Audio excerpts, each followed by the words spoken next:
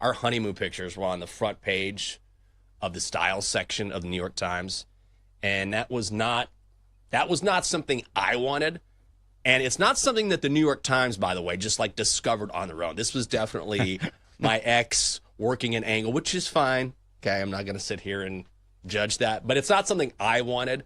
Like I was not craving that sort of attention. But somehow, some way, she was able to make that work out. And looking back now, like that's nothing that I would ever want personally. Yeah. I think that's the weird part of weddings is that you get so much attention, and if you don't like it, like, I don't know. Doesn't it feel like you have to have the eyes on you at all times? It feels weird to me, which I know is crazy because I work in like, TV and radio where you think I would crave that attention as well. But I don't know. It just feels weird at all times where it's like, what's the bride doing? Let's put the spotlight on the bride while she's eating cake. Like, did you ever feel like icky at one point? Like, stop looking at me. Can you look at somebody else? Yeah, I really don't like that aspect either. Like I don't want to. I'm not. I'm not in it for the attention. And Right. look, a lot of people, I get that it's their big day, right? So I totally, and I want wonderful pictures taken. Don't get me wrong, but I know some Yeah. people say, "Hey, this is my moment in the spotlight," and totally understand that. But for me, I'm not looking at it like this is a time for me to show out and to get all the attention I've been craving. It's like, no, I'm trying to get married here. This is, the woman that I want to spend the rest of my life with. I want this to be very intimate and special. I'm really not here so I can get a billion pictures and shoot them out as quickly as I can. Yeah. Well, I mean, isn't that the point of the wedding is not attention? Like, I think people need to remember that. It's to prove that you love somebody a whole lot and you're going to spend your whole life with them. So you're very right. I feel like the point gets lost. It's very similar to like Christmas, where people forget the point a lot of the times. I totally agree. So, didn't any words of advice? Tell anyone that you love that's getting invited to not do the tapping on the glass thing. That sound is atrocious. Oh, that's a good idea. It's there. People kept doing it during ours, and we're like, we're gonna come smash the glass over your forehead if you don't stop doing that. That's a good idea. No tapping of the glass. That's actually great advice. I don't want to hear that. Coming up next on the show, it is the end of an era for the NBA on TNT. We're going to discuss that emotional send-off since we're talking about riding off into the sunset, at least for now. That is next on the Daily Tip on the BetMGM Network.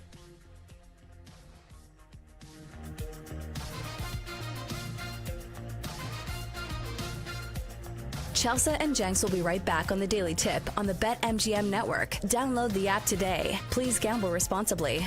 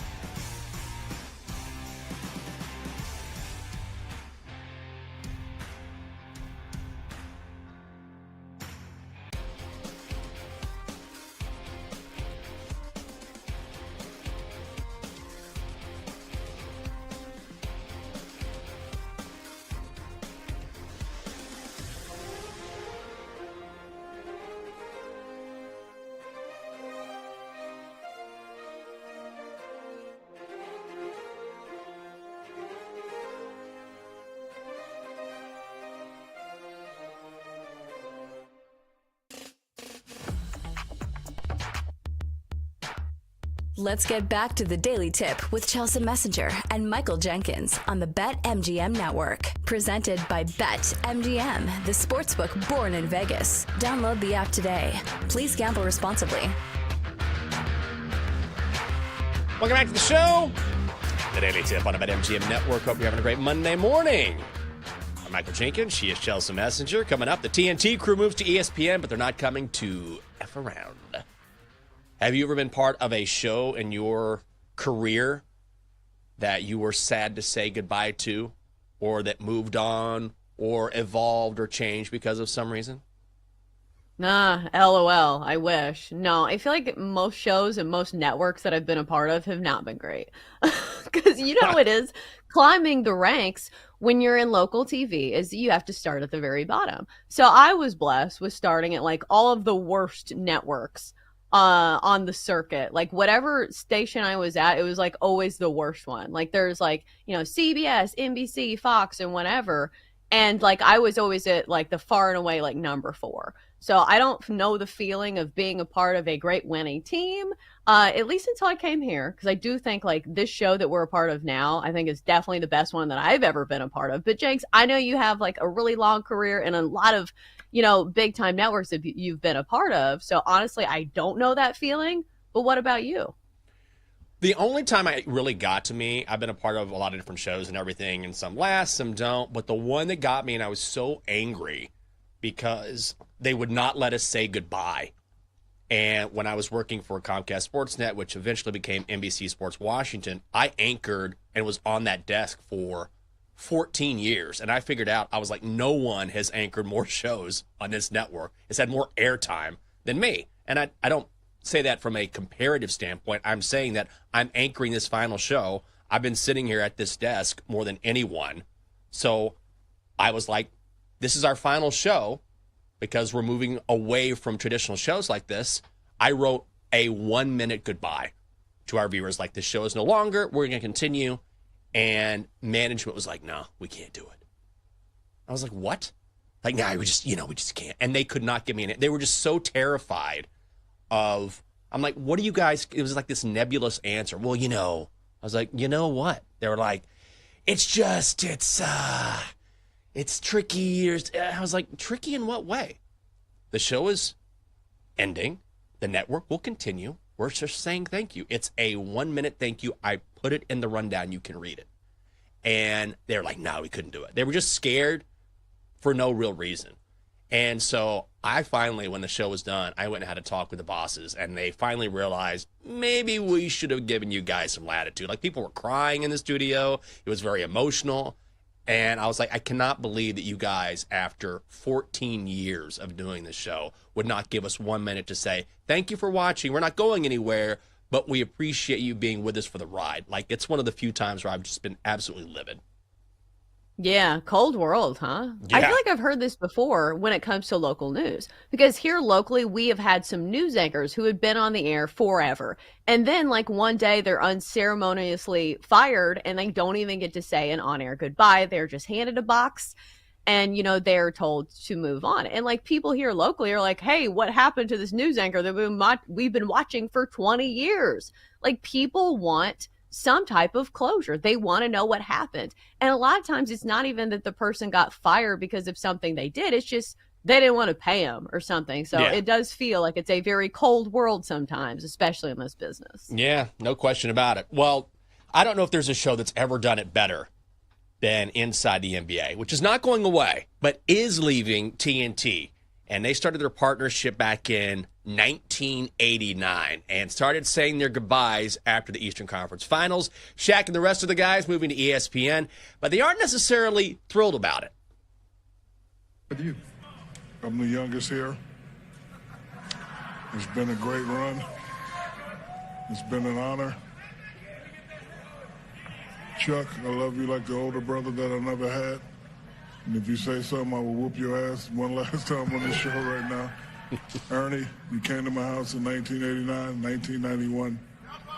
It's a big honor. It's an honor for me to be sitting up here with you. Kenny, the way y'all embarrassed us in 94, 95, you and Akeem, you taught me what it was to be a champion, and we're a family. I'm glad we're sticking together. And like I said, even though the name changes, the engine is still the same. And to that new network we coming to, we're not coming to F around. And since it's the last show, I'm going to say it. We're not coming to F around. We kicking ass, we taking names, and we taking over. Okay? I love you guys, and I appreciate you guys, but hey, all right? Let me see that #1 time for the #1 show ever on TV. And we come over to take over that next network, too. Charles Barkley tells Outkick no one at ESPN is going to change his personality, and no one will tell him what to do. So this is not just Shaq. All these guys are pretty defiant. They will continue to shoot the show in Atlanta. They're not moving to Bristol or New York City or LA or anywhere. They will continue to shoot right there with the same production team, but obviously next season you will see these guys on ESPN. What did this show mean to you, and do you think there's a possibility that ESPN will tinker with it or try to tinker with it too much? I think part of the reason why people really love the NBA on TNT is because it doesn't have that corporate feeling to it. It doesn't have that feeling where it's overproduced and it's overscripted. So I think the big question moving forward for ESPN is, are they going to let it live and breathe exactly as it is? But luckily for us, we already have a template, because didn't we see this with the Pat McAfee show? Mm-hmm. Something that existed in its own entirety, and they just picked it up and moved it to ESPN. Now, it does feel like we've had a few back and forths between Pat McAfee and ESPN, and he's somebody who doesn't really love to back down either. But in all, it does feel like it has been a pretty seamless move. And I think that we are moving back to the days of ESPN where the personalities are the draw. Because, Jenks, you can speak on this, and I feel like we've talked about this on the show before, where ESPN used to be this behemoth, where all of their anchors and all of their reporters were their own being, where they had their own life, and, they, were almost bigger than the sports that they covered in some instances. And I feel like that's the same way the NBA on TNT, where the personalities are almost bigger than the game that they're covering. So now it feels like with ESPN hiring Pat McAfee, now they're going with NBA on the NBA on TNT crew. It feels like they're moving back towards that, but I don't know how far they'll go and how much they're willing to pay people. But it does feel like we're getting back to that.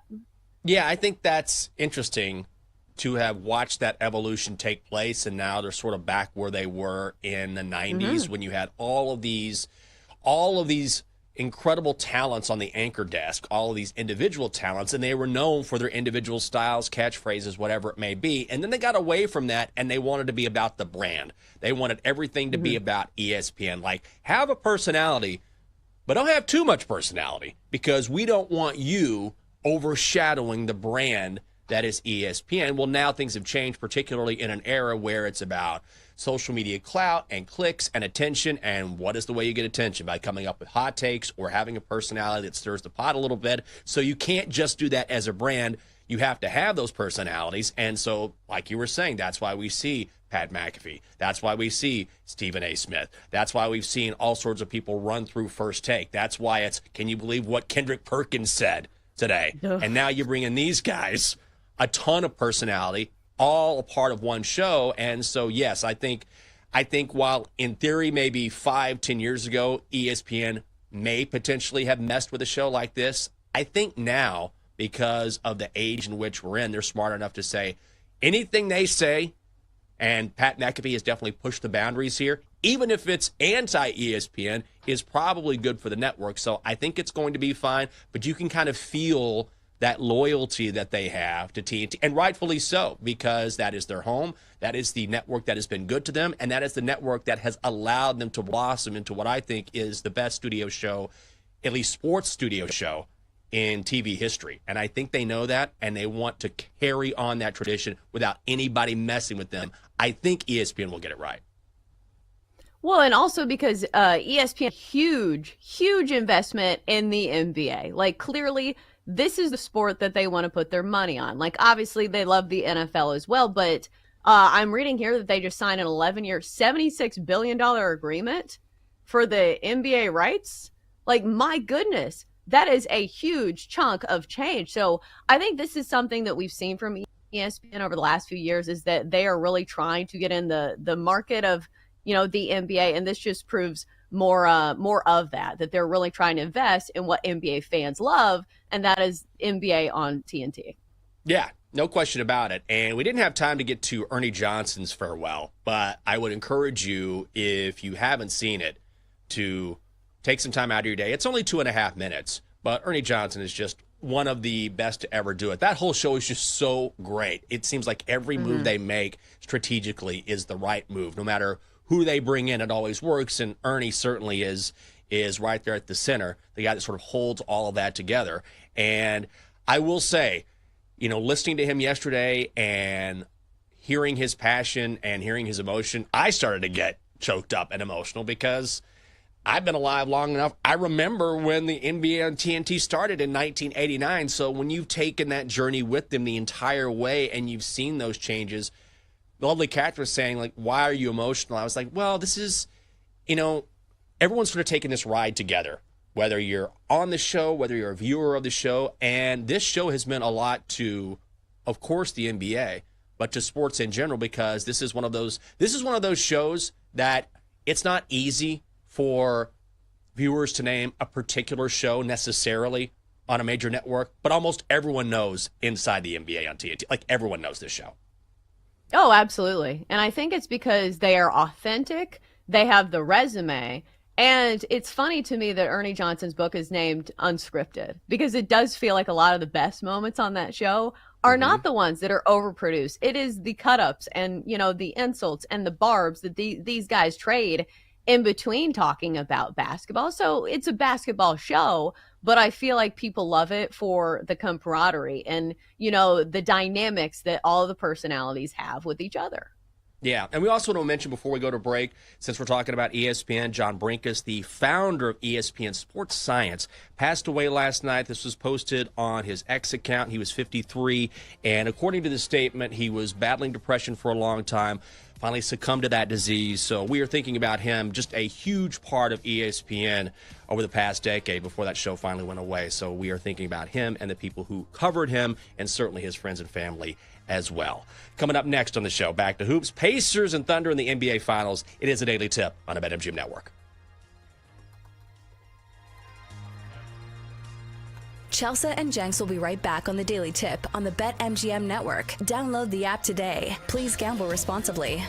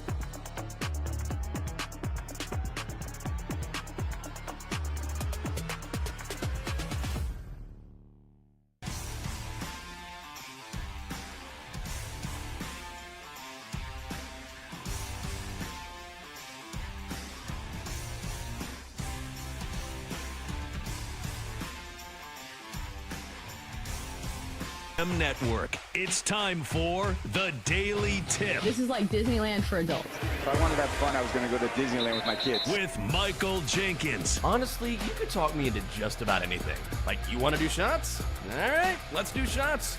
You want to put together a 10-leg teaser? Sure, let's put some money on it. In fact, I do a parlay with Champions League Soccer and the WNBA. And Chelsea Messenger. Let's try to beat the rest of the network at being degenerates, because maybe, just maybe, we can win in that regard. I do like the idea of a parlay. Hey, Dad, don't forget about me, the dogster. Presented by BetMGM.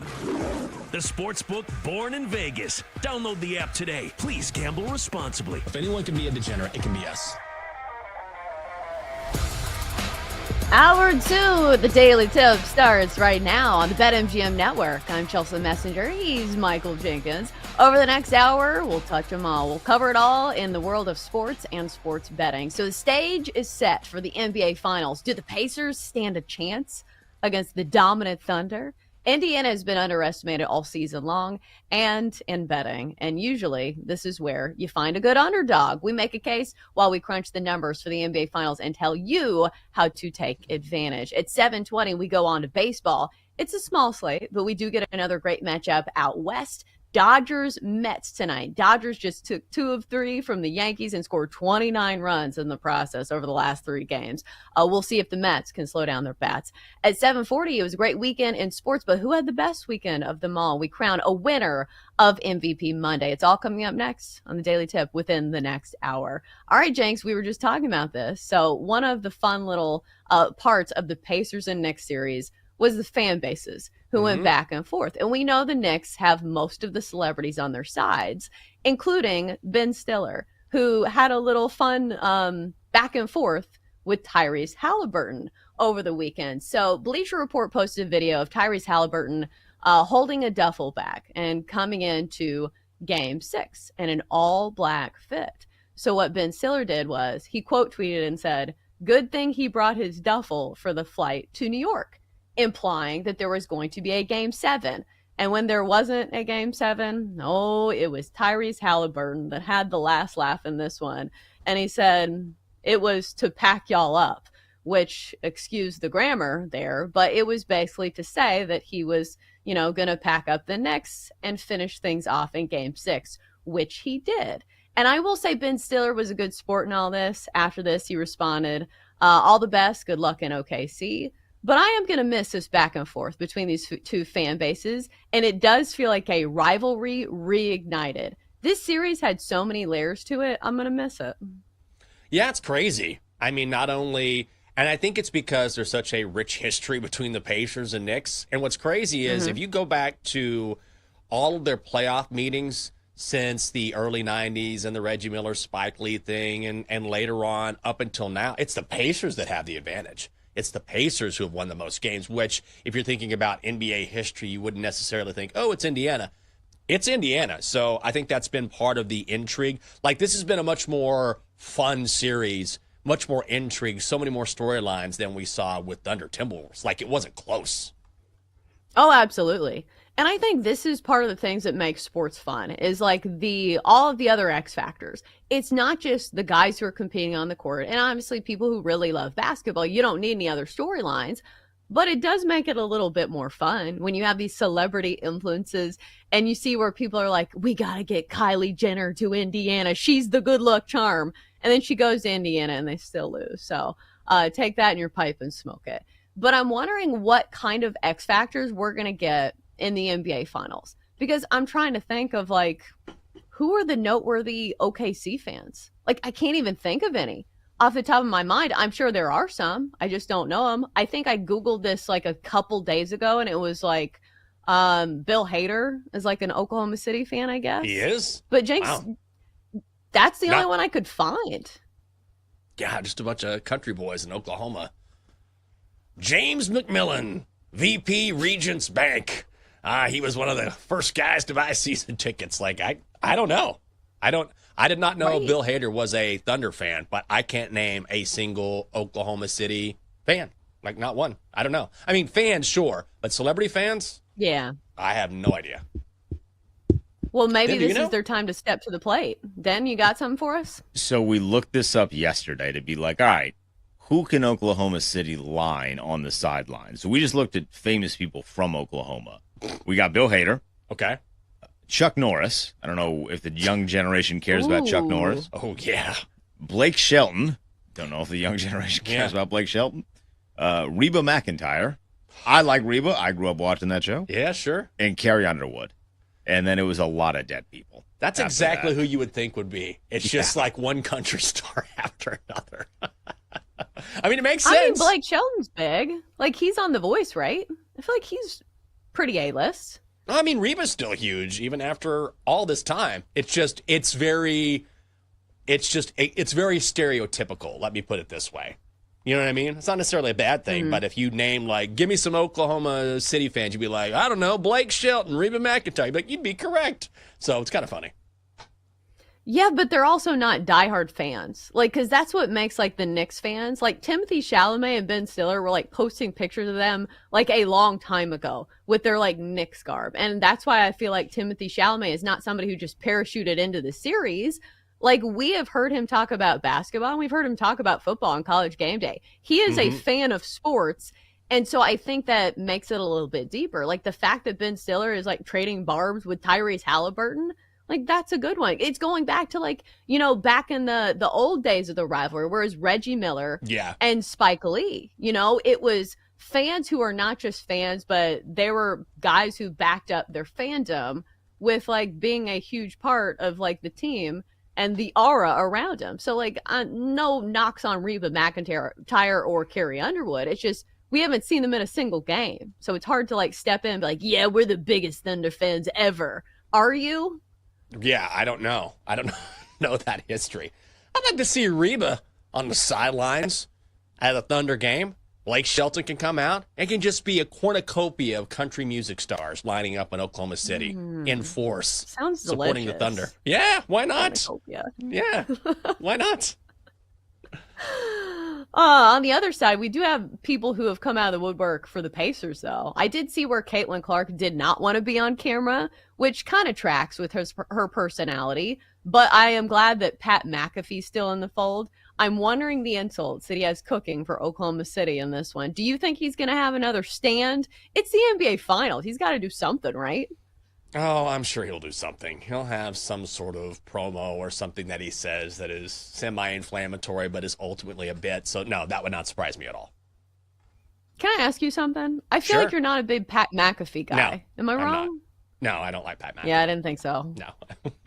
I mean, it's fine. I understand why he is popular, but it's just, it's not my cup of tea. Like, it's not my thing. And I am not, as I always say, I'm not one of those people who, like, hate watches.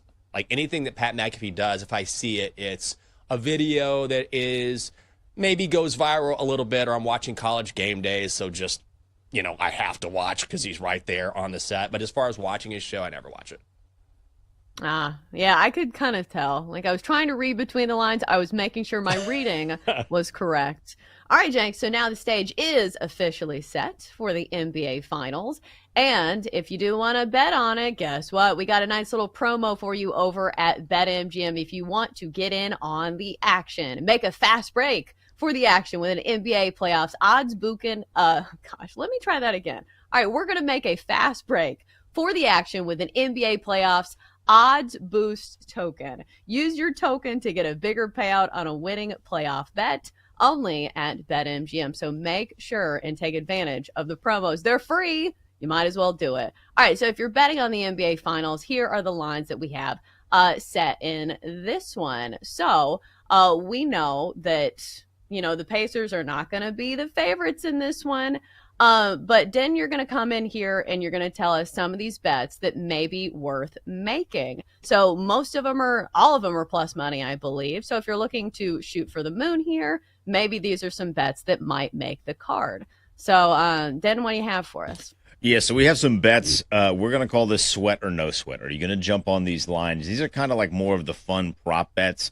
If you don't think Indiana is going to win, it's too late to bet the Thunder. They're minus 700 compared to the Pacers being plus 500, but there are other ways to make some money. So a bet that I gave you guys in the Eastern Conference Finals I'm going to give it to you again, only this time at more positive value.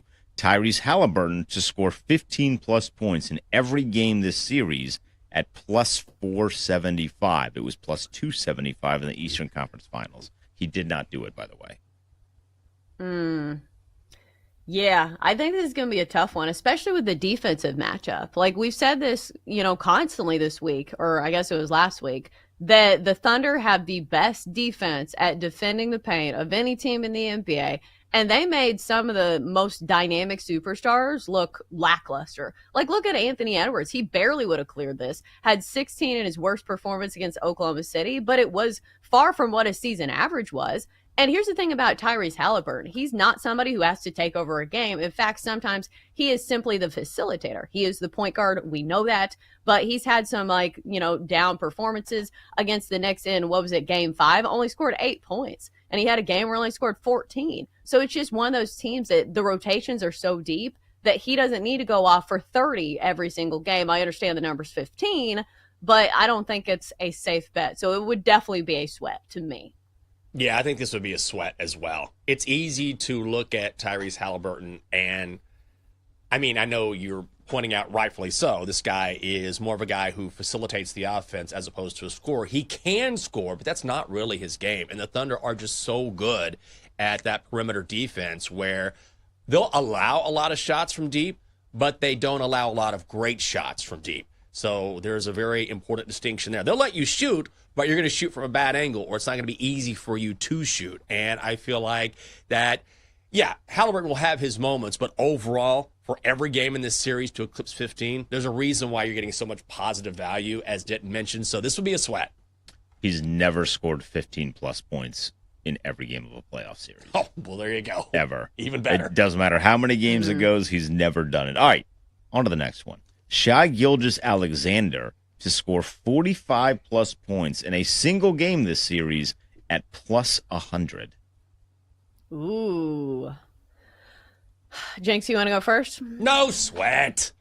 Come on. You know what? You know why I love this bet? It's only even money. But here's the thing. If it were a different team, then I think this would be more of a sweat. But with the way that these two teams like to play, like normally as you get closer to the finals, what do we see? Lower scoring games, right? The defense tightens up. The pressure is on. We're not going to see it between these two teams. Like the total in game 1 on Thursday is 230 and a hook. I would bet the over in that game. And when you're talking about teams that are going to play at a frenetic pace where you expect a lot of points, what does that mean? That means a lot of opportunities for SGA. So I'd say no sweat. I'm not sure if I'd say no sweat, but I agree the fact that it could certainly happen. Because you look at last series, he had 40 points in one of those games against the Timberwolves, who play at a much slower pace. Like Jenks said, the Pacers love to push the pace, and the total in this first game is 230 and a half. And listen, these two defenses are not created equal. I understand that the Pacers have clamped up on defense over the last, few series, but still, they are nothing to the level of the defensive matchup that the Thunder bring to the table. So honestly, I feel like this is an easier matchup maybe for the Thunder because remember last series, the Timberwolves were a really good defense during the regular season. And again, SGA still dropped a 40 spot on their head in one of those games. And plus, do we think we'll get overtime in any of these games? Because if we go to overtime, SGA is definitely dropping in 45 in a game, at least in my opinion, because he's had some big ones. 38, 40, and 34 are 3 of his best outputs last series. I think it's totally within the realm of possibility, but also the number reflects that because it's only even money.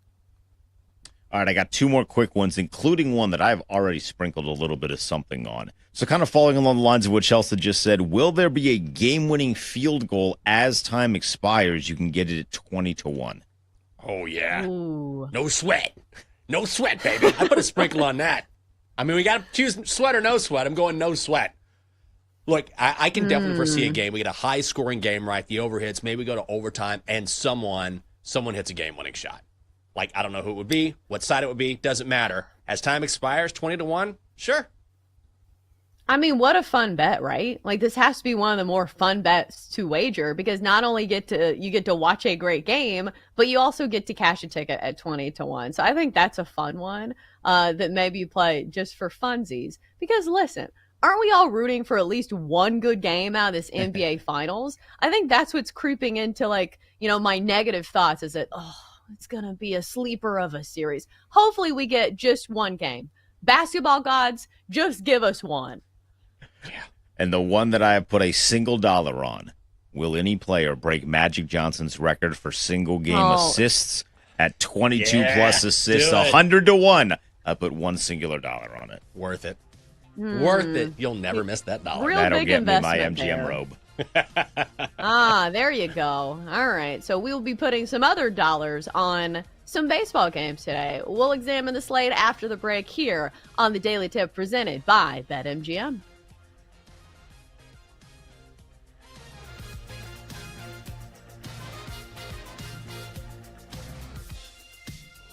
Chelsea and Jenks will be right back on the Daily Tip on the BetMGM network. Download the app today. Please gamble responsibly.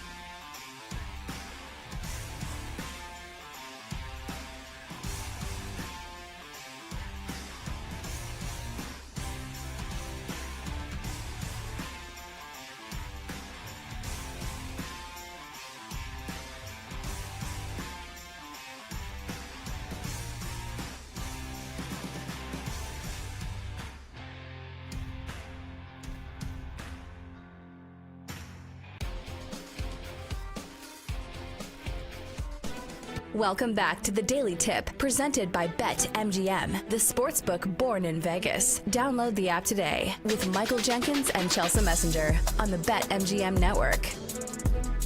Welcome back on a Monday edition of the Daily Tip on June 2nd.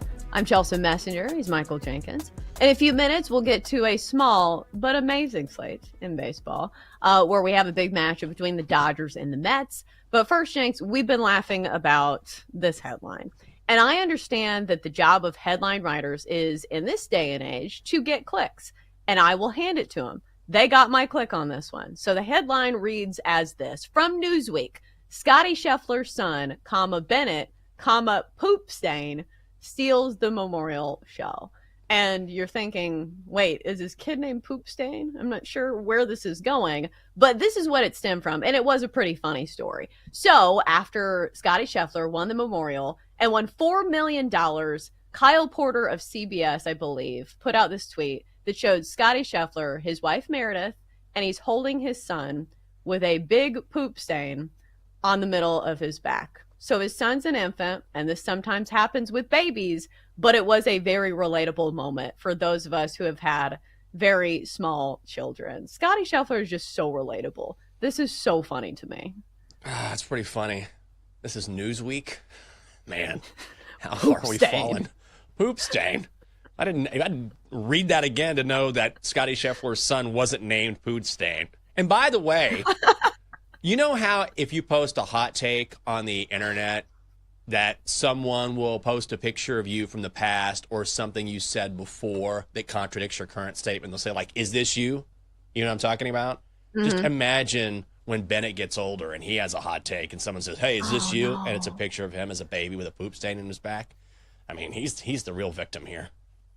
But he can say, hey, my dad has won, how many PGA Tour events? Like, I was reading this. It's like since he was born, I think Scotty Scheffler's won like 8 tournaments or something crazy like that. So, like, the rebuttal would always be like, yeah, but my dad's one of the best golfers of all time. And I was just doing things that kids do. At that age, kids, they do be pooping. I guess so. I mean, I know so, obviously. I just love that this appeared in Newsweek, and I guarantee you, like, some kid wrote this headline. But like you said, like it or not, it made you click. And it's also, again, like, this just goes into the relatable tab for Scotty Scheffler, that he is this dominant force, and it's such a wild juxtaposition from what we've seen from Tiger Woods. Like, when Tiger Woods was at the height of his success, he was this intimidating, dominating, almost like, I don't want to say like he seemed like a mean guy on the course, but you know what I'm saying. Intimidating is the word that maybe I should just stick with there. As opposed to Scotty Scheffler, who seems like the ultimate family man, somebody who is extremely friendly. And I know that he does have that arrest under his belt. But again, it's just a new breed of somebody who is at the top of their game in sports. It's not what you would expect. No. Not at all. I mean, he has a completely different demeanor than Tiger does, which makes his dominance seem all the more inexplicable because he seems like a ho-hum guy, but under that very calm demeanor is someone who is hyper-competitive. If you read about Scotty Scheffler and you read about how he is amongst his friends, like, he'll talk some smack. In fact, he'll talk a lot of smack, and he is hyper-competitive, but he's able to balance that out on the course, which you have to be that sort of person if you want to have success and not let the nerves or the pressure of the moment get to him. So don't let him fool you. As calm as he is, I mean, there's a reason why he's as dominant as he is, but he does differ from Tiger in a huge way because Tiger was like a machine when he was out there. Oh, absolutely. And I just think it sets a great example, like on multiple levels. Like, number one, for young athletes, saying no matter how good you are, you can still be a nice person. Scotty Scheffler does it every single weekend. And also for the dads out there. Oh, you don't want to change a diaper? Scotty Scheffler literally just won the family $4 million and he's still holding his kid. In fact, he took him into like the final scores table, you know, at that other tournament where he just put the kid on the side of the floor. Is just like, here, you wait here. I'm going to watch you, damn it. Or he would say, darn it, because he's Scotty Scheffler. So I think it sets a good example that, like, you can be a good dad, you can be a good person, and you can be successful at your job. Oh, no question. Although if I were Scotty Scheffler and I had that much money, I'd be like, oh, he's got a poopy diaper. Let's hand him to our assistant. There we go. If you could change that and just hand him back to me when we're done. I'm gonna go sign my scorecard here, collect my paycheck. I'll come back. He'll be clean, ready to go. And once again, I'll be a dad. But to your point, yes, Scotty seems very, very relatable, and that's why he's so beloved, because people feel like they can connect with him on a very baseline level, and that's not easy to do with high-end pro athletes. Yeah, especially because he's not really relatable. Like, he is winning at such a high level that, like, it feels like he's one of us, but he's not one of us. He's certainly not the same as the Colorado Rockies. Here's our segue into baseball. So since May the 2nd, Scotty Scheffler has played 4 events, and he now has more wins than the Colorado Rockies do since May the 2nd. Because Scotty Scheffler keeps winning these tournaments. And how many wins do the Rockies have now total? 9. It's wild how bad the Rockies have been. Like, I don't think I've ever seen a team this bad. They're already to 50 losses, Jenks. It's absolutely wild. Yeah, it's awesome. I love seeing it. I love seeing when a team struggles. It's like, you're going to struggle. Struggle. Let's see it. Why not? They're going to quit if they haven't already. I mean, it just turned June. We still have a lot of baseball left. So I'm really hoping for near the end of the season, when the run line isn't 1.5, it's like -3.5, -120. Can the Rockies stay within 4 runs or not? Yeah. Amazing. Well, I mean, the Rockies are playing today. So they are playing the Marlins, which, what a matchup. You got to really love baseball to be tuned into that one. But the Marlins are -175, which normally I would say, hey, the Marlins at -175, I don't know about that. Colorado +145, total of 8 runs. German Marquez has 1 win this season. He's 1-7 with a 7.13 ERA, but I will say that's 1/9 of the Rockies' wins this season. He's facing Max Meyer, who's 3-4 with a 4.53 ERA. So, Jenks, you could look at it this way and say, hey, the opposing team is only -175 on the money line against obviously the far and away worst team in baseball. Or do you say, hey, the Marlins are not that trustworthy, -175 is a little too steep? Do you have a take here? I mean, you can't even get it at -175 anymore. It's already at -200. So the money just flooding in on the Marlins. Like how quickly that price has moved immediately. I think I might go to the under. I'm not crazy about today's slate, but I would maybe lean to the under, I guess, just because Max Meyer has been a guy who had a great start to the season, then he cooled off. But ultimately, can the Rockies hit him? Probably not. German Marquez, really bad to start the season. But over his past 2 games, 3 earned runs over 2 starts against the Cubs and Phillies, then he could also blow up. So I think maybe the Marlins, who don't hit for a lot of power, but who do hit for average, could win this game 5-2 under hits. But I'm not going to play it. Yeah, I don't think I'm going to play it either. Because German Marquez is at least a veteran pitcher. Like, he's still 1-7, but like you said, he has some good starts peppered in there. And the Marlins are not exactly world beaters either. So maybe not a game that I'm willing to bet, especially since the price has gone considerably up. All right, let's talk about this game, because at least from a viewing perspective, I think it's going to be a good one, because you're right, the slate today is not great. Mets at Dodgers. Over the weekend, the Dodgers put on a hit parade against the Yankees, with the exception of Sunday night.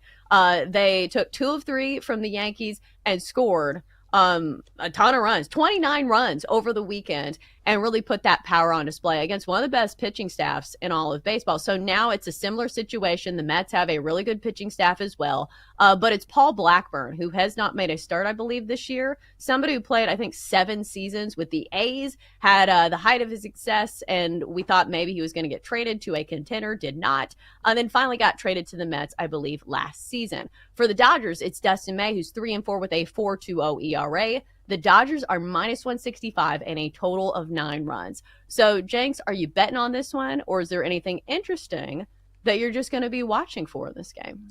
I mean, I'm not going to bet this game, but I take the Mets plus money. The Dodgers look like a wagon right now, but I also feel like there could be a little bit of a letdown after that series against the Yankees. And so here the Mets have been playing really good ball. Haven't they won like 8 of 9 or something? So when you get the Mets at plus 140, I'm rooting for Paul Blackburn. He's had a really rough run over the past year or so, trying to get healthy, just injury after injury. I don't want to lay this price with L.A. playing a very good Mets team. So I'll take a shot on the Mets, plus 140. All right. So I think I would go the other direction, but you have to get creative because obviously the Dodgers are now minus 170. So some money coming in on LA. 75% of the money line bets over at MGM are on the Dodgers. So what I would do here is I do think the Dodgers are going to score some runs off Paul Blackburn.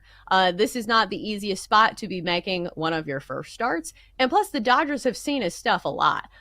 Somebody who played out on the West Coast. I know the A's are in the American League, but still, he's been around the block quite a few times in the majors since 2017. So what I would do is a little same game parlay. Dodgers over 3.5 team total runs. And the Dodgers money line, that is minus 125. I think these are correlated because obviously if you score 4 runs, or obviously if you're winning, you're probably going to be scoring 4 runs. So I would lean towards that. The Mets sometimes scare me because they're not a huge run producing offense. Their numbers are good as far as average goes, but we've seen them winning all these close affairs and their pitching staff has been really good. But we saw it over the weekend. The Yankees had a good pitching staff too, and the Dodgers still scored a whole boatload of runs, even against guys like Max Fried. I could not believe that he gave up 6 earned runs against the Dodgers. So I think I would go that route. Maybe you could just play a team total as well. 4.5, I think, is the number. Let's see. That's for the Mets. I think that's the one that's around even money. No, it's minus 130. Over 4.5 for the team total for the Dodgers. I do think they at least score runs here. Yeah, I mean, they probably should if their bats continue to be as hot as they were against the Yankees. Although I think the Yankees kind of got worn out with their entire pitching staff by the end of that series. But, yeah, I don't mind that. I mean, you can't go wrong betting the Dodgers. I'm like you. If you're going to bet on L.A., find a way to be creative so you're not laying that much juice because obviously the Mets are a very competitive and very good team. I get the price. But if you're going to lay it with Dodgers, either lay it on the run line or find a creative way to do it. Yeah, so we kind of alluded to this, and I think I feel similar to you. There's not that many games today, and like some of the games that kind of stood out to me, then I looked at the price and I said, what on earth? Because one of them that I saw, the Padres and the Giants, Logan Webb, we know, has been fantastic traditionally at home, and the Giants are a good team. They have around the same record as the Padres. And let me tell you, the Padres have kind of fallen from grace. To start the season, they were one of the best lineups in all of baseball. Now they're kind of middling. But the price on this one, San Francisco is minus 180.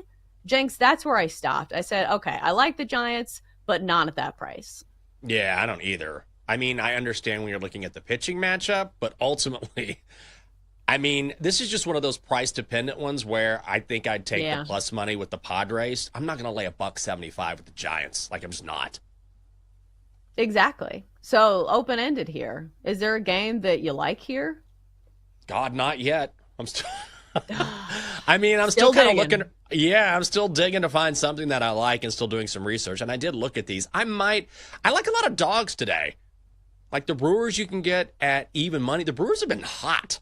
Like I know that they have a pitching disadvantage because Brady Singer is going for Cincinnati and Aaron Savali is going for Milwaukee. But the Brewers won 7 straight. They just swept the Phillies on the road. They scored a ton of runs against Philadelphia. So even if Savali, in theory, struggles, then with the way that Milwaukee is heading the ball, maybe they can out-hit Cincinnati. It's not a ton of value, but maybe I'll just bet some dogs today and hope one of those bad boys comes home.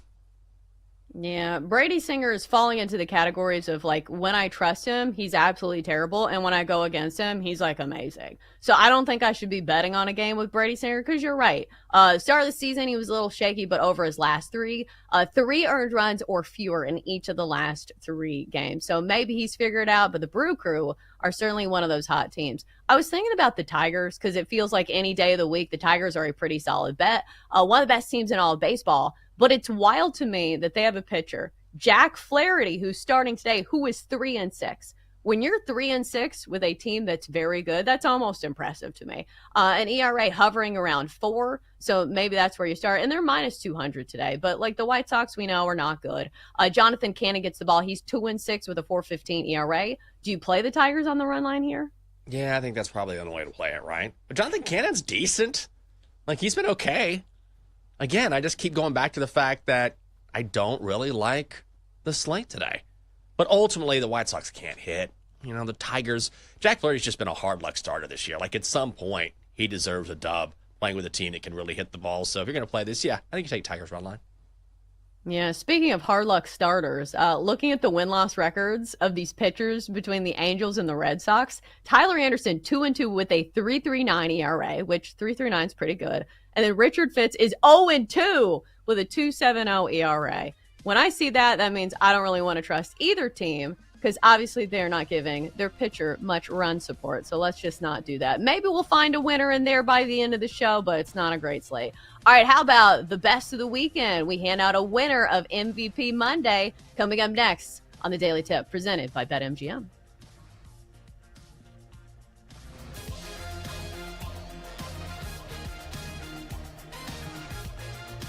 Chelsea and Jenks will be right back on the Daily Tip on the BetMGM network. Download the app today. Please gamble responsibly.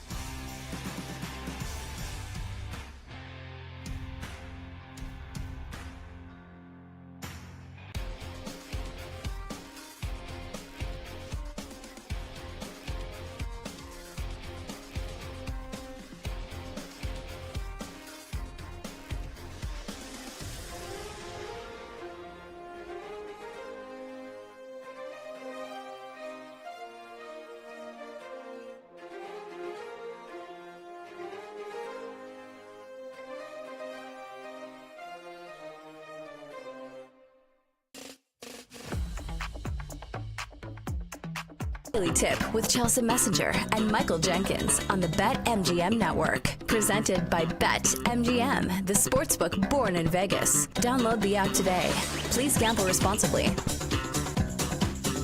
We're back. Thanks for tuning in on this Monday. In a few minutes, we crown a winner of MVP Monday here on the show and tell you who had the best individual weekend in the world of sports.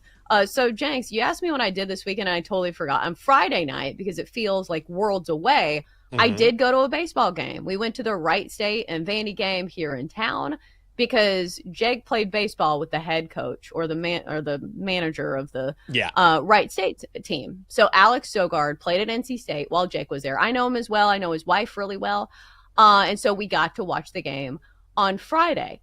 And what a game it was to watch. Number one, we got there a little late because Jake thought that 6 was the time that it started, but it was 6 Eastern. I don't know why they said that because we are here in Central Time in Nashville, but Wright State posted this, so we were a little late. But listen, this game had so many layers of drama. So we get there and Wright State's up 3-0 on the number 1 team in all of baseball. Vandy, an absolute juggernaut when it comes to college baseball. I think a lot of people knew that, but just for clarification. So we get there, and there is a 0 on the board in a very specific spot. So the pitcher has a no-hitter going, which we can't talk about. I almost said it out loud, and we're sitting in the Wright State section. Felt like I almost got, my throat slashed. But then the manager, who we know very personally, takes this pitcher out after 6 no-hit innings. And people were big mad about this, to the point where it was really awkward because we're literally sitting with his wife and his 5 kids in the stands. And these people behind us are just bad-mouthing him. And I'm like, listen, he has his kids sitting in the stands.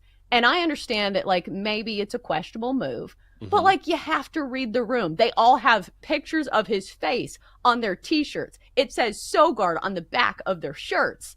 So that was really awkward. Have you ever been in a situation like that where you knew somebody, was personal to the situation? Because I know you're friends with a lot of NFL players. Have you ever been in a situation where you had to tell somebody, hey, their family's sitting right here. Maybe you shouldn't say that to this person's face. Maybe, have a little feel.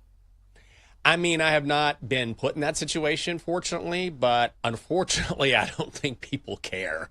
I think if you were in an NFL game and you pointed out, hey, this is someone's family, the person would be like, oh, I don't care. I remember last year, I was walking in between radio breaks when I was doing the pregame for the Commanders because there's not a bathroom nearby. So I have to do this weird sprint into the bathroom during our pregame show.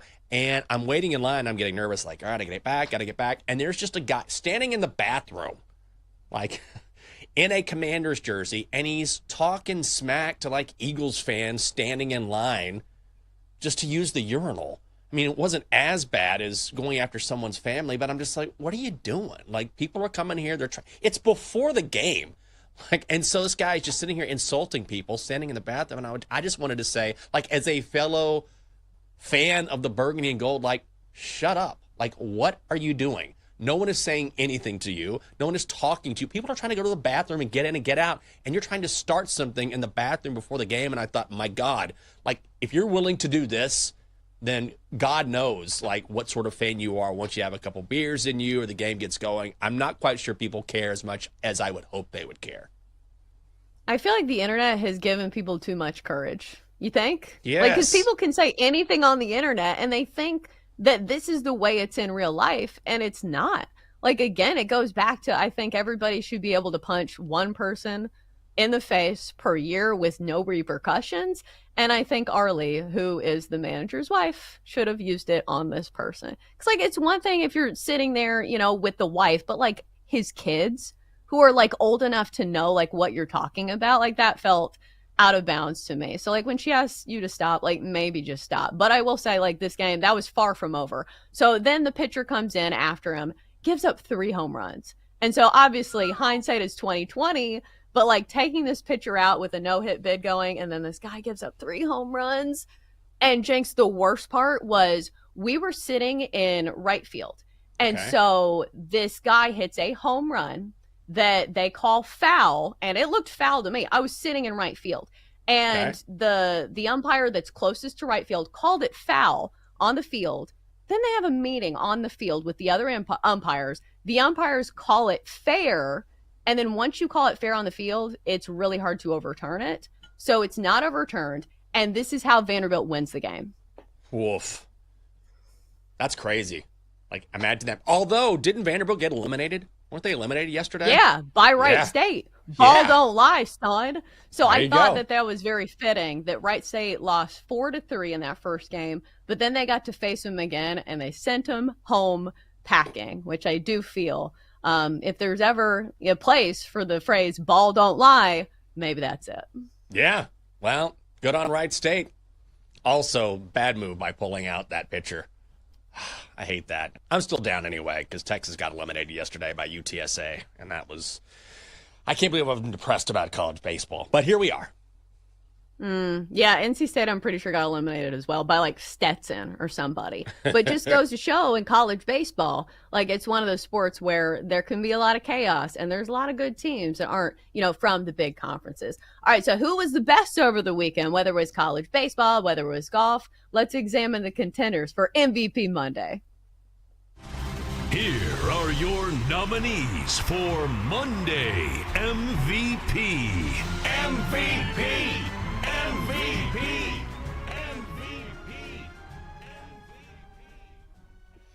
All right, guys, we got a lot of great action from this weekend. So we got 4 candidates, including an honorable mention. But we'll get to the 4 first. We're going to start on the hardwood. Pacers forward Pascal Siakam, 31 points, 5 rebounds in what ended up being the final game of the Eastern Conference Finals. He then won Eastern Conference Final MVP, winning it over his teammate Tyrese Halliburton by a vote of 5-4.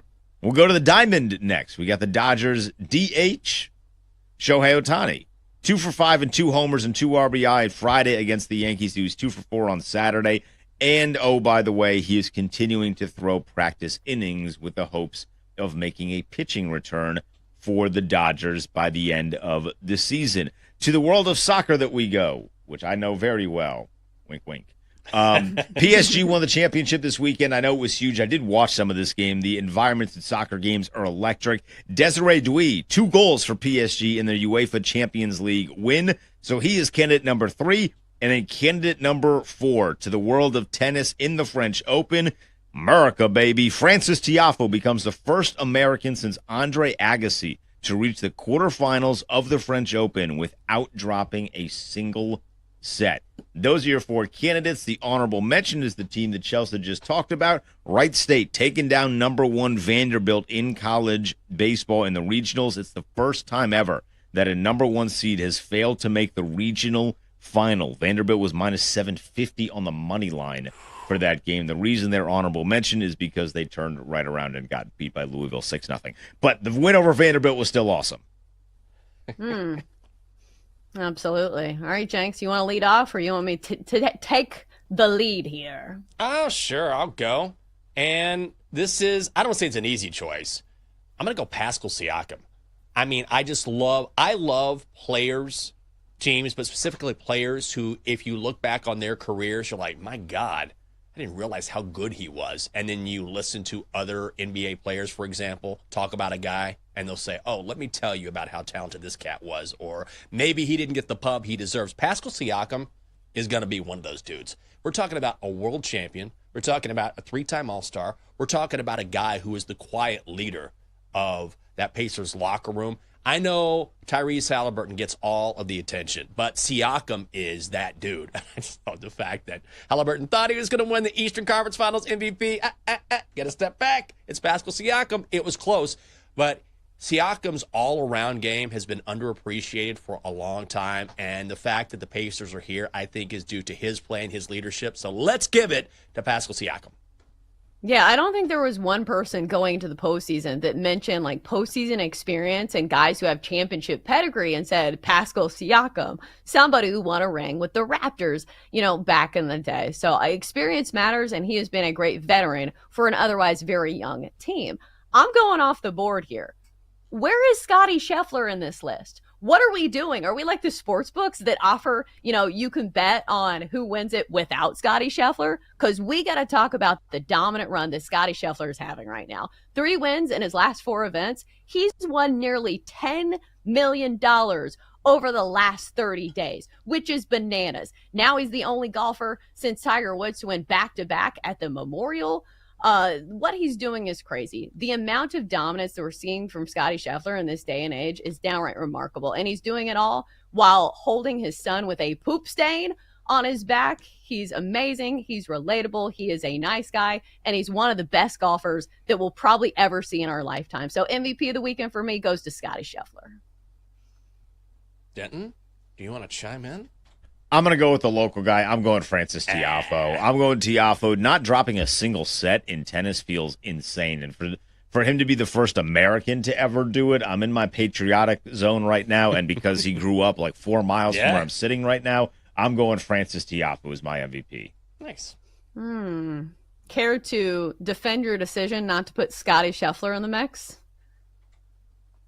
I mean, there was so much other great action going on. Yeah. I mean, also, to me, I look at what's at stake. I mean, Scotty Scheffler's run has been incredible, but also this wasn't a major, and it was a pretty good field. Like, not the strongest field. The Memorial's a very, it's a very traditional, very fantastic tournament because obviously it's sponsored by Jack and all that goes into that and all of the history there. But ultimately, when you're talking about a guy who led your team to the Eastern Conference Finals, especially someone who was unexpected, to me, it's like if you had told me Scotty Scheffler was going to win the Memorial, I'd be like, yeah, probably. If you told me Pascal Siakam was going to be your Finals MVP, I would have said no way. So that's how I would defend it. Well, I mean, I think he still deserves to be on the list, does he not? Like, that's what I'm asking. Like, I'm not asking that, like, he needs to be your MVP, because you do make a great case, and obviously it's the Eastern Conference Finals. That's a good one. But Tiafoe didn't even win anything yet. So that's why I didn't pick him, and I picked Scotty Scheffler, because I do respect the dominance that Scotty is putting out there, and I think he deserves a mention when we mention our contenders for MVP Monday. Coming up next, we go back to basketball, saying all of the top storylines that go into the NBA Finals between the Pacers and the Thunder. Next on the Daily Tip.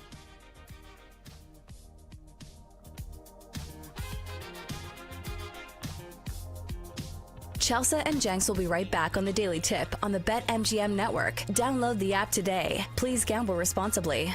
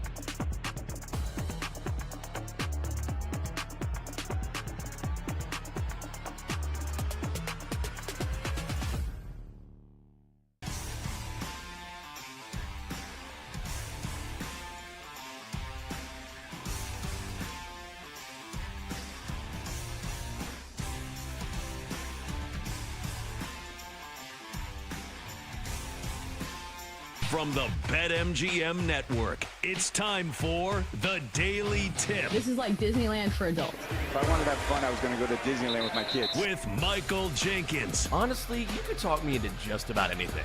Like, you want to do shots? All right, let's do shots.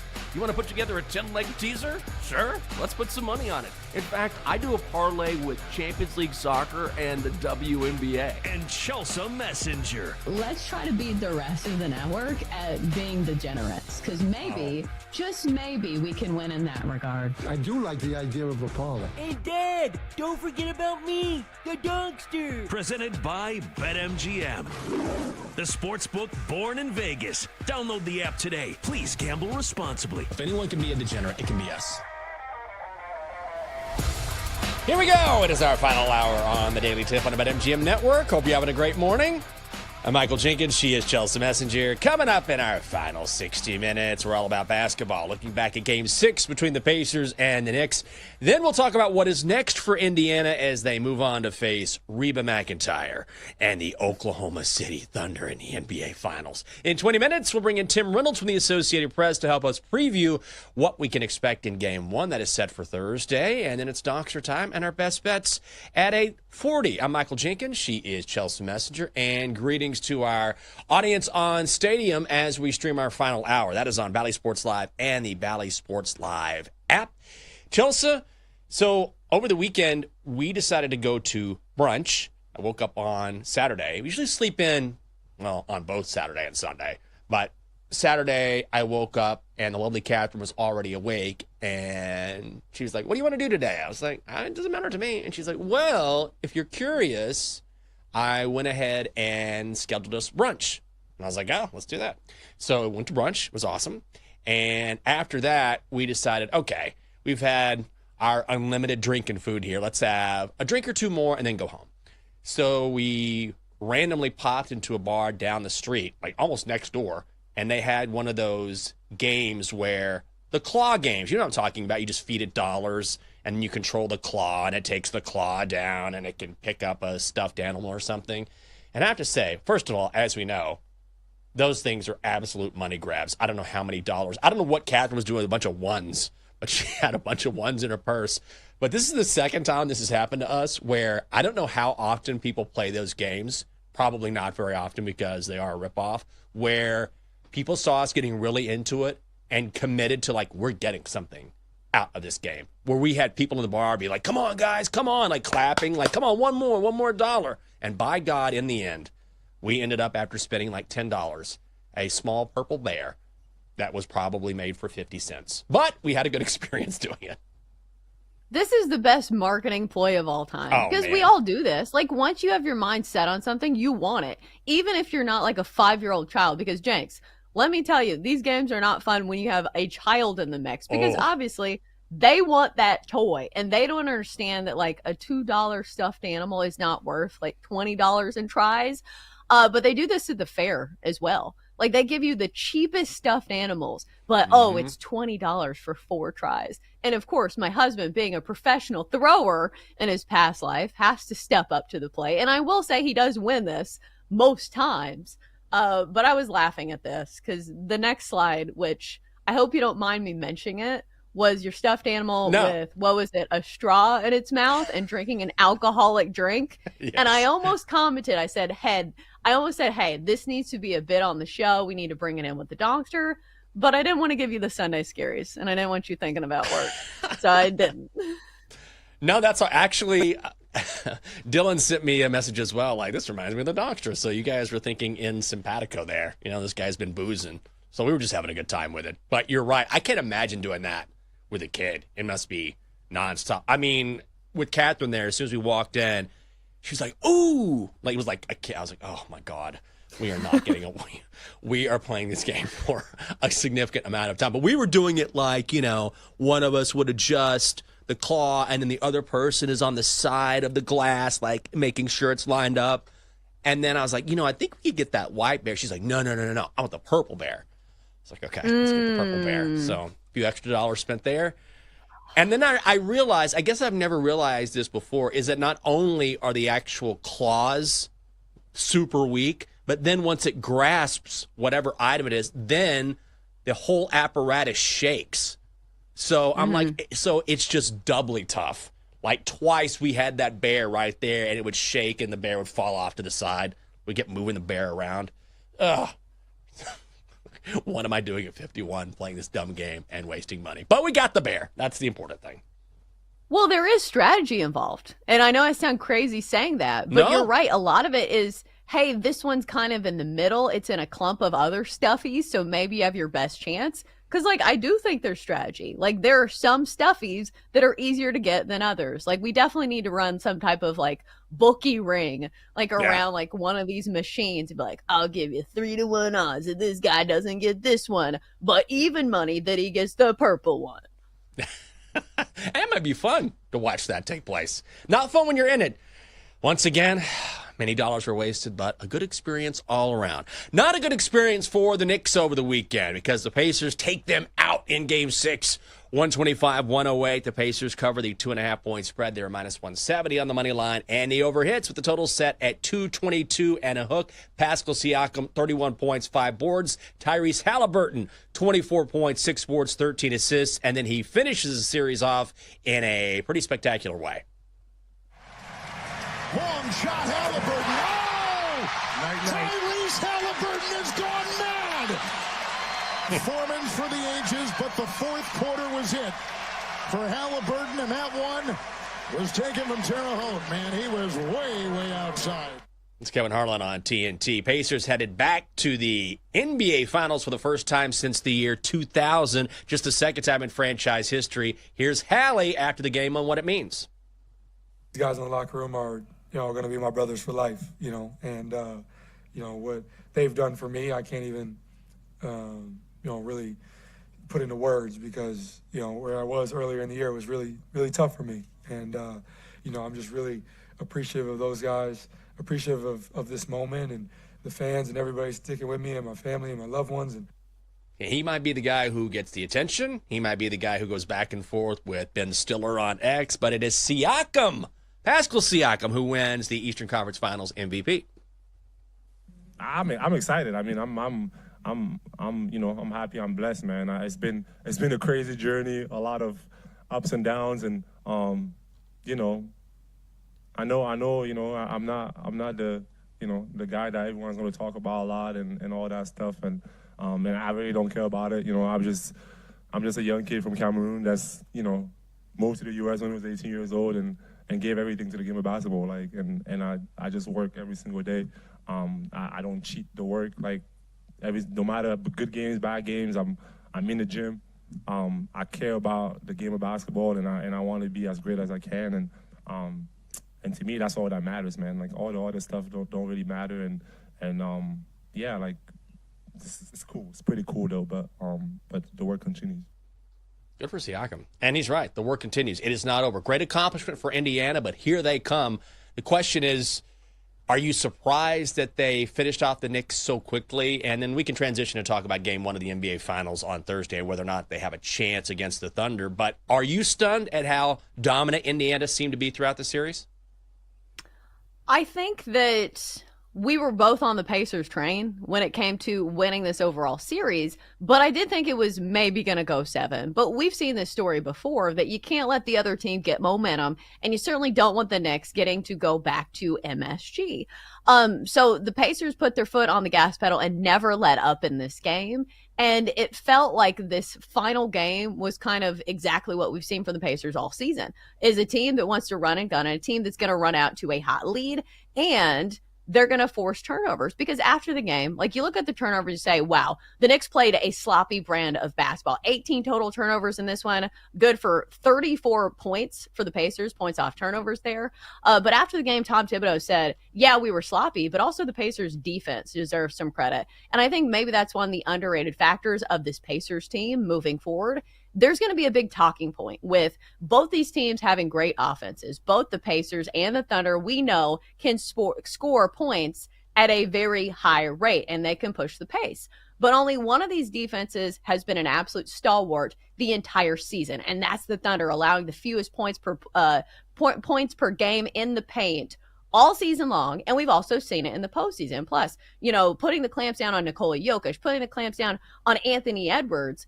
But the Pacers have been pretty good defensively as well, limiting the Knicks to only 108 points in this one, and also their 3-point defense, which we had a guest come on our show and point this out, so now I'm noticing it. But the Knicks only shot 28% from three in this game, 9 of 32 from the 3-point line, and when you can't make those threes, it is very difficult to keep pace with an offense that does not quit. So we'll see if that Pacers defense can keep it up against SGA and the boys. I think their work's going to be cut out for them, but we are set for a great NBA Finals from a watching perspective. I understand that it's two smaller market teams, but if you love the game of basketball, this is an excellent matchup between what looks to be the two best teams in the NBA. Yeah, I think it's going to be really exciting. Again, game one on Thursday in Oklahoma City. The Thunder currently laying 9.5 points. They're minus 400 on the money line. Pacers are plus 310, and your total a very high 230 and a hook. Not necessarily surprising because, as we have talked about and will continue to talk about, the Pacers and the Thunder not afraid to run up and down the floor. So their styles complement each other quite a bit. Who has the advantage defensively? Certainly, it is the Oklahoma City Thunder. If you're looking at the finals odds right now at BetMGM, the Thunder minus 700 to win it all. The Pacers 5-1. And then you look at the correct series results at BetMGM. The favorite, the Thunder to win 4-1. That is just 2-1. Thunder 4-2 plus 425. The Thunder in a sweep plus 325. Do the Pacers have a chance to win this series outright, or is it just the best you guys can hope for is a good showing? I think this is the difficult part because we have seen each step of the way in the postseason people underestimating the Pacers. Like, I remember that series against the Cavs, who were a regular season juggernaut and had all the matchup advantages against the Pacers. Every single writer for ESPN, when they did their predictions, every single one picked the Cavs. Not a single person picked the Pacers to advance out of that series. And you look at the series against the Knicks. Once again, the Pacers were the underdogs in that series. So how many times do we count out the Pacers before we start to say, hey, maybe we should give them a chance here? And it's obviously built into the number. But after seeing the dismantling that the Thunder had of the Timberwolves last series, you have to be a brave individual. I will say that. But we've seen from the Pacers early on in series that they have been off to really hot starts. So that's when they play their best brand of basketball. And I'll say this, they're not going to wear down the competition in this one, because if anybody can go toe-to-toe with the Pacers when it comes to depth of rotation, it's certainly the Thunder. I think they stand a chance, but I don't think that we're going to see a game 7 in this series. I think maybe it's, the Thunder win it 4-1, maybe 4-2, but I definitely don't see 4-3. I do think the Thunder make relatively quick work of the Pacers, but maybe, just maybe, we get a couple of entertaining games thrown in there. That's what I'm hoping. At least from a viewing standpoint, I'm glad it's the Pacers. The Knicks would have been, I think, the more interesting, well, maybe not. You add the celebrity and the aura around New York, maybe that might add more eyeballs to the game. I guess the NBA would certainly love that. But ultimately, if you're talking about styles, Pacers Thunder, it has all of the ingredients to be a great series. I just don't know if ultimately the Pacers can keep up with the Thunder. But then again, I feel like that I've been saying that all playoff long, or at least early on in the playoffs. I thought, I don't know about the Pacers, good run for them. And then about midway through, we were like, oh, this is a very deep team. This is a well-coached team. This is a confident team. The one thing the Pacers do have is that they have nothing to lose. I'm not saying they don't want to win at all, but I'm saying the fact that they are here in the first place, that's the best time to be in a spot like this. The Thunder were the favorites, have been the favorites to win the NBA title, I think outside of the Celtics, or at times above the Celtics for most of the season. Like, this was expected for Oklahoma City. The Pacers started the season as 50-1 to win the NBA title. No one expected Indiana to be here. So when you're in a spot where there's not that pressure and everyone is against you, then you can play your best basketball and play loose. Yeah, absolutely. They go to places like Madison Square Garden and they don't feel an ounce of pressure because it doesn't feel like there is any on a team that's really young. We should say that the Thunder are a really young team as well, but it just doesn't feel like it because they were an absolute juggernaut during the regular season. And of course, we saw them in the postseason last season. I'm not sure, if we get a ton of great games, but I will say this. Going back to that series against the Nuggets took them to 7 games, and the Nuggets certainly had all of their issues. They fired their head coach before the postseason. They had a ton of guys who were battling injuries. So I understand the recency bias. You say, hey, the Timberwolves looked like they didn't even show up, but they did win a game in that series. So I do think the Pacers can at least win 1 game, maybe 2. Maybe 2. We got plenty of time to talk about it. Again, game 1 in OKC on Thursday.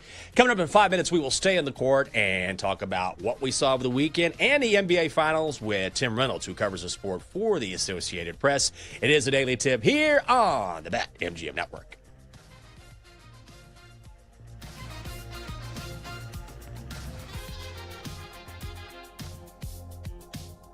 Chelsea and Jenks will be right back on the Daily Tip on the BetMGM Network. Download the app today. Please gamble responsibly.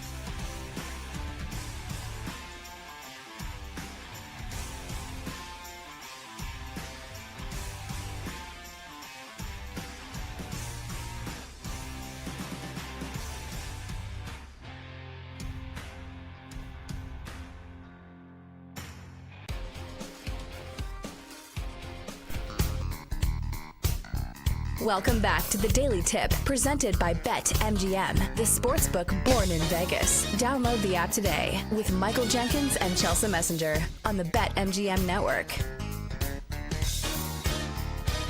Welcome back to the show. Harmonica time.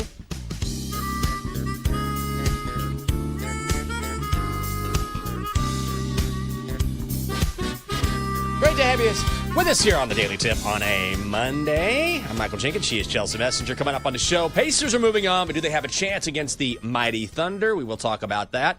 Before we do so, Chelsea, what is the story with the great watermelon caper over the weekend where you ended up with a massive watermelon and you would rather now disassemble a body as opposed to a watermelon? What happened here?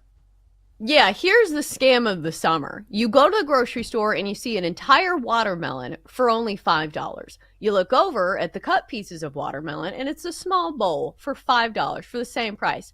Why would you not get the huge watermelon, you ask?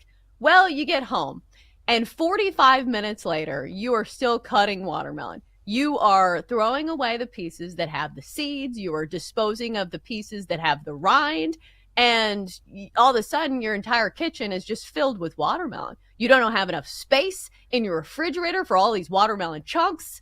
So then you say to yourself, okay, maybe we just buy the small dish for $5 as opposed to buying an entire watermelon. Because listen, time is money. And if you are short on time, do not buy an entire watermelon. Man, that does not sound like fun. I can't remember the last time I bought a watermelon. I mean, that's some serious work. If you're going to buy a watermelon, that sounds like, hey, I'm taking this thing to a picnic, not taking it home. It's a big commitment. Yeah. It's like having a dog, like think long and hard before you do it because it is a huge commitment. I had to clear out space in my refrigerator because it's just like watermelon on top of watermelon. So now I need to look up like recipes for like maybe watermelon drinks because I was thinking like there's got to be some type of watermelon cocktail, right? Like I don't know what it is. But we got to think about it because I got a lot of watermelon. Well, you and the Pacers doing some slicing and dicing over the weekend, taking care of business. A little watermelon, little vodka. Next thing you know, you're set for summer.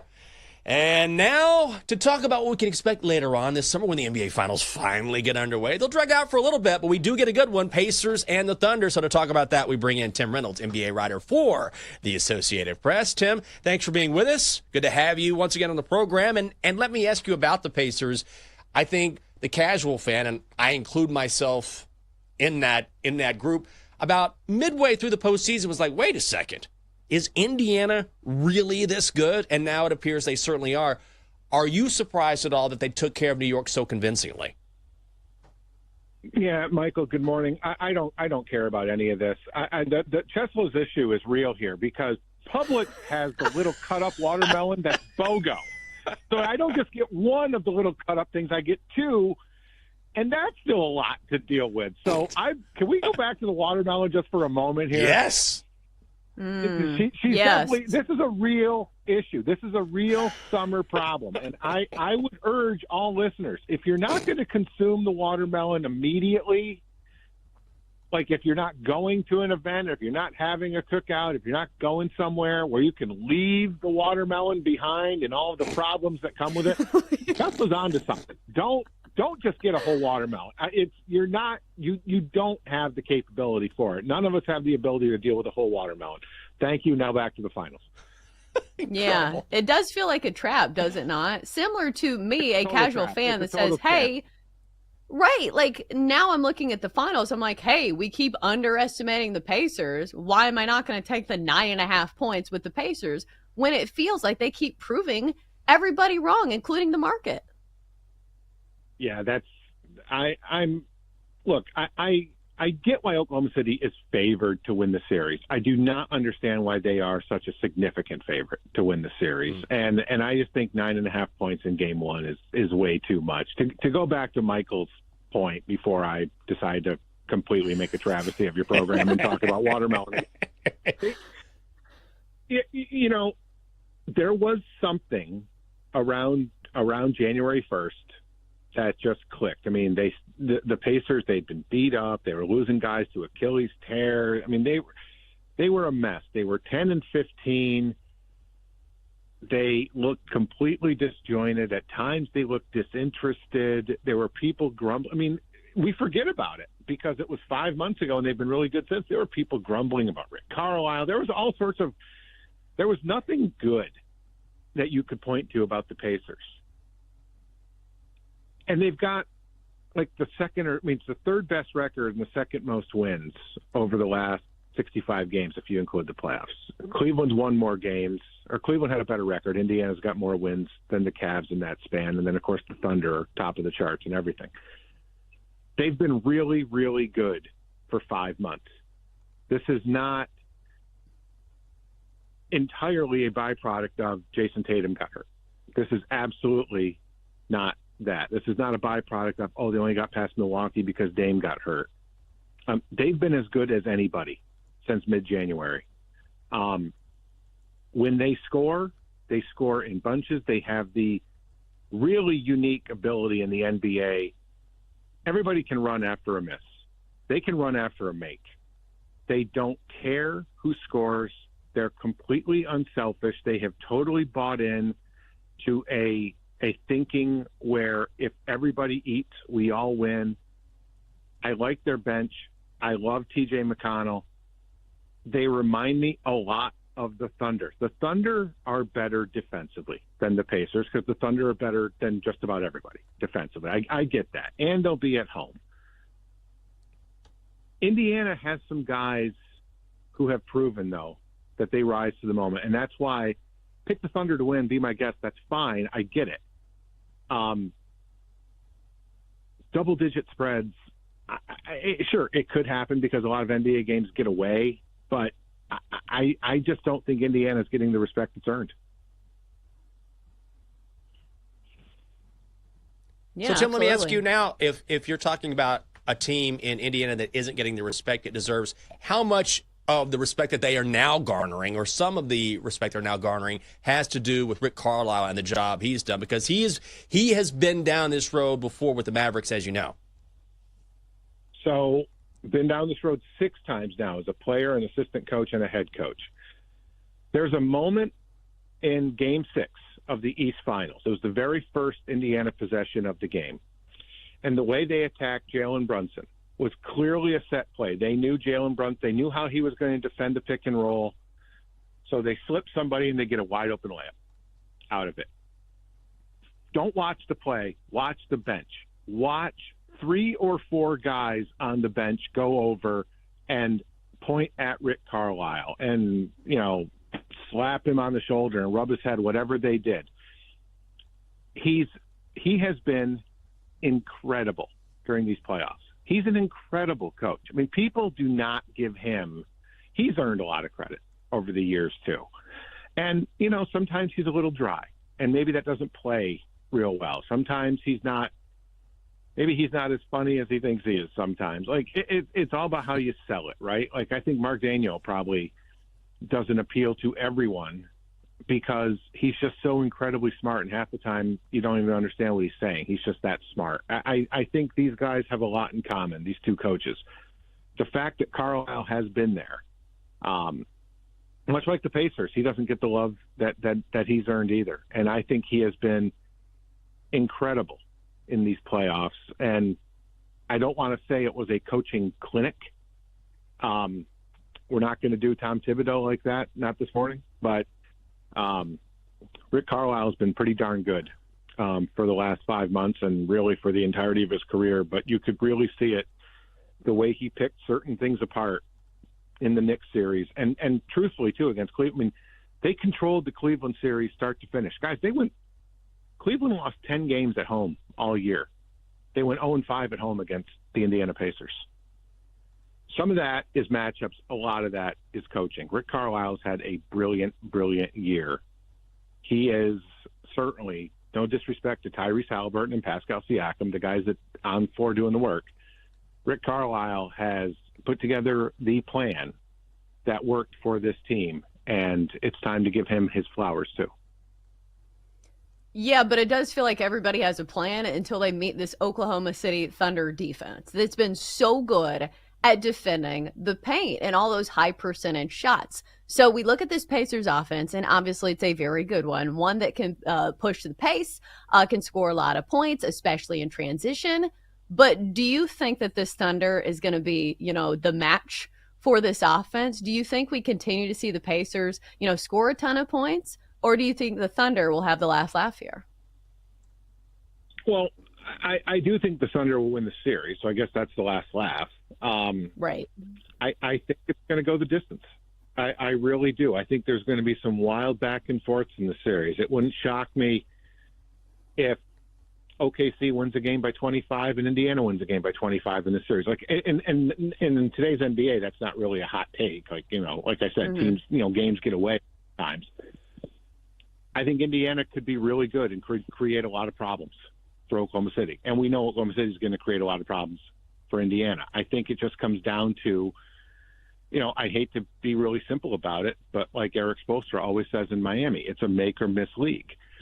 If Indiana is making threes, OKC has to adjust. If Indiana is not making threes, OKC is just going to go airtight on defense. You have to do something to make the other team adjust to you. The team that blinks first in these games is going to be at a huge disadvantage. The team that gets away from what it wants to do is going to be at a huge disadvantage in these finals.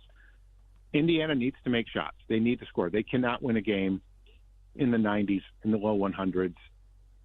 It's not going to happen. And that's why I think this whole notion that the ratings aren't going to be great because these aren't two huge markets, that's probably true to a point. But I think if the, quote, casual fan, and honestly, what else are you watching right now? There's no Stanley Cup games on NBA Finals night. Are you really going to watch Phillies baseball? I'm a Phillies fan, and I'm not watching the Phillies right now because of this. So it's if you're going to miss out on this series because why would I watch the Thunder and the Pacers? Who cares about OKC and Indiana? You're missing out on really good ball, first of all, and you're going to miss out on a ton of points. It's just going to be a fun series. There's nothing about this series that says it's going to be a grinder. I think it's going to be a heavyweight fight with a whole bunch of knockout punches, and at the end, somebody's going to land one, and I think it'll be the Thunder in 7. But if Indiana wins the series, it wouldn't shock me at all. I think they're as capable as anyone in the league of throwing the knockout punch. OKC has been the big bear all year. They've earned it, and they have proven. Winning that Game 7 against Denver in round 2, I think opened a lot of people's eyes to, okay, this team is tougher than we think. This team isn't just a regular season, bunch of young guys together having fun. There's some grit to this team. We probably should have known it before then, but if you had any questions about it, you found out that day. Chess was right. The defense is probably the thing that rates the Thunder the edge. But the great equalizer is if the Pacers have to extend that defense, if they soften up that from the rim out philosophy that the Thunder tend to have, if they make you go out to the three-point line, that's going to open up a lot of gaps for the Siakams, for the Obi Toppins. Halliburton likes to get into the paint. TJ McConnell's really good at breaking guys down off the dribble and getting layups. We haven't even mentioned Miles Turner yet. If you soften up that interior defense at all by making the three, you're going to give the Pacers exactly what they want, and then it's game on. He is the NBA writer for the Associated Press and fighting the good fight against Big Watermelon. It is our friend, Tim Reynolds. Tim, we really appreciate the time this morning. Anytime, guys. Have a good day. Enjoy the finals. Thank you, sir. That's some great insight there. I love that he says he truly believes this series will go 7. I'm not going to bet on an exact series price or exact series finish, but I will say, just as a fan, wouldn't you love to see this bad boy go 7? Yeah, just for one of the other points that he brought up. What else are we going to be watching? Dateline? Like, we got nothing. Like, I'm looking at the slate today. We don't have any baseball games. So, like, please, basketball gods, we need something at this juncture in the summer to get us going. So I know that we have hockey as well, but still, please give us 7 games, or at least give us 6 good ones. Yeah, something to talk about. We're going to need it, man, because we're about a month away from the deadest day on the schedule. What is that, the day after the Major League Baseball All-Star Game? When it's dead air for 3 hours on this show. Like every now and then someone will hook up or something. where you'll hear someone taking a drink of coffee. Watermelon talk. Watermelon talk. It might be. It's one of those days where you're just kind of, well, what are you doing today? Not much. What are you doing? Not much. What are you going to watch? Nothing on. Yeah, I know. Nothing on. Maybe I'll take a walk. So we need the sports. And we deserve, after following the playoffs and coming to this point in the season, it's been a great NBA postseason. We all deserve a great NBA Finals. And so at least for now, maybe we'll get just that. Coming up next year on the show, it is a new week. It is a Monday. Everyone's in the house. We got our best bets lined up, ready to go. The Doctor is here as well in studio. So we'll give you a brand spanking new chance to make some money. That is next on the Daily Tip on the BetMGM Network. Stay right there.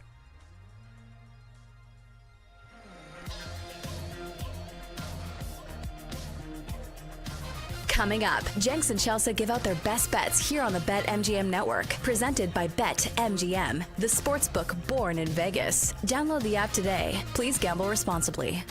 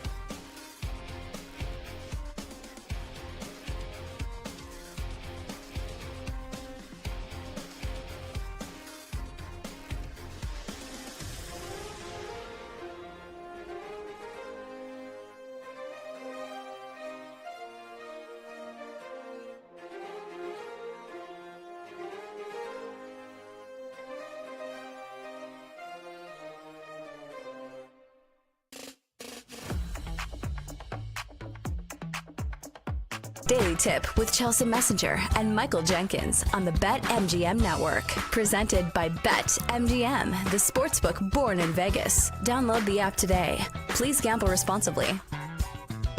Welcome back.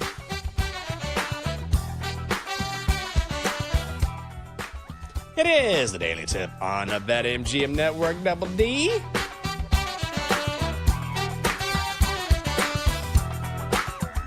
Great to have you with us as we kick off the week on a Monday.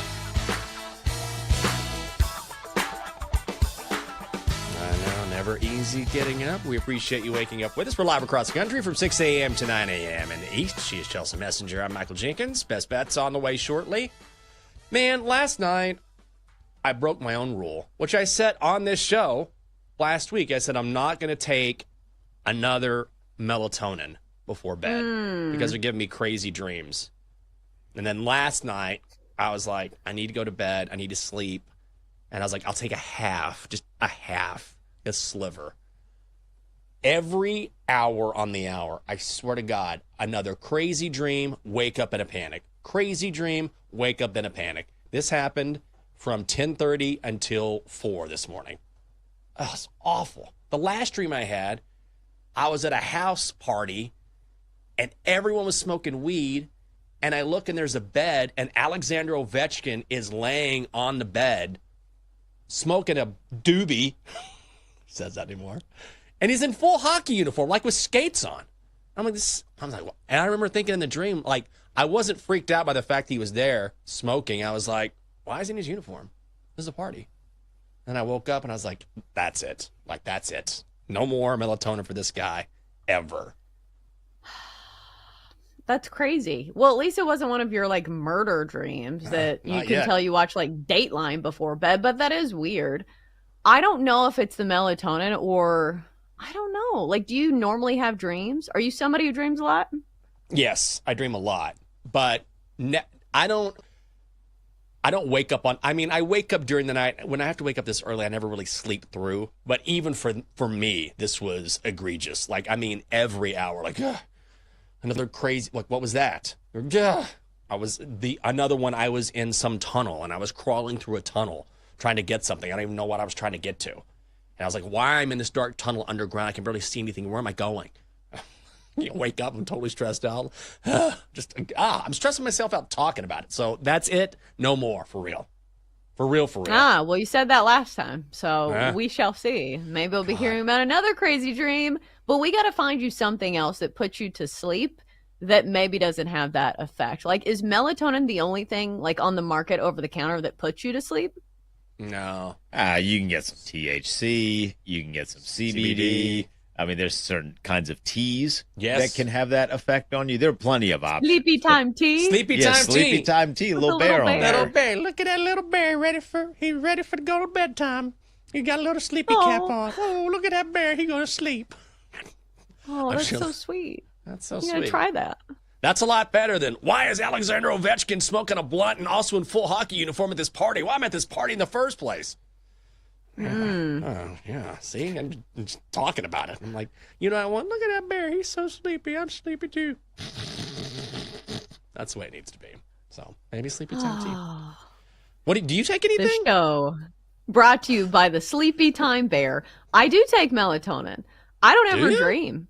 I don't know what it is if I'm just like really tired, but like I don't have a ton of dreams. Like, you can read into that however you want. Oh, wow. But I don't know. Maybe I just don't get enough like REM sleep. I don't really dream. That's crazy to me. Well, that's not necessarily a bad thing. Like, dreams can be, every now and then you get an awesome dream, but at least for me, like, more often than not, like, not a good dream. Like, more often than not, I wake up stressed out. So I would say that not dreaming is, in theory, like, oh, that's not good. But I'm like, maybe that is good.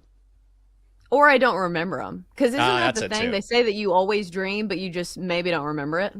I think that's true, too. And a lot of times, if you think about it, if you dream and you wake up and you don't immediately start thinking about what you're dreaming, you'll forget it. Like, it'll fade from your memory. Like, very quickly. Right. So I wake up and I check box scores in the morning. I have, like, my phone just, wake up, think about sports. It's time for the show. Like, maybe that's why I don't remember my dreams. Like you have a nightmare, but then you're like, ugh, look at this. Rockies lost again. That sucks. Anyway, time to start my day. It completely goes your mind. Coming up next on Bed Sweats. Let's go into a Bed Sweat. Bed Sweats. Joe O and Sammy P recap the weekend. They will look forward to the NBA Finals. I don't know if the Sleepy Time Bear will make an appearance or not. Alex Smith of the Ice Guys will. He will talk about the Stanley Cup playoffs at 10:20. Then it is Rick Camps of Fat Stacks. He'll be along at 11 o'clock and talk about the NBA Finals. Game 1 set for Thursday in Oklahoma City. Pacers and the Thunder. All right. It is a new week for us here on the show, so let's hand out some winners. Time to place your bets. All right, Chelsea, make us some money. Yeah, so I didn't love the slate today, so it's time to get creative. And one of the plays I like, I'm going to combine a couple of things that do seem to correlate. So what we're going to do is we're going to combine the Dodgers on the money line and their team total over 3.5 runs. You can get that for minus 125 as opposed to the Dodgers on the money line, which is like minus 170 over the Mets. I understand the Mets are a good team, but I just think the Dodgers have the advantage here. Paul Blackburn starts for the Mets today, and he hasn't made a start in the big leagues this year. He has been coming off a long road from the injured list, and who greets him but the Dodgers, a team that scored 29 runs over the weekend, taking 2 of 3 from the Yankees, and that's a good pitching staff as well. Max Fried went into that game for the Yankees undefeated on the season, also had an ERA below 2, and he was greeted with 5 or 6 earned runs.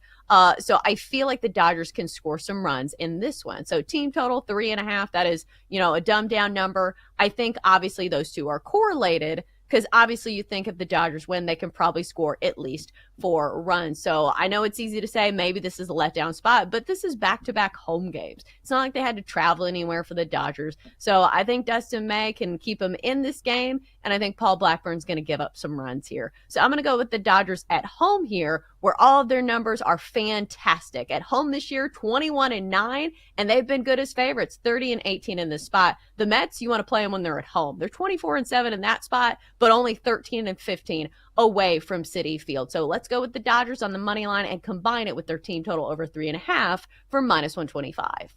Good luck. I got a couple bets on the card today. Maybe I'm trying to talk myself into these because, like you, I'm not a huge fan of what we're seeing, but I'm going to start with Padres Giants. Under 7.5, it's minus 125. I got this at 8 personally earlier, but that's really an unbettable number now because money continues to come in on the under. You've got Stephen Kolek going for the Padres, Logan Webb going for the Giants. Kolek has been okay this season, 3-1, 4.11 ERA, but he should be able to miss some bats because the Giants have a really hard time at the plate. Hit well early on in the season, not now. 24th in slugging, 24th in OPS this season. The Padres can hit, but they've kind of been middling recently, and can they get it done against Logan Webb in a pitcher's park? He's been very good to us on this show the past couple years. He has been awesome at home this year. 3-1, a 1.39 ERA. Both of these teams are under squads, especially San Diego. They hit the under more than 57% of the time. Let's go under 7.5. It is minus 125.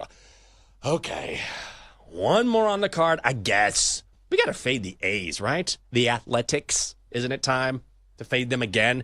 Twins, money line, out west, minus 148. This has gone down a little bit, this price, so happy to take it this morning. Joe Ryan going for Minnesota has given up 1 run or less in 5 of his last 6 starts. Minnesota has won 4 straight when Ryan is on the mound. Luis Severino will go for the Athletics. He's pretty good. Giving up 2 runs or less in 3 straight starts. But here's the thing. I think he's going to have a tough time against this Twins lineup, and the real key is fading this A's bullpen. They are just tragic right now. Gave up, 6 to the Blue Jays in a loss yesterday. This is an A's team that has lost 17 of 18, including 5 straight. Doesn't matter where they're playing. I like this price on the money line for just a Minnesota win. Let's go Twins, minus 148. There's the card. When you said tragic, I just imagined the A's on like the cover of that No Doubt CD, Tragic Kingdom. Do you remember that? Like that's like a very visual thing in my mind is when we used to buy CDs and they have the album covers. Oh, yeah. Gwen Stefani there, and she has like a plate of oranges. Yeah, that's an absolute classic. Not a classic, just a guy. The Donkster. Just some random dude. Nobody says, oh, remember the Donkster's a classic? Nobody says that. But he is here. He always has something to say and a bet. Donkster, good morning. What's going on?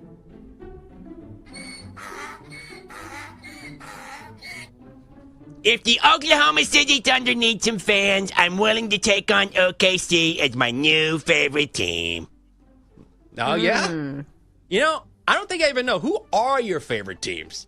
Number one is probably the Pepperdine women's volleyball team, followed by the UCLA women's water polo team, but I go back and forth. Oh. You're willing to give up those teams for Oklahoma City? Dad, only a couple of weeks. You think I want to follow Chet Holmgren all season? He doesn't turn me on at all. Okay. Well. Okay. Let's have a bet, buddy. Twins at Sacramento, over 9. Close. Very close.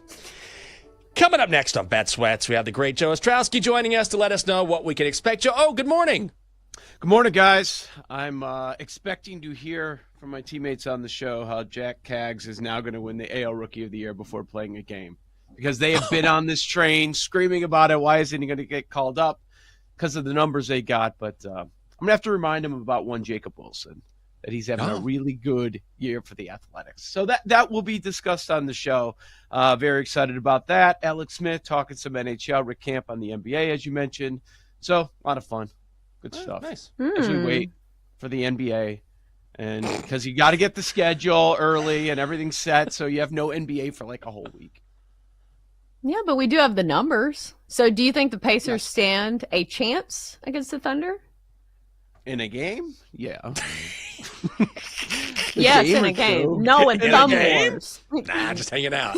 Not the series is what I'm saying. In a game, maybe, but not 4 games is what I'm getting at.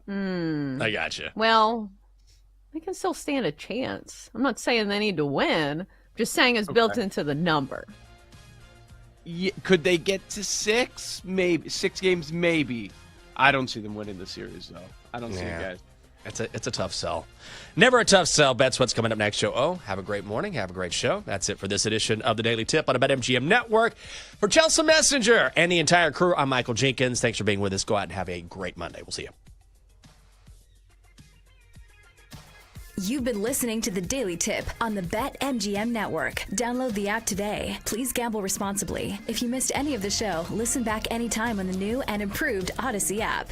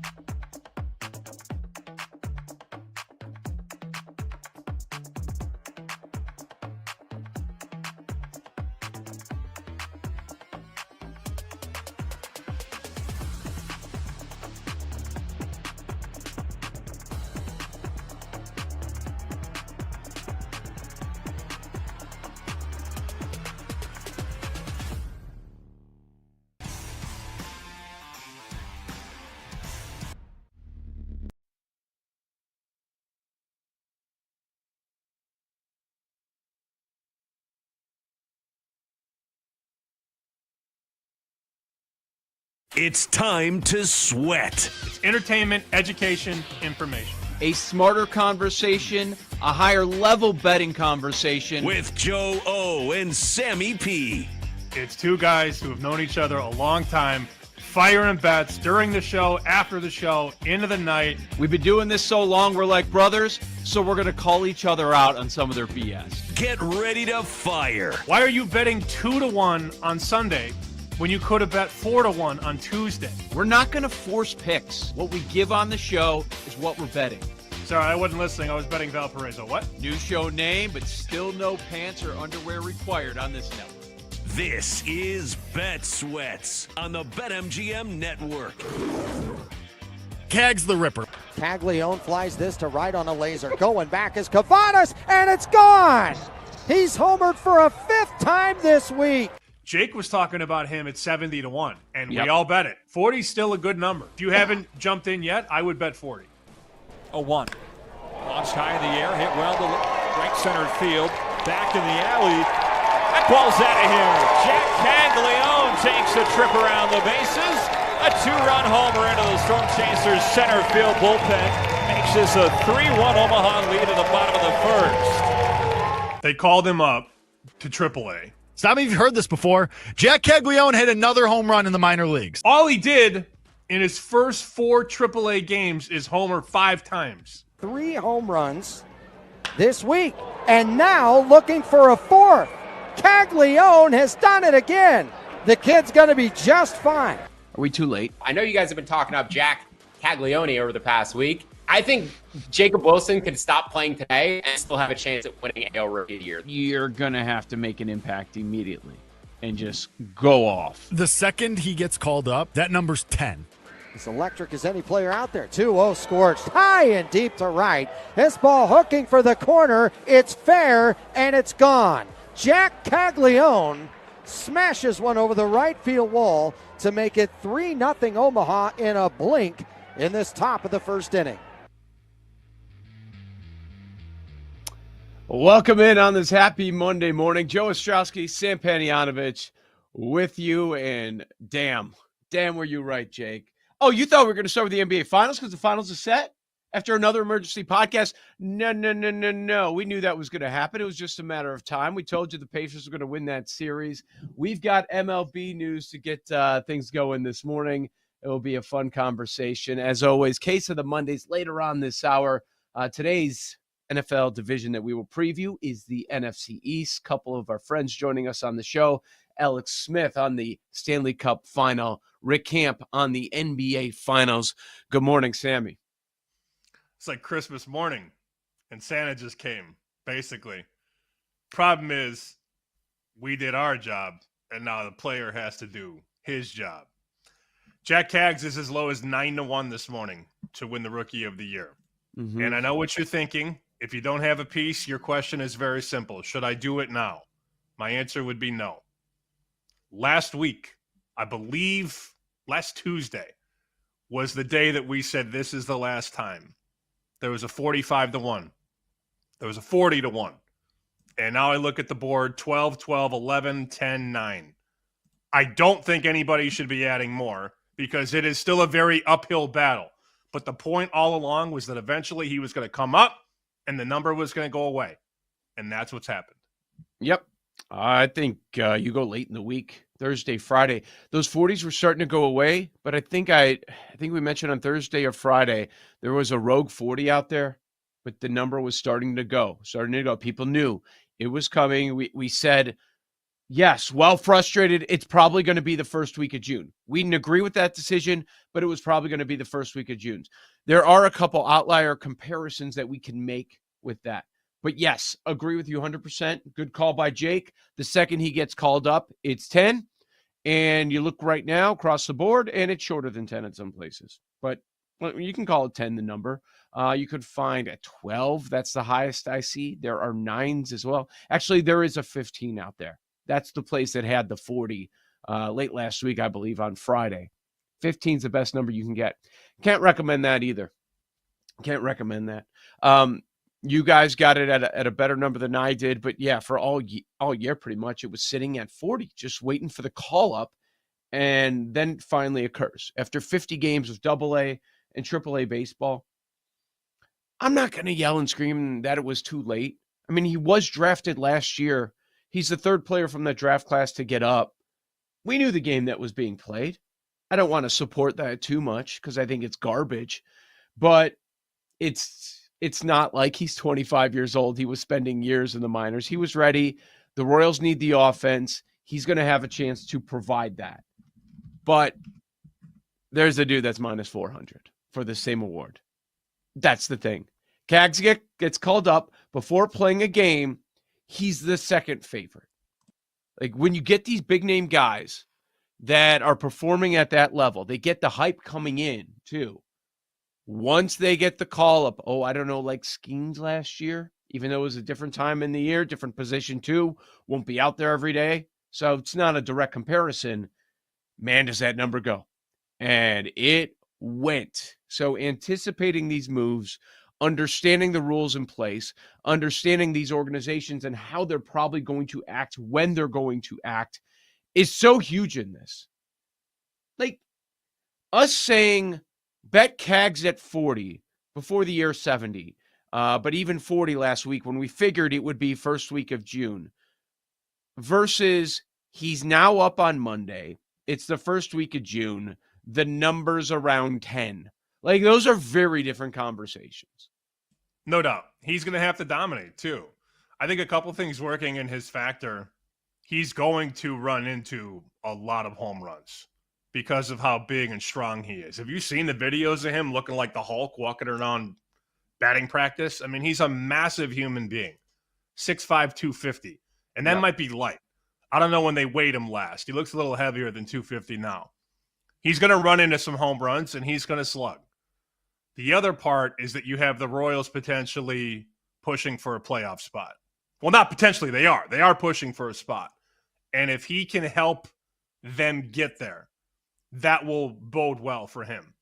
But he has a lot of work to do. And this is not a celebration of us making the right bet. This is a celebration of him finally coming up into the show, which he probably should have been in 3, 4, 5 weeks ago. Again, I'm not adding anything. I'm not betting 12, 15. No. Forget it. Ain't happening. And people will chase, and that's fine. There are also people last night that jumped into our celebration of a player being called up. He's not going to win. Shut up. I don't want to hear that. Don't ruin Christmas, all right? Santa just left. The presents are good. Cut it. Oh, there's not enough time left. Yes, there is. Michael Harris did it with a late May call-up. Yordan Alvarez did it with an early June call-up. It can be done.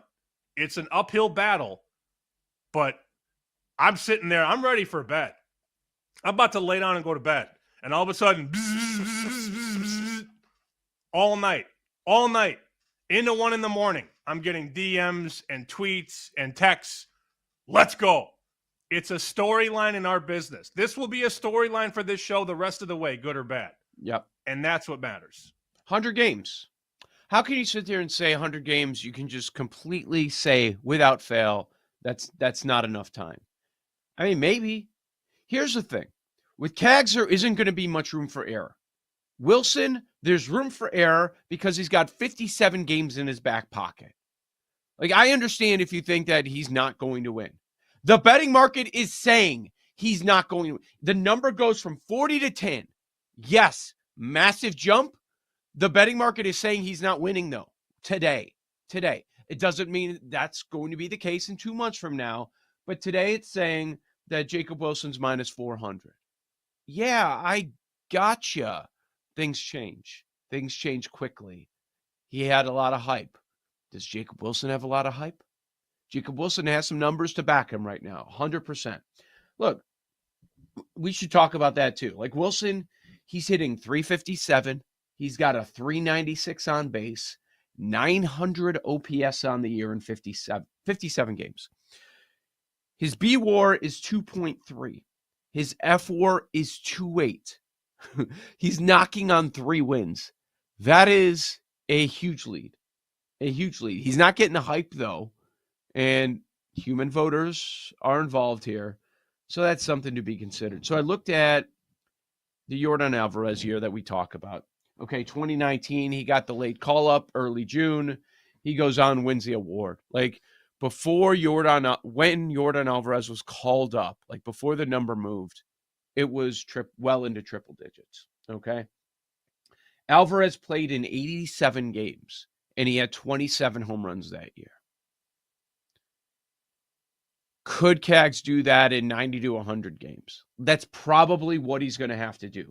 He had 27 homers, 98 hits, hit 313 on base, 412 in 87 games. A 3.7 WAR. This is the scary part. So Alvarez wins it with a 3.7 WAR. Pitcher John Means was second that year with a 4.5 WAR. So the highest WAR doesn't necessarily mean that you're going to win the award. Brandon Lau, a 2.9 that year. Eloy Jimenez, your guy, a 1.6. He was fourth in the AL Rookie of the Year race. So Alvarez wins it with a 3.7. Wilson's probably better than anybody that Alvarez had to deal with that year. That's why it's a little bit of a different situation. Now Wilson goes down to one injury, misses some time. Oh, door's wide open. Wilson slumps, league adjusts to him. Could happen. It's normal for rookies. We saw it with Jackson Holiday to struggle when they come up and go back down. That happens from time to time, and sometimes there are rookies that step in and they just take off, like Chris Bryant, or we can name a bunch of other guys that do the exact same thing. You just brought up Harris with the Braves. So, I mean, there's a chance. Bottom line is, you go up to any better. Hey, got Cags? Oh, no? Would you like this 40? Yeah, they'll take it. They'll take it 100 times out of 100. That's the point. Just need a chance. And if you have a piece of Cags, we'll be happy to hear what you have to say about it at bet_sweats. I heard a lot of it last night. Twitter was on fire. I thought either, somebody died or something else. When you get that many messages at once, usually something's bad, especially at 11 o'clock at night on the East Coast. Usually it's bad news. It was not bad news last night. Jack Cags is up, and now he's got a shot. And it'll be fun to monitor, period. That's it. I don't think it will be as fun to monitor the NBA Finals, unfortunately. I don't want to say it's over already, but the price says it's over. I saw one book go to OKC minus 800 to win the series. That's where we're at. This is a championship round. Pacers finish it off. We got our last emergency podcast, hopefully forever. And on our feet. And the Knicks are done. Yeah, the Knicks are done, which I think we heard after game one, but then they were back. I don't know. Yeah. But it's the Thunder and the Pacers, and David Stern is probably rolling in his grave about Oklahoma City against Indianapolis, but here we are. Yeah. I'm not sure the Knicks draws much more attention. I don't know. Maybe a tiny bit more. Maybe I'm downplaying it a little bit. Maybe I'm an anti-Knicks guy because we were sick of hearing how the Knicks were going to win. And we told you they weren't, and they didn't. And it really wasn't all that close. We weren't concerned after game 5. They punted that game. They want to win it at home. Of course, a desperate team at home. One more ago. Yeah, you got it. There's a lot of different ways to attack this. But, yeah, you've got to start there with the series price. A lot of places, I would call it 700. You mentioned some go minus 800 now. Nothing's changed. It didn't matter who the opponent was, whether it was New York or Indiana. It was assumed that it was going to be Indiana. But once the Thunder won the West, they go to minus 750 immediately. And that's about where we're at. And so now we have to sit around yesterday, today, Tuesday, Wednesday, until we get to Thursday, because they got to do the schedule super early. And we look up at the board. Game 1 of the NBA Finals says 9.5. Oklahoma City favored by 9.5. A total of 230 and the hook. My first thought is, okay, the debate is 5 or 6. It's not about which team is winning. It's about how many games is it going to take OKC to get it done. I told you this would happen, too. They're going to give you a big number in game 1, and people are going to run to take that number. Yep. That's how I think it shakes out. By the time we get to game day, which isn't until Thursday, you're going to see people go, wow, that's a lot of points. Mm-hmm. Just be careful. Because for as bad as how Oklahoma City made Minnesota look, Minnesota has a higher power rating than Indiana. That's all it is. If you're focusing on the truth is in the number. And game 1, OKC Minnesota was 6.5. Yeah, good point. Let's continue to talk about what we've seen, what we're going to see moving forward, and did we get a surprise winner for the Eastern Conference Finals MVP? Bit of debate over that. That's on the other side. Joe O, Sammy P. You've got Bet Sweats on the BetMGM network.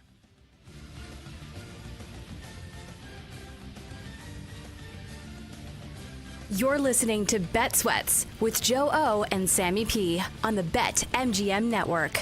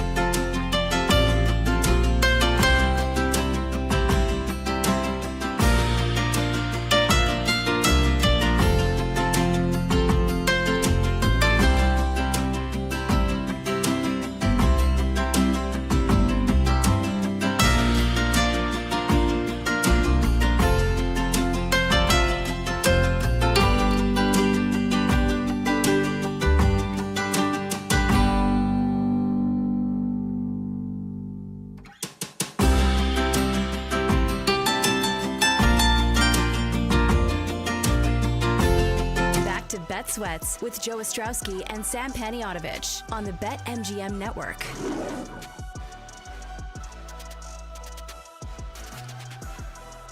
All right, NBA Finals is all set. That gets going on Thursday. Got to wait around for that. A lot of excitement. TNT is now done as far as the broadcast goes. Joe O, Sammy P, you get the Pacers in 6 over the weekend. And it was hilarious because this is something we end up talking about, the Eastern Conference Finals MVP.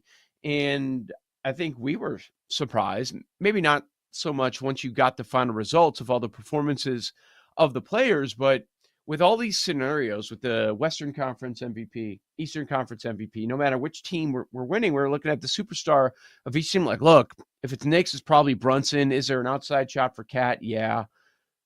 And when we talked about Indiana, it was a similar conversation about Halliburton. And if you're watching the video of when they're announcing the winner of the Eastern Conference Finals MVP, it certainly looks like Tyrese Halliburton thought it was him, that he was going to get the award. No. 9 votes taken in this poll to decide the award, which we can get into a little bit because I think that's an interesting conversation. There was a common theme of one person that was getting a lot of wrath from people because they don't think they should have a vote. We can get into that. But Siakam's the winner, 5-4. It came down to 1 vote, Sam. Siakam wins. Were you surprised? I don't think surprised. He was awesome in the series. Right. Halliburton was definitely surprised. He didn't see that coming. He played it off, too. He kind of did that Grandpa Simpson, walk in, take the hat off, walk in a circle, take the hat, put it back on, and leave. He was stepping toward the trophy. I don't blame him. He didn't look upset. He played it off well, I thought, in the moment, as well as one could, thinking you're essentially the de facto captain of the team and you're the best player and your team is going to the finals. I get it. I get why he thought he was probably going to win. Didn't have an issue with it. Didn't also have a single dollar in the market. I believe Siakam was 30-1 when it opened. Wow. Did not entertain it. Didn't even think about betting it. No, I didn't bet Halliburton or SGA or any of those guys in either conference. I didn't make a single position in the West or the East. But a 30-1 pop is a 30-1 pop. And I would be lying if I said I didn't want to go to the finals market and look at that one. So MGM has a bunch of stuff, by the way, too. Most points, most made threes, most assists, most rebounds, all that stuff. I laughed at SGA minus 5,000 most points in the series. That's an insane number. Minus 5,000 most points. But the MVP market as follows: SGA minus 625, Halliburton 7-1, Siakam 16, Jalen Williams 30, Chet Holmgren 80, Miles Turner 250-1. And I can probably stop there. Man, that's a miss on us. We like the Pacers to win the series. You've got the second best player on the team, right? I think we'd all agree there for the most part. Second best player, and he was 30. That's a miss. But that's how much we thought it was going to be Halliburton. Based on what we've seen with this award, usually goes to superstar player. But Halliburton is not, he had some monster performances, but he's not Brunson, where you know he's going to have all of these 30-point games, somewhere in that range on a nightly basis. He's not at that level. Siakam outscored him in the series. He had 24.8 points per game, and then Halliburton had 21. Now, he had that massive moment early on in the series where choke sign, takes a big shot, toe on the line, and all that. He had that other performance, triple-double, 32-point, I want to say, triple-double, no turnover game. But the thing is, Siakam had 3 games where he scored at least 30. Game 2, Game 4, and then Game 6 to close things out. So that probably ended up being the deciding factor, the last game of the series. It's a 5-4 vote. So let's see. Here are your Siakam voters. Your guy Bontemps, he was 1 vote. Fred, go ahead. Do you have a comment on Bontemps or no? No. Does that make it the wrong or right decision? Not sure. An Indy Star, I assume beat writer, Doperak or something like that. I assume Pacers beat writer, Fred Katz from The Athletic, someone from Newsday, NBA writer Steve Popper. And then for some reason, the one that was just getting crushed that people couldn't believe this person has a vote is the sideline reporter for ESPN, Katie George. People did not like that Katie George had a vote. And any one of them could have been the deciding factor. The Halliburton votes, Reggie Miller, James Collier, ESPN, Steve Ashburner, NBA.com, and another Athletic writer, Fardona or something like that. But those were your 9 voters. 9 also seems like a very limited sample size, but I know it's like a last-minute thing you're doing right as the clinching team wins it. Reggie was getting a lot of flack on social. How could he wear all black to Game 6? How could he be saying all this stuff? I loved it. Yeah. Well, the Knicks fans were like, oh, well, yeah. Why does Reggie get to call this series? Because it's his job. They didn't bring him in for the series. He's been doing this for years. And he's really good at it. He's biased. Well, no kidding. He's one of the greatest Pacers to ever do it. He's going to be biased. That's part of the deal. When Magic Johnson was calling games for the NBA on NBC, he was a little biased. He liked the Lakers, believe it or not. Thank God that doesn't happen anymore. Good Lord. Yeah. It is what it is. I had no issue with it. I loved it. I loved the whole Reggie and Halliburton throughout the series with the choke thing. It was great. Do you have any thoughts on, if I was going to say, all right, SGA doesn't win it, who would be the first person you would side with on the MVP market? That's hard, man. So, like, if we're going to look at what just happened in the Eastern Conference Finals MVP, and let's compare Halliburton to the rest of the league versus SGA. SGA just won the MVP. You could make the argument that SGA should have just won his second straight MVP. So is there an opening for the second best player of the NBA Finals to come out and win the award if the Thunder were to win? Like, we're not entertaining Pacers winning the series, right? Is that what we're doing here? Is it not even worth a conversation of the second best player, Siakam again? We can have the conversation. I'm just not betting a Pacer. I was thinking more so the 2015 NBA Finals. Okay. That was when you had Golden State, and Golden State basically in its prime with the big three, and Andre Iguodala wins the award. He was 100-1 that year. Yeah. I think my point that I didn't plan on making, but I'm here, so let's do it. SGA doesn't have to be the best player for them to win. He doesn't. That's how I feel. That's how much more dominant the Thunder are as a team. And in that 15 year, you didn't need Curry to be the best player. You didn't need Clay to be the best player. Iguodala just took LeBron, not out of the series, but minimized LeBron's impact. That's why he won the MVP that year in the finals. 4-2 Golden State. Iguodala was 100-1. And he moved, actually, that earlier that season, he went from a starter to the sixth man. So Curry was kind of toying with the rotation all year. And then in the finals, Iguodala was he was a monster on both ends of the floor. And he was 100-1. Not like he had this great stat line. I mean, he had 16 points per game. Curry averaged 26 in that postseason. Klay Thompson averaged, or in that finals, 26. That's probably a guy that's going to win it most times. He did not. Klay averaged 16. Draymond averaged 13 and 8. It was Iguodala was 16, 6, and 4, but mostly the defense on LeBron. I kind of feel that the voters regret that decision. It happened. People that had a triple-digit bet, it cashes. Here's why I don't think it plays this year. And you know I'm the guy always hunting for value. I'm willing to take a shot. There's no LeBron on the Pacers side that you've got to shut down that would decide the series, right? Because the Thunder walk in as the massive favorite. So who's the guy? Oh, no, we're so scared of Halliburton? Oh, the guy that just didn't win Eastern Conference Finals MVP? Like, Halliburton's really good. He's not at the LeBron level. He never will be at that LeBron level of 2015. And the reason I say that they may kind of regret that is because this is a history award.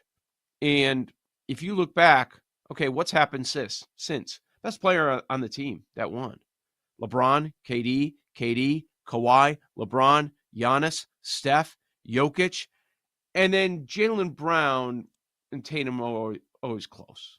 The numbers are. I mean, I think we know overall that Tatum's better, but Jaylen Brown had the better series last year, so he ends up winning the award.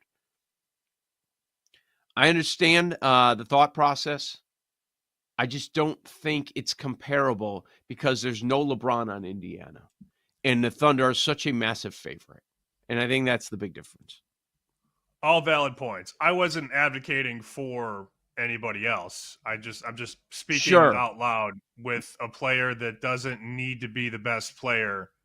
I mean, SGA could have an off series and they could still sweep. Yes. I actually, if I close my eyes and think about it, I respect Rick Carlisle a ton. I mean, this guy has done it with multiple teams. He knows what it takes to win. I think they get one.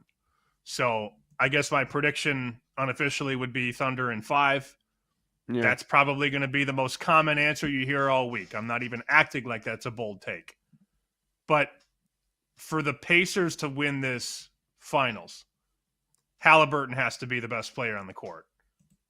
For the Thunder to win, it could be one of 3 guys.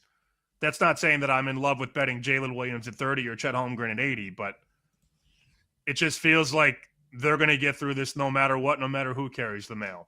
And it's a very lopsided finals. It's one of the most lopsided prices we've ever seen in a finals. Yeah, it does just – it feels like, okay, if we're going to have that conversation about somebody else, you have to have Jalen Williams outscoring SGA, right? Like what we just saw with Siakam outscoring Halliburton in the series. And it's not a guarantee even if he does outscore him. But let's say Jalen Williams outscores him. He was much better this past series against Minnesota than he was against Denver, of course, which we've talked about a number of times. Could he get the award? Yeah, he could. He could. Is there enough value on it, though? That's also the big question. If we go, what's the best number? Okay, 35-1. Is it worth a 35-1 pop? Very comparable to the Siakam number. A little one, sure. Yeah. I don't see why not. I just don't think SGA has to dominate the way that people think he does. He might not play a lot of minutes. They might be kicking their ass all series, at which point it opens up the possibility for somebody else. I do have I read this in The Athletic. I want to give them credit. They wrote the story, but they pulled the numbers from sportsodddshistory.com. This is from Dan Santaramita. Most expensive NBA Finals odds of all time, just for the series. 2001, the Lakers were minus 2 dimes against Allen Iverson and Philly, minus 2,000. 2018, Warriors Cavs.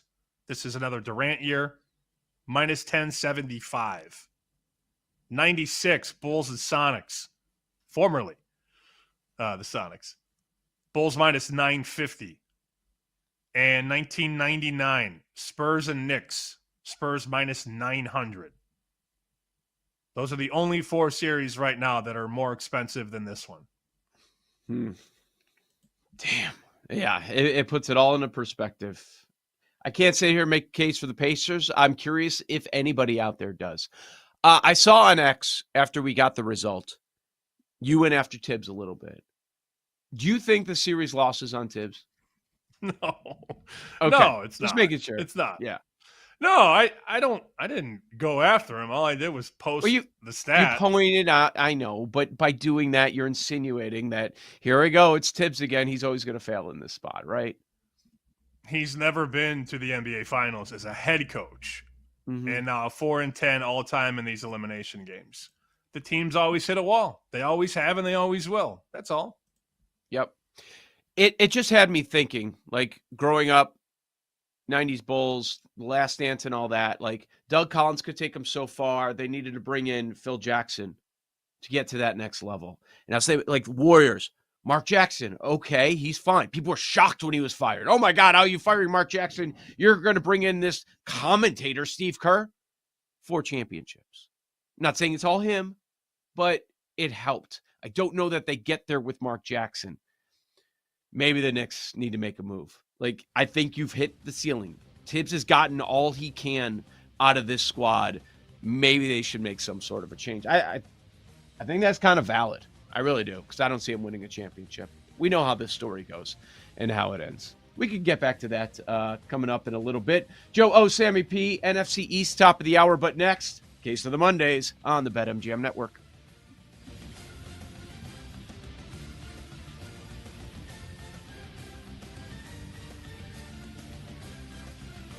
You're listening to Bet Sweats with Joe O and Sammy P on the BetMGM Network.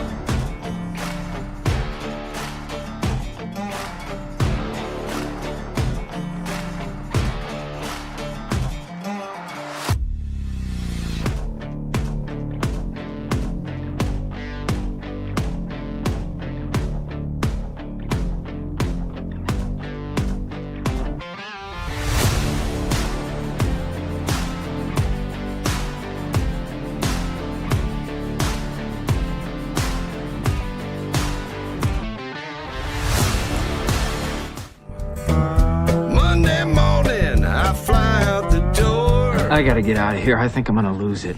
Uh-oh. Sounds like somebody's got a case of the Mondays. Sounds like a case of the Mondays.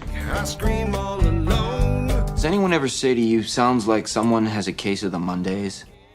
No, man. I believe you get your ass kicked saying something like that, man.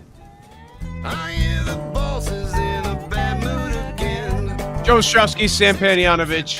Happy Monday morning. Here with you on Bet Sweats, weekdays 9 a.m. to noon Eastern time on the BetMGM network. Every Monday at this time, we give our case of the Monday, something that may have bothered us from over the weekend. I've got a few things to discuss. Per usual, always something that sticks in our craw. Sammy P., where do you want to start with your case of the Mondays? Oh, I could go so many ways, but I have to be careful, You got to be careful these days. I'm in the same spot. There's something I really want to talk about, but my wife doesn't want me to talk about. So I'm like, I'm in a trick spot here. She's like, you're going to lose your job like Bernstein. Like, no, I don't know. I love that you already talked this out with the wife. I haven't discussed with anybody, but I'm not going to do it. Sure. No, I'm not, because I really want to. I'm squirming right now. Is it about a pull-up bet in a gym? Recording yourself in video? No. Like that?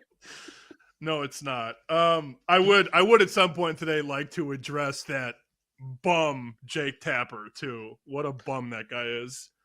But I think the thing I was most upset about over the weekend was the fact that it's the end of the Inside the NBA on TNT show. Now, what does the future hold? I don't know. But, I mean, that show for decades made me belly laugh. And it will never be the same. I know there are some iterations that might come out, and I'm not exactly sure what the lineup is going to look like, but to watch those guys, and really, if you think about it, from mid-April through late May, since I was 10 years old, I mean, it's just the most entertaining sports post-game show of all time. And then they add Shaq eventually. So Ernie Johnson, Kenny the Jet Smith, Charles Barkley, Shaquille O'Neal. The laughter over the years, it will never be matched. And there was an account on X, if you're looking for a trip down memory lane. Let's see the account. I did take a screenshot of this. At Call Me Huey, at CALLMEHUIE. He threw it out there on X the other day. What was y'all's favorite at NBA on TNT moment? Oh, and the tweet has 38 million views right now. Mm-hmm. And it's people mostly replying or quote replying the best moments. I'm getting like goosebumps just thinking about it, because the show is a huge part of my life. I watched it every April into June for 25 years. The fact that it's gone sucks. And oh man, like when they used to push Shaq into the Christmas tree every year, and then you got the clip of Barkley talking about Draymond Green, when a guy's banging you, you got to spin off it, and Shaq loses his mind. It's just so many out of context moments, but so many funny television segments over the years. And the gone fishing always made me laugh. Yeah, like every time the Bulls would get eliminated, they'd Photoshop Obama on the boat, and Obama would have the captain's hat on. And Charles would be like, oh, there go Obama. Just things like that, like all the creativity and the fun that they had. That's one of the best shows, sports related, and maybe even not sports related. It's one of the best shows that I've ever watched. And the fact that it's over in its current chapter, or I guess not current anymore because it's over. It's something that I will miss every spring into summer. Let me add a couple other moments as you were talking there that came to mind. When the Spurs were good, and he would rip on all the fat women in San Antonio. I think one of their best segments, who he play for, like putting themselves out there. Yes, they're NBA experts. Yes, they talk about the NBA for a living. They don't know everybody in the league. They know who they have to know, but they don't need to know the 10th player on every roster. That's not the gig. The gig is inform, entertain most of all, and they have spectacular chemistry. I've kind of avoided all the chatter about, okay, this rumor here, they're going to have some agreement here. He's going to do something with ESPN personalities. They're going to do something here. I kind of avoided it because I know it's not going to be the same. It's not going to be with Ernie Johnson and the chemistry that they have there. When they made the move with Shaq, I wasn't the biggest Shaq fan when he was a player. And I was kind of like, who does this guy think he is? He's just going to walk from the court onto the set of inside the NBA and be just as good. Like that's not going to work. That's not going to fit. He's trying too hard. I remember criticizing him in the beginning. He ain't funny. He's trying too hard. Ended up fitting like a glove, working out, and he brought a whole new element. And you're right. There are a lot of great moments that were born because of Shaq. And you hear people, I think there were a couple docs done on this show, and they talk about how hard Shaq works, and he's coming up with ideas. Like, he's grinding too. Man, I've kind of avoided it. I don't know what's going to happen, but I do know it's not going to be the same, and it's damn unfortunate, man. I typically would say, like, look, we could talk about announcers. We have our favorites. We have our dislikes. But with that said, people are going to watch no matter what. They're watching for the game. Yeah, that's the case with the NFL. Not with the NBA, man. The NBA is more popular today because of this show. The personality is what shined through on that show.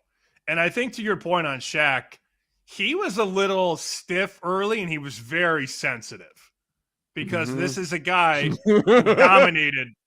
who dominated every time he was on the court, right? Nobody ever dominated Shaq. Nobody ever dunked on Shaq. But then you bring Shaq on the set, and Barkley and Kenny are constantly trying to dunk on Shaq. And Shaq wasn't having that initially. He eventually figured that this is fun, this is comedy, and then when the lights go off, everybody's friends off the set. I sent a couple clips to Jake last night, including the clip with Barkley talking about those big old women double-fisting churros. And then he does I'm not going to do it because I don't want to end up a meme. But he's basically holding two churros, and you can do the rest from there. And Shaq is watching Barkley do that, with the churros, and Shaq is throwing the papers and losing his mind. Oh man, like I could watch the best of and cry, laugh so hard I cry. Not cry like like I'm sad. Laugh because it is so funny. Some of those skits, and then who else was Barkley? Oh, Galveston. He hated Galveston, Texas too. He's like, y'all got that dirty water. Y'all got that dirty water that roll up on the shore. Y'all think it's the beach or what? Oh man, just so good. I'll miss that show, man. I really will. When you said sensitive Shaq early on, the first thing that came to mind was when he was straight up pissed. Barkley just interrupts. Like, he talks. He's the loud guy at the bar. He's just interjecting his comments whenever, whether you're talking to him or not. And you remember when Ernie was bouncing around on the panel and Charles talks and it was Shaq's turn. And then Charles jumps back in and Shaq was irate. He's like, no, this goes 1, 2, 3, not 1, 2, and back to 1, meaning that Charles has won. Like, he was so mad. He let the clock slip up. Everybody got 30 seconds, and then Charles jumped in on Shaq's 30, and Shaq sat there for 30 seconds and did not talk about the topic at hand. Those three with EJ, and EJ's the glue. EJ holds it all together, right? You have to have somebody keep that train on the tracks. And I don't think it's as easy as everybody thinks. As somebody who's had to manage multiple personalities at once, never like Shaq and Kenny and Charles. That is not an easy job to keep those three in line. And it was just the perfect show.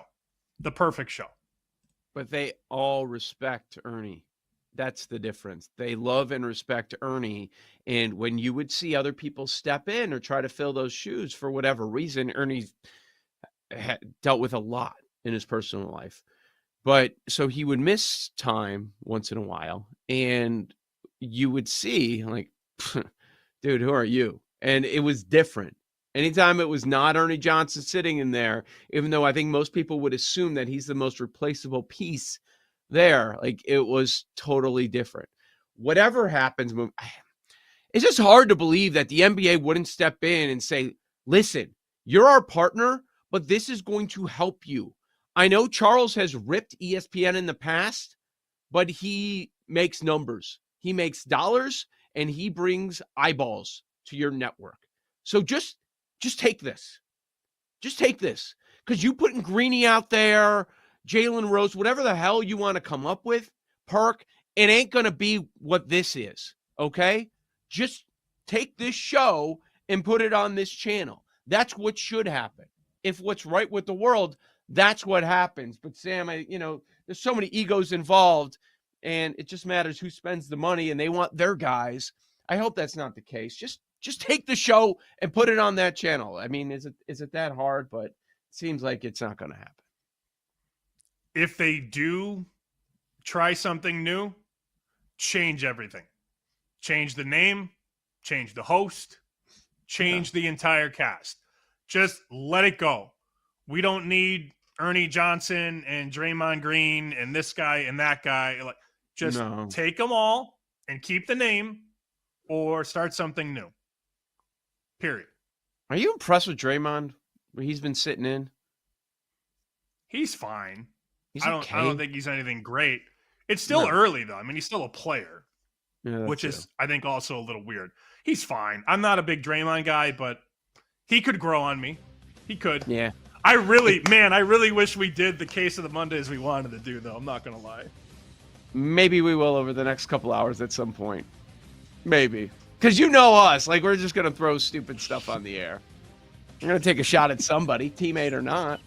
So we got 2 hours to go. All right, coming up next, we will continue to preview these NFL divisions, taking an early look. This time, NFC East, right here on Bet Sweats. You're listening to Bet Sweats with Joe O and Sammy P on the BetMGM Network.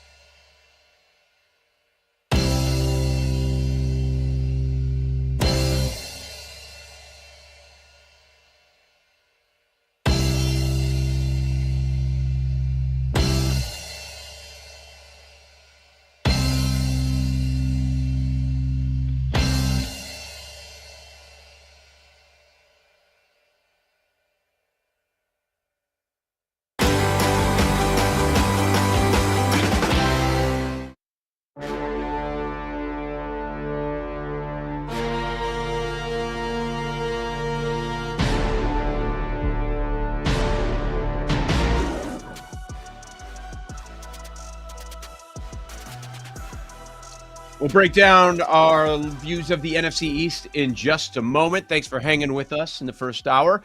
And we just wrapped up our case of the Mondays. Joe O, Sammy P, Bet Sweats, BetMGM Network, BetMGMNetwork.com, the BetMGM Network YouTube and Twitch pages as well. And we got a tweet to the Bet Sweats account, Bet_Sweats, Sam at SB Shoot. I'm at Joe Ostrowski. And this is from Nocturnal Omission. Can't believe the Illinois legislature and Jabba the governor didn't make your case of the Mondays. Checking in on the list. We started talking about the TNT guys, and memories popped up, going over some of those memories. So that's why we didn't get to it, along with a couple of other things apparently, which we'll try to squeeze in over the next couple of hours. But yeah, Illinois did Illinois things. They snuck something in at the last hour, and it has to do with sports betting. For the second time in a year, the state of Illinois has added a sports betting tax increase. So what they will say is, well, we're not doing it to residents. We're not doing it to bettors. We like the bettors. It's good for the state, more money, all that stuff. We're not doing it to you guys. We're doing it to these sports betting companies that have billions and billions of dollars. So don't worry about it. But we know that's not the reality. Here's a tax increase. This calls for operators to pay 25 cents on the first 20 million bets booked. 25 cents, first 20 million bets booked. After that, it's 50 cents per bet. So what that means is obviously a couple of things. That the ones that are getting kind of screwed on this deal, because all these small bets add up, where are the places that get small bets? Where are the places that get most amount of bets? DraftKings and FanDuel. Let's be real about it. So they get the most bets. They get the smallest bets. They have the young crowd. They have the parlay bettors. They have the $3, $4 parlays. And they're going to have to pay pretty soon 50 cents per bet on each of those. So it's going to get to a point like, is it really worth it? That's what they're going to think. And while the legislator will say, hey, it's not against you. It's not against you. They're going to pass the buck. They're going to juice the wagers, Sam. We know this. They've tried it in the past and they reverse course, but I don't know that they're going to stay that way. I'll never forget when sports betting went legal in Illinois. And this is right around the beginning of COVID. It was March 8th or 9th, 2020. And I was back in Chicago. I was about to move to Boston, which then got derailed because of the pandemic. But I went to Rivers Casino. And there were a lot of dignitaries there, and Neil Bloom was there. Remember, his pants fell down as he was giving the speech. So there was a lot of things going on. Yeah. And I Eddie remember Olczyk made the first bet. Yep. Olczyk made the bet. It was Cubs to win the pennant or Cubs to win the World Series. I can't remember which one it was. But I remember they flipped the switch on, and then all the odds went on the board. They had this huge board at the hotel casino in Des Plaines, right? Mm-hmm. And I look up on the board, and it's March. So there's college basketball. There's a ton of games, like conference tournaments or the end of the regular season. In some leagues, maybe Arch Madness was full throttle. You know how it goes in March. There's a lot of things going on.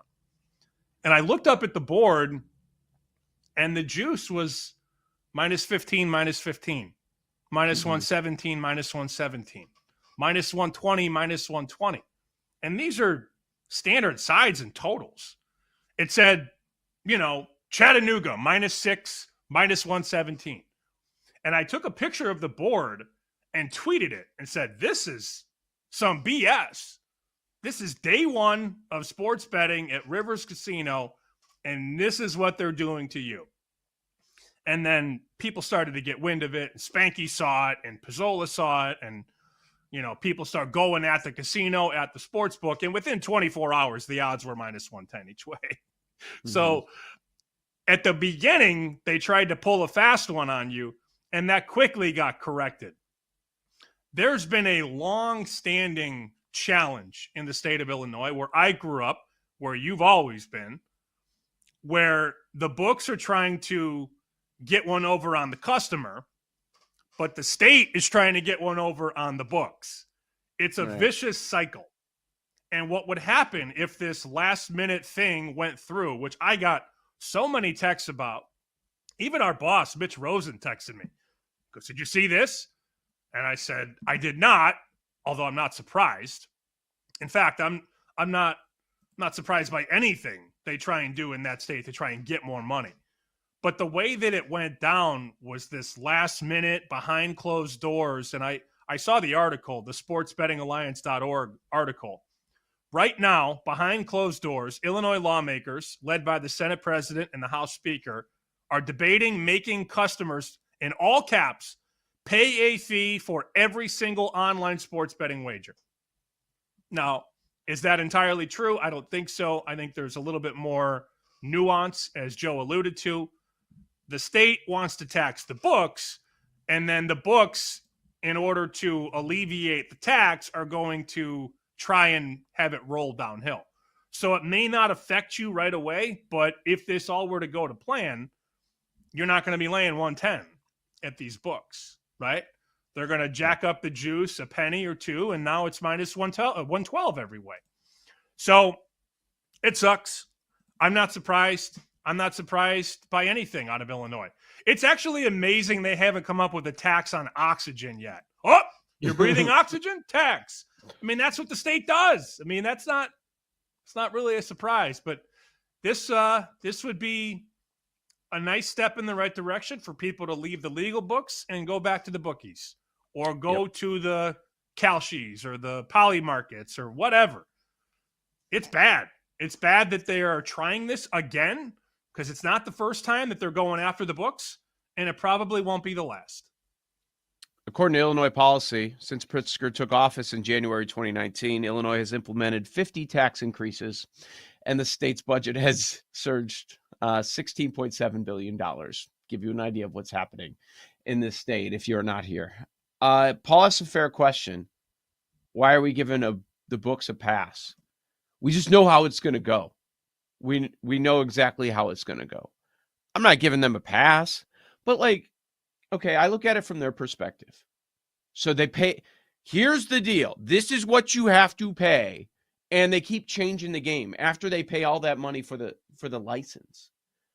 So we just know how it's going to go. We are also probably jumping the gun a little bit because it hasn't happened yet, right? Like, we haven't seen it yet, but we just know the story. We know what's going to happen. They're at least going to try it. And if consumers do not push back immediately and push back hard, then they're going to keep it. So it's going to be up to you guys, if you bet in the state of Illinois legally, to do that and make sure it doesn't happen. Paul, you're muted. I think Paul's trying to talk, but he's muted. Or that was the point I was trying to make, is that as a consumer, you have options, especially in Illinois. And I think that's the point that should be like, look, we know those are the two most popular books, and they're the ones we have talked about on this show. They're the ones showing you the bet slips of the 9-leg parlay that hits, because they're trying to get you to chase the dream. And a lot of the books do it, especially in Illinois. You got 7 options, right? At least. So if someone's jacking it up to minus 112, minus 115, shop around. That's what we say on the show all the time. Like, you're not beholden to that. If those two books try and pass this off to you, you have options. And I think that's just worth emphasizing just as much as what's going on, instead of just being like, well, it's just the way it works. The state does this, and so the books are going to pass it on to you, and that's just the way it goes. I think you got options. Yeah, I would never give anybody my money at minus 112. That's not going to happen. So if these books are going to try that, and it is targeted, Joe's right. I mean, it's specifically targeted at the big two that are the biggest market makers and that have the most customers, because they're the ones that are pumping the most parlays, ironically enough. I see both sides, right? Because the books have already paid the big exorbitant fee off the top, and they're constantly having to meet all these new angles and all these new rules. So, I mean, they've already given the money up front, and they've already dealt with all the drama and all the BS. I don't feel bad for the books. I'm not saying that. No. It's just, but they are changing the game on them. They are. No, the state is definitely trying to squeeze more juice out of the lemon. The juice is all gone. It's already been squeezed, and now you want more. You want more pulp, and there's nothing left. So it's a weird situation, guys. It is. And I feel for the customers because they will wear it if this happens. It's not their fault, but they will have to wear it in some way, shape, or form. And here's the thing. We will leave. We will say, I'm moving my money off of this book if you continue to act in this manner. What we assume is going to happen. We will check out new spots. There are other books that have popped up in Illinois that I don't even have accounts at yet. I just don't think of it. I'm like, oh, I didn't even know this book or that book existed here. Oh, that's a new one. So I think that's a good sign that there are still books buying licenses, at least in this state, and I'm sure it's happening in other states. And if you don't live in Illinois, this could have something to do with you too, because it's going to be coming to your state soon. When these governments realize, hey, there's more money there. This state got away with it. That state got away with it. Yeah. Oh, free money. Let's go. Let's do that. We could use an extra million or whatever it ends up being. But the reality is that most people don't shop. Most people just will fire up the app 5 minutes before the game starts of whatever they want to wager or whatever parlay they want to throw together. And whichever account they have the money in is where they're going to bet. And they're not going to price shop and check the odds and see where the best price in is a market, because this is out of convenience. We can scream it, but the people we deal with, they will shop and we all talk about it. But your average bettors, the people, maybe I hang out with, they're like, what you got on this game? I got to get this bet in. What's your bet? Well, all my money's in this one app. Like, I don't care that I could save 5 cents somewhere else. Like, it doesn't really matter to me. I'm making this bet right now. It's out of convenience. That's just the reality of the world. So unfortunately, if they go down that road, they're probably going to get away with it.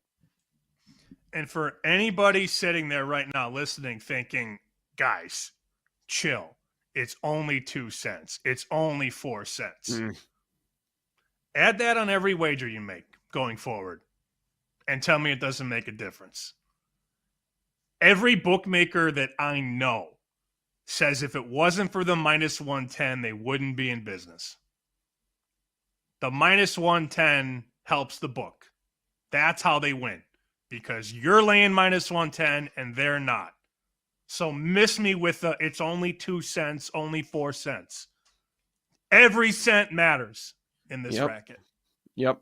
That's part of the reason I don't do a lot of live wagering, because you see minus 115 on both sides usually, right? Like that's normal. For some reason in live wagering, that's accepted.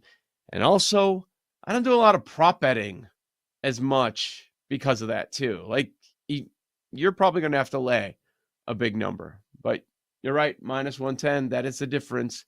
And we know books also come NFL time. They do minus 105 on each side. And what do? They get a lot more money. There's a reason they advertise that. They get some big bets at minus 105. There is a difference to people that do this for a living. So, I mean, there are a lot of layers to it, but if it's going to happen in one of the bigger states that has one of the highest handles in the country, it's going to happen elsewhere.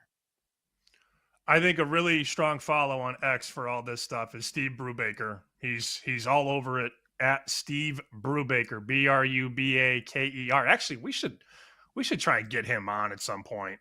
Yep, he knows this stuff and follows it so well. It's going to affect the business in more ways than one. And I think having a guy like that who's been studying not only the sports betting industry, but knows the lawmaking side of it, somebody like so valuable to talk to because he knows both sides of the fence. Yeah, he's great. Chris L. Trudeau, I've talked to in the past about this. He covers a lot of different states for a few different publications. So there are some people, if you're looking for information on this, it's certainly readily available, people that know even more than us about all this. So we are going to shuffle things around a little bit. We will get to the NFC East coming back. I mean, that was more than like a 3 or 4 minute conversation, because it can impact each and every one of you. We want to make sure that you understand like what's to come and what to look for, and that you do have options down the road. But up next, we'll check in with our buddy Alex Smith to preview this Stanley Cup final that we have. Joe O, Sammy P, you've got Bet Sweats on the BetMGM Network.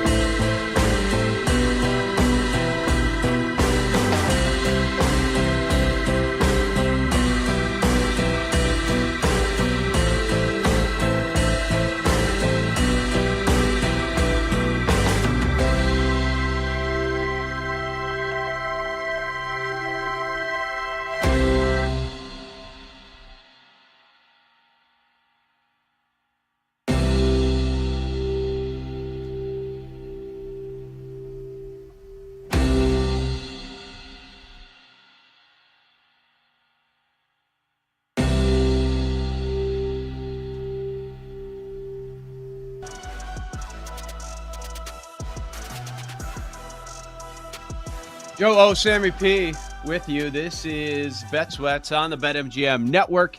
And we now bring in Alex B. Smith, AX Smith, sports co-host of the Ice Guys, joining us here on the BetMGM network now that we have the Stanley Cup final all set, and we can discuss that. How you feeling, Alex? Good. Rested and ready for the last round of what's been a very exciting postseason. It's been the weirdest way to get back to a Stanley Cup final rematch, something you don't always see too often. But like I said, should be interesting in the next 4 to 7 games that we see with Edmonton and Florida. What's your initial thought on the price? Opened up about a pick 'em, and now we're seeing the Edmonton money. Pinnacle's at $1.27, Chris at $1.28. Other books at $1.30 in Vegas. So we've seen some support for the oil. I'm not really surprised. But to see Edmonton a very slight favorite, is that right at this point? Well, I was expecting that based on 2 factors, right? Everybody remembers what they saw last, and you saw Edmonton, close out their series against Dallas. And now you've seen this rematch. Everybody remembers, Edmonton going down 3-0 and then coming back to force Game 7 and still being a close Game 7. So a lot of people just kind of naturally say, hey, they're meeting up again. It's hard to beat a good of a team twice in a row. They're just going to naturally back Edmonton.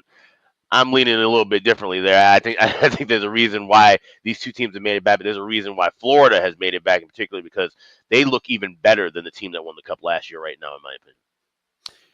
With something that's lined so close, and this has been a common theme throughout the entire playoff, just it's up for grabs. We don't know what's going to happen. And then the betting market at open, once we get the matchup, they're also still saying this matchup is up for grabs as well. Is it something where if a team takes a 1-0 lead or any kind of a lead, you just jump on the dog? And maybe it's something that ends up going back and forth. Like, how do you read this? Is this going to be a long series, which if that's the case, maybe you would suggest just take the plus money dog?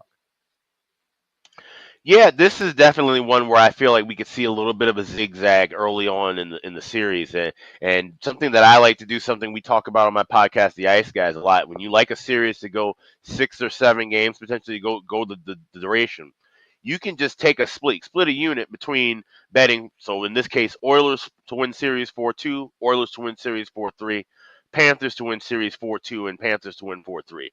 You're looking at plus prices that are usually somewhere between $350 on the favorite at 4-2 all the way to plus 500 or 600 for the dog to win the series in 7. So you protect yourself, and you're locking in some kind of profit by splitting a unit those 4 ways. So that's an approach you can take with this series. I do have an exact order series in the play in this round. Something I did hit with Winnipeg and Dallas in the second round. So I do have a bit of a pattern that I'm looking for within this series to finish.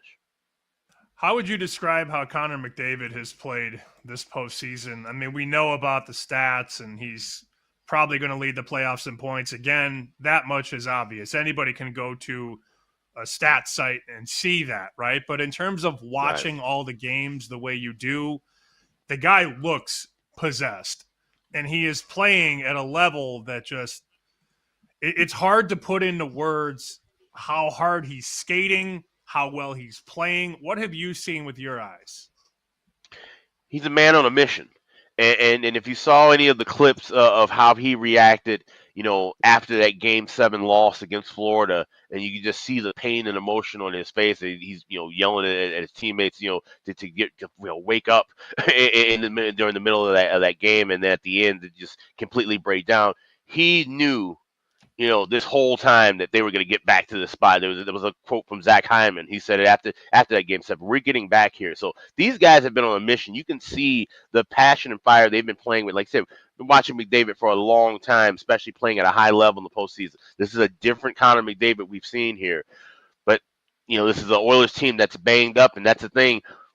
97 can't do it alone. We've known that for years now. He needs Leon Draisaitl. He needs Zach Hyman, who's now out for the series. There's other guys, Connor Brown, who's been banged up, who may not be ready for the start of the series. That supporting cast is huge for Edmonton. If you don't have that, especially with how deep Florida is, you could be in a bit of a trouble, because he has been carrying this team on his back literally the whole year. with Alex Smith, co-host of the Ice Guys. This is Bet Sweats on the BetMGM Network. Joe Ostrowski, Sam Panayotovich. Speaking of Connor McDavid, let's break down the Conn Smythe. BetMGM has him as the favorite. He's the favorite everywhere, as he should be. Even money going into the Stanley Cup final. Bobrovsky's the second favorite at plus 250. Barkov, there's your Florida rep, the third favorite at plus 500. How are we betting this? So if the Oilers win the betting market, and the assumption is that Connor McDavid, an all-timer, is going to win this award, is that a guarantee that if Oilers win, it's going to McDavid? You get a little bit of a better price on McDavid as opposed to taking the Oilers at this moment. And what about the Florida side? How long is this list? There are certainly some value plays there. Or is it like, look, yeah, McDavid looks like a man on a mission again, that even if Florida wins it, that McDavid could still get the Conn Smythe again? That part would be a bit of a stretch, because if you just look at history, the last time we had a back-to-back Conn Smythe winner with Mario Lemieux in 91-92 years with the Pittsburgh Penguins. Pittsburgh won the cup both of those times as well. So I think it would be very hard to see history repeat itself in Florida winning and McDavid winning the Conn Smythe again. That would be a once in a million shot there. If I'm looking at Florida to win the cup, which I personally am, I would be taking a shot with Sergei Bobrovsky. Now, of course, you could have grabbed better odds throughout the series, but still, plus 250, I would say that he's worth a bite. He's been fantastic. He's a guy who has been the lifeblood of this team throughout the last 2.5 years that they've made this run. Think about 3 years ago when this team had to make the run to even get into the playoffs. They were the de facto 8 seed. It was Alex Lyon, a journeyman backup, that was the guy getting the wins to get Florida in the spot. Bobrovsky, we were questioning, wow, is it $10 million a year a little bit too high? Has he delivered, A-level performances? He's done that now in the last couple of years. So I think he could be rewarded if Florida gets a win. So not the biggest dog price, but plus 250 if it hits, it's still a nice price. And I do like Sergei Bobrovsky to have a great series. I'm looking at the tax here on Draisaitl McDavid, and it's justified. MGM has a market on a player to record a hat trick in the series, and you got some big numbers on the Florida side. So Draisaitl is plus 8.25, which feels like it's way too low. Then McDavid is 11-1. Then there's the wave of Panthers. Tkachuk 20, Reinert 20, Barkov 25, Bennett 25, Verhaeghe 30. Which one of those Panthers should I bet? I'm going to bet one of them. I'm just trying to figure out which one. I would look at Carter Verhaeghe, because he's a guy who can. We talk about goal scorers, and you get the guy like Connor McDavid. You can tell when he's flowing and feeling the game. And you can say, okay, he's going to have a night where he's going to get a couple of goals. Carter Verhaeghe is one of those guys who just sneakily finds his way into getting 2-3 points on the score sheet, and you can usually find good value, especially if you're looking to try and grab somebody game to game to score 2 goals or get 2 points in a game, kind of hit that plus 300, plus 500 window of range. I would definitely be looking at Carter Verhaeghe in a prop like that. Okay, so we know you're looking to Florida side. Like, if you were to finalize your bets going in before this thing gets started, where are you going to go? So, yeah, I grabbed Florida. I got plus 4, correct series. So, Florida win 4 games to 2. I got that plus 475. I grabbed a plus 375 on Florida to win game 1 and the series at BetMGM. That price went away. I think it's now around like 200, 220. But that was something I grabbed as soon as that market opened.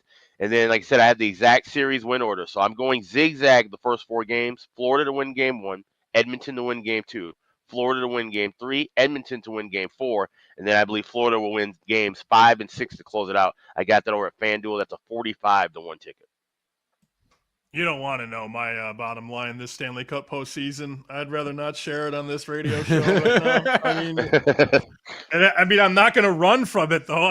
I'm taking full accountability here. To have the Avs, and then they lose to the Stars, and then I jump in on the Stars thing against McDavid, of all people. It's like I did it to myself, and I just don't. Yeah. I don't feel like I'm seeing the ball right now. So I have no desire to jump in with a bet of my own, and I honestly don't even want to jump in on your bet, because then that would lose too. So I am not. I am not going to bet. I get it.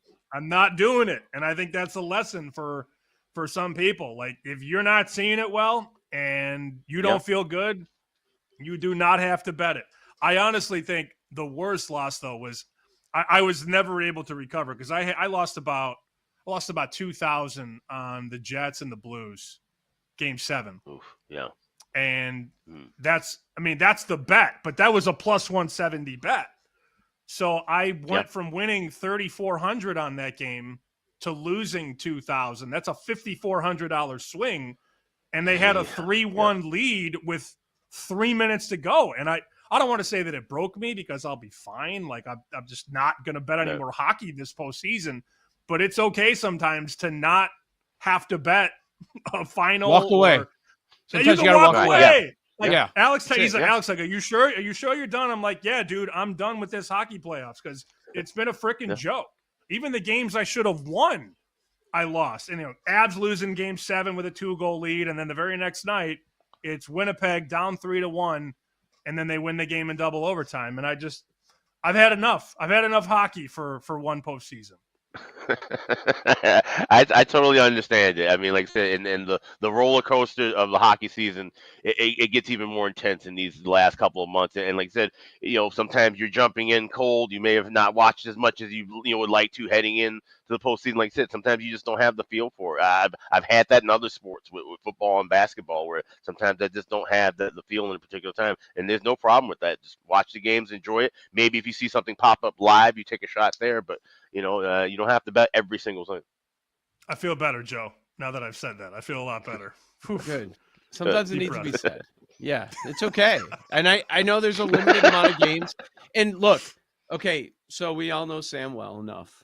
So Game 1 is Wednesday. He may say he's done with the hockey. After he starts watching the hockey, will he be done? Does that mean he's officially done? Like, you're not doing anything Game 4, Game 5. Like, you might see an angle. You might like something. He's like scratching something. I'll be anticipating a text of Carter Verhaeghe anytime goal at some point during the series. I feel like that'll happen. I have this very, very bad feeling about me now wanting to jump on McDavid because you never want to be on the wrong side and then flip. Yeah. So I've done it now with Colorado. Then I morphed into a Stars guy. And now I morph into an Oilers guy and the Panthers win. So I'm done. I'm done. I will not be giving out a single hockey bet the entire series on the show. Will I bet it on my own? Probably. But I'm not advocating that you should listen to me handicap hockey right now. Oh, man. So is that what you're thinking? That now you're going to flip the other way because the anti-McDavid thing hasn't worked? I am in a hockey pretzel right now, and you're trying to enable me, and I don't like Sounds like it. I'm trying to figure out what the hell you're saying. It's really I don't know. Don't listen to me in hockey is what I'm telling everybody. Okay. That's certainly fair. So you mentioned, Alex, a couple bets that you have at legal shops. You live in the state of Illinois as well. What do you – I was going to ask you this because of, like, people were pissed about the Illinois tax that's coming, which probably means there's going to be more juice to some of these legal books and all that. I was going to ask you if you bet at these legal books or you go elsewhere. I assumed you went elsewhere, but I'm guessing the real answer is you have as many outs as you could possibly find. Like, you don't shut down anything, right? Yeah, I got a blend of people, places, and things, but obviously that is still problematic. Like you said, every cent counts in this racket, and to see books dealing just doesn't even look right when you see $13 lines. Like what are we doing here? Like you said, we got to make this fair and balanced for everybody. We're already up against it as bettors going with the $1.10. So to see Illinois make that move, it's disappointing. Illinois makes a lot of disappointing moves, though. That's just what the state does, unfortunately. It's a place I love. But, like I said, don't want to see this happen in other places as well and become a trend. We need to keep our prices and, like I said, be able to shop around and find that variance as well. Yep. We have less than a minute. Let the people know about the Ice Guys schedule. Stanley Cup Final is almost here. What are you guys going to be doing over at the Ice Guys?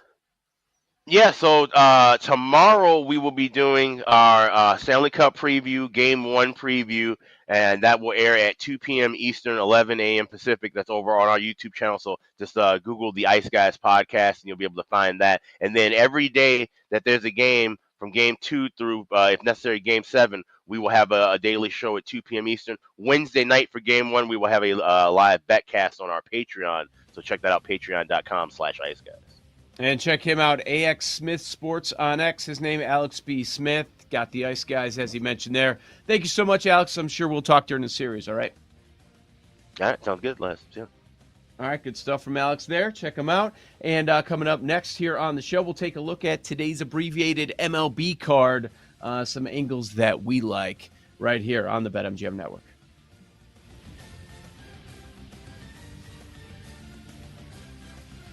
You're listening to Bet Sweats with Joe O and Sammy P on the BetMGM Network.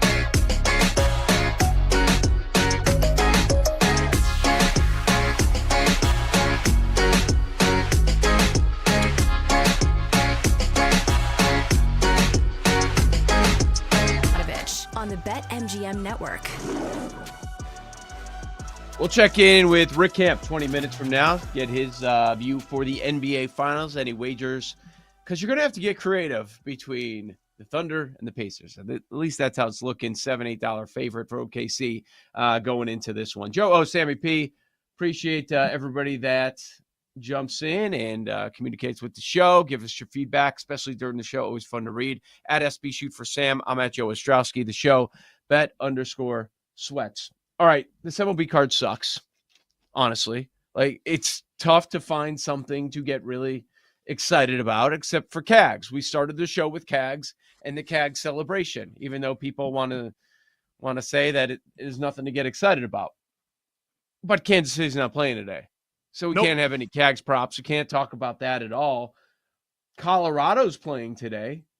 Ooh. We could talk about Colorado, that in the last 30 days, the Rockies have 3 wins. In the last 30 days, Scotty Scheffler has 3 wins. He's won 3 tournaments in the same amount of time as the Rockies winning 3 games. They are now 9-50. And I know, Sam, you're very excited because you look at this point last year, and the White Sox had 15 wins. The Rockies have 9. I was tagged in that many times last night. It was shared and shared and shared. And I love doing these.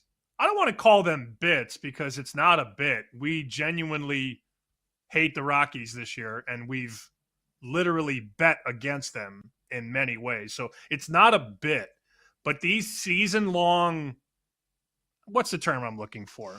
It's not a bit, but it's a talking point. It's a discussion. Anytime something happens negatively against the Rockies, we get tagged in it. And it's so much fun. How about this one? Since September 22, 2024, this is from Andrew Mason at Mace Denver. September 22, 2024, the Broncos and Rockies both have 10 wins. Whoa. Come on. Yeah, I know. It's a date thing. Yes, get it. They didn't play, but would it have mattered much? Even if they were playing every day? Maybe not. It's still funny. It's Hold on. laughable. I got one more Rocky stat, and then we can move on.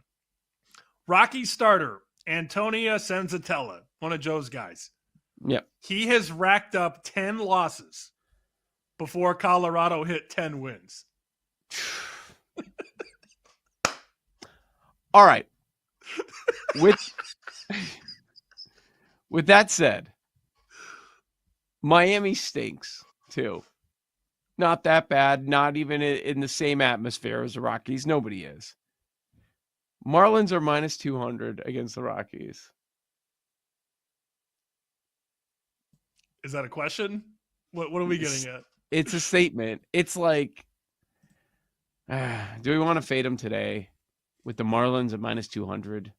That's the question. Is that are we putting Miami with anything, or do you just like take a series off? Because this is we've gone so far that it's Miami minus 200 against another team. Come on. I'm definitely not laying minus 190, minus 200 straight on Miami. That will not happen. But I'm not necessarily looking to bet the Rockies either. We can just stay away. It's fine. I know for a fact, I didn't look at the time, but I will definitely be looking to bet. Minus 250. Woof.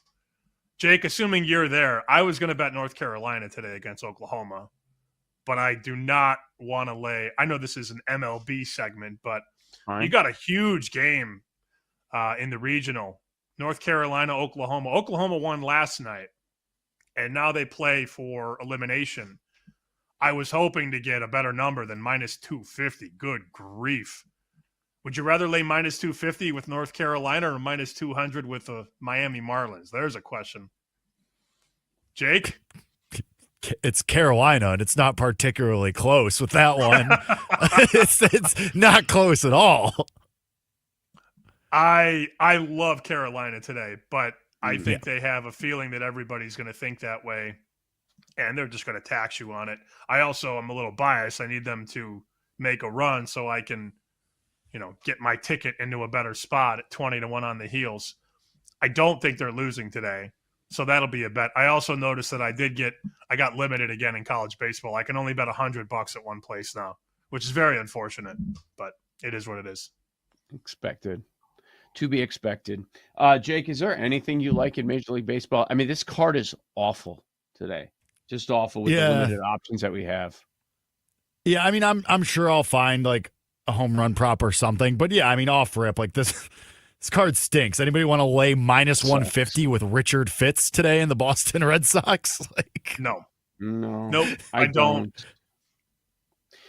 Am I an idiot if I bet the Padres plus 150 against Logan Webb? No. I mean, you're not an idiot. I mean, like that was the only other side that I looked at, too, that I had a little bit of interest in, too, with the Padres. Like, I'm not taking Luis Severino at home. I'll tell you that right now. Like, I'm not taking Paul Blackburn against the Dodgers. Like, it's just like a lot of these games just kind of stick. Guys, it's all about tomorrow. We just got to get to tomorrow when our baby boy makes his debut. That's all. We're there. How bad are those prices going to be? He's going to be to Homer. He's going to be around Castellanos after a tragedy. Like that'll be his home run. It'll be like plus 300, plus 3.25. I'm still betting it, and I will pummel that thing tomorrow in a couple different ways. The only bet I circled was 964, the Athletics without a home. Severino's getting $1.40 against Ryan, the righty from Minnesota. That's a late game in Sacramento. Our bandbox, our boys. I like the A's. I'll probably wind up on them at a plus price. Joe, they came in and shoved the Dodgers. They opened $1.50. Jake mentioned Blackburn. Wise guys have no issue laying $1.50, $1.60 against Blackburn because that number I see as high as minus 170 offshore right now. So there will be some buyback on the Mets at a number because it's the Mets and they can hit. But to go from minus 150 to minus 170 against a team like the Mets, that's a pretty powerful move.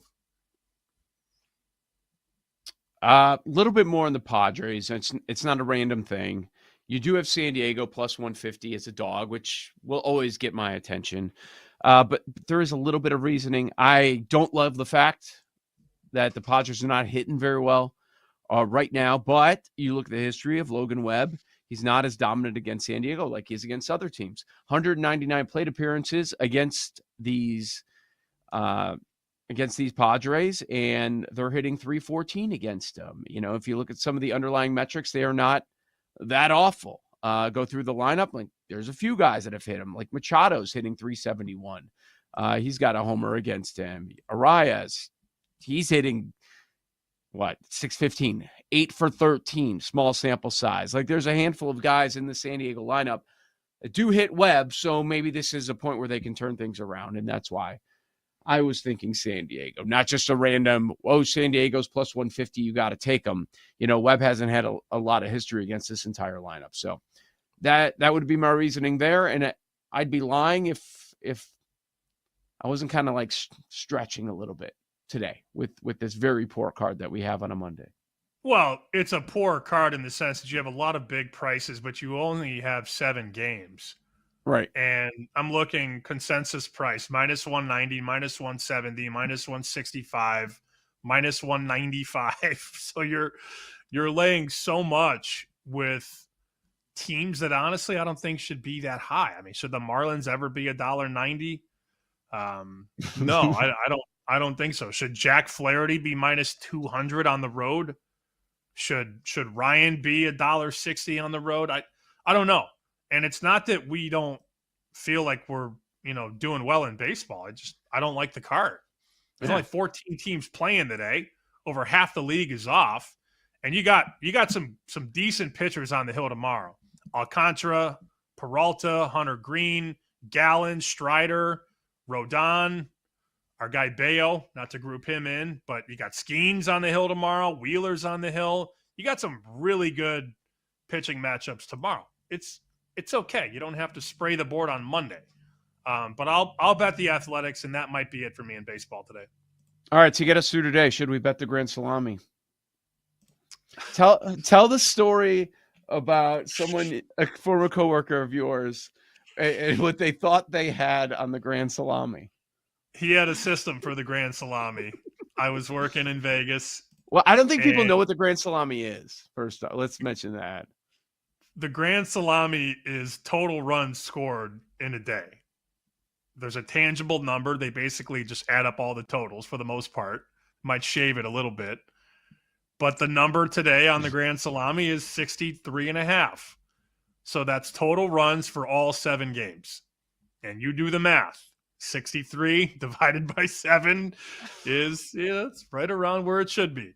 But there was this kid at VEASAN back in the day. He was a 23, 24. He used to do like our graphics and stuff like that. And he came up to me one day and he goes, I figured out the Grand Salami. I'm like, what? I said, what do you mean you figured out the Grand Salami? Well, when there's an odd number of games, they don't factor in. He had this whole thing, and he had won 4 Grand Salamis in a row. Okay. I don't even remember the exact science, and I'm using air quotes around science. He won 4 in a row, and he had figured out the Grand Salami because that's all it takes. 4 games, and you nailed it. You figured it out. Beat the market. He proceeded to lose 9 of the next 10 Grand Salami. So, and he had won 4 in a row, and then he started to raise the units. So he went full press on the Grand Salami after going 4-0, and then went 1-9. So didn't quite figure it out all the way around, but he had a system for the Grand Salami. System, that's an alarm bell right there. Anytime you hear system, a story as old as time. Oh, let's go 2x, let's go 3x. Boom! That's when they get you. It's the old setup. Perfect. All right, let's talk some NBA. We'll get back to that next. NBA final set. It starts on Thursday. We'll preview it with our buddy Rick Camp. Bet Sweats on the BetMGM Network.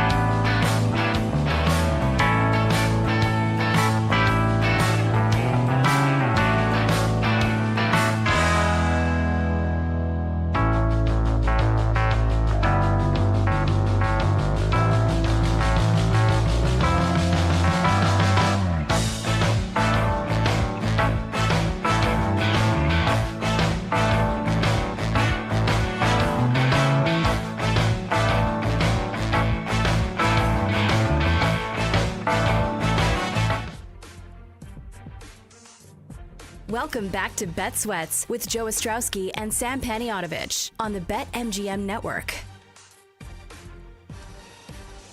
NBA final set. You wait until Thursday for game number 1. Then it gets rolling. Don't know that it's going to be a ton of games, though. That's the expectation. Not a lot of excitement. We were more excited to talk about, not excited, but just we got more out of talking about the end of the TNT era, unfortunately, with Inside the NBA than what occurred with the setup of this NBA Finals. Joe Ostrowski, Sam Paniotovich, with you. We are here on Bet Sweats, BetMGM Network, weekdays, 9 a.m. to noon Eastern time, and we bring in our buddy Rick Camp at Rick C. Camp over on X. He's got the I'm Fat podcast, and he gives you all sorts of betting angles. Anytime we're starting a new NBA series, new round, he makes sure to make time for us and jump on the show. How you feeling, Campy? I'm feeling great. Two teams that I enjoy watching in the finals, two teams that I have a wonderful exact on for the finals. So, I'm excited for this. Remind us again of the price. You've got Oklahoma City to beat Indiana at what? 60. Good God. Yeah. When did you get that? Middle of the Milwaukee series. I believe it was between games 2 and 3. That wasn't even before the year. No, that was in the playoffs, just understanding like what Milwaukee was at that time, but just seeing how Indiana plays and just in terms of style of play, like I've been higher on them, I feel like, than a lot of people for a good portion of the season, and just their style translates to what the playoffs require now. So the fact that obviously plenty had to go right for them to get there, there's no question about that. But when they were given the opportunity, they took advantage. And like, they're not the sexiest team in terms of names, but like in terms of everybody's roles fit together and the roster makes a ton of sense, they're a few better in the entire league. We have done pretty well in the NBA postseason. It's the opposite of me in the Stanley Cup playoffs, which we don't have to address again. But Joe and I both had the Pacers to beat the Knicks at plus 140. And we were alluding to be careful with Minnesota. This could be a very short series. And it was. And it, aside from that one game where Minnesota came out and blew them out, that was game 3, I think, right? They took that third game and they were up 40 or whatever. But the Thunder were in total control for 4 of the 5. We've done pretty well in basketball, and it's not exactly a hot take to say the Thunder are going to win the series because they're one of the most expensive favorites of all time. But when we throw the number at you for game 1, and it's OKC almost double digits, right? 9.5. What does that get from you? Like what impression or what prognostication do you get with 9.5 on the point spread? My initial thought was that's a lot of points. But then I kind of like took a step back and I'm like, you know what? Oklahoma City is just that good. And I think even they just take a minute to get used to playing, especially now that you're in a situation where you only play each other twice a year. Chet Holmgren didn't play in either of those matchups. Like, it's, even though they stylistically like to play similar, I think just the physicality and intensity of Oklahoma City is going to be tough for Indiana, and it's probably just there's going to be an acclimation period. So I tend to I'm just going to stay away from it in game 1, just because I could see this absolutely being a fourth quarter avalanche, or as it's kind of been more likely in the playoffs, a third quarter avalanche. And Oklahoma City is just able to wear down Indiana, ironically, the way Indiana likes to wear down their opponents. And just, if it's the bench units especially, like I think that's where Oklahoma City is going to have a big advantage. So if you're ever looking for live betting opportunities, maybe when more of those second unit players are in, it's a time to attack Oklahoma City, whether it's a bigger spread or it's Indiana's actually coming out well. But in terms of the game 1 overall spread, I'm going to leave it alone just because if you told me this was a 15-point game, 20-point game, I would not be totally shocked. But obviously, if Halliburton is able to be the better version of him, then they have an opportunity to stay within the number. But I think that Oklahoma City could still win even if you have a very good Halliburton game. Campy, if you get the best from Indiana, and we know how NBA series go, we've been around this forever. Even though you got a great Indiana series last time around against the New York Knicks, like you weren't going to get it every game, and that's okay. You didn't get it in Game 5, but you got it in Game 6. If you get a good, very good version of Indiana, what's the most amount of games they can win? I think there is a world where they win the series, but it's just the narrowest of margins. Like it is, Oklahoma City has to shoot like absolute trash from 3. Miles Turner has to be elite at protecting the rim. And the thing is, at this point, I feel like his defensive reputation is better than his actual defense, because the thing is, and the thing for him is he has to stay out of foul trouble, just because this is something that happened very early in the year. Within the same month, Indiana's second and third string centers both tore their Achilles. So they've been trying to roll out Tony Bradley or Thomas Bryant, and those guys are not going to be able to hang in this series. Then you're looking at Obi Toppin at center, and that's not good because he's not a good defensive player. And Jarris Walker's out for a couple games. So, it's such a narrow margin for Indiana to be able to win this, but they can win it. So it would just be Oklahoma City turns the ball over, they miss their threes, and Miles Turner is playing a lot of minutes and he's elite at the rim. That would have to be how it happens. Aaron Nesmith has to be able to play good minutes and hit his shots. That's the thing. It's like it feels lazy at this point to just say 3-point variance is going to be part of it, but it's going to be part of it if Indiana's going to have a prayer of winning the series overall. But unless you get that real version, I think 6 games is probably the longest within reason that they can make it go. We can play the if game all we want. Let me just ask somebody holding a 60-1 ticket: are you betting Indiana 5.25 to hedge? No. Okay, that's what I figured. That's what I figured. Yeah, I am just going to let it ride. I fully recognize it in the past. I've fallen victim to being too quick to hedge. So now that I have that number with as big of a favorite in the market as they are, I'm just going to let it roll. All right, Rick Camp with us, Bet Sweats, BetMGM Network. Make sure you follow Campy on X, Rick C. Camp, NBA Betting on Fat Stacks, and on Fat Podcast as well. All right, series props. I think a lot of people are like, what do I do here? Like, I can't bet it with OKC minus 700, minus 800. Maybe you do a series handicap, something like that. Like, okay, minus a game and a half, minus 2.5, whatever you end up thinking. But let's talk some other ways to bet this. You always have series props where maybe a leader in a specific stat category, anything like that going in. Yeah, I haven't bet anything yet, but I was looking over those markets even more this morning. And there's a couple that stand out that I'll probably end up putting something on. I just haven't actually pulled the trigger yet. I think the 3-point market is fascinating because neither of these teams take a ton. Like the person that takes the most is Halliburton. In the playoffs, he's taken 7.1 per game. After him, it's like Aaron Nesmith and J-Dub, both around 5.5 per game. So I think that's a market that could be pretty volatile. And even if you want to let game 1 go and kind of see how the teams play, like those markets stay up for the first few games.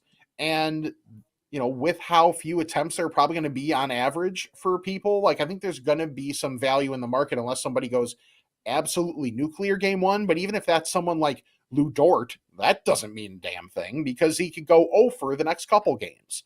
So the variability with these 3-point shooters, I think, makes it interesting.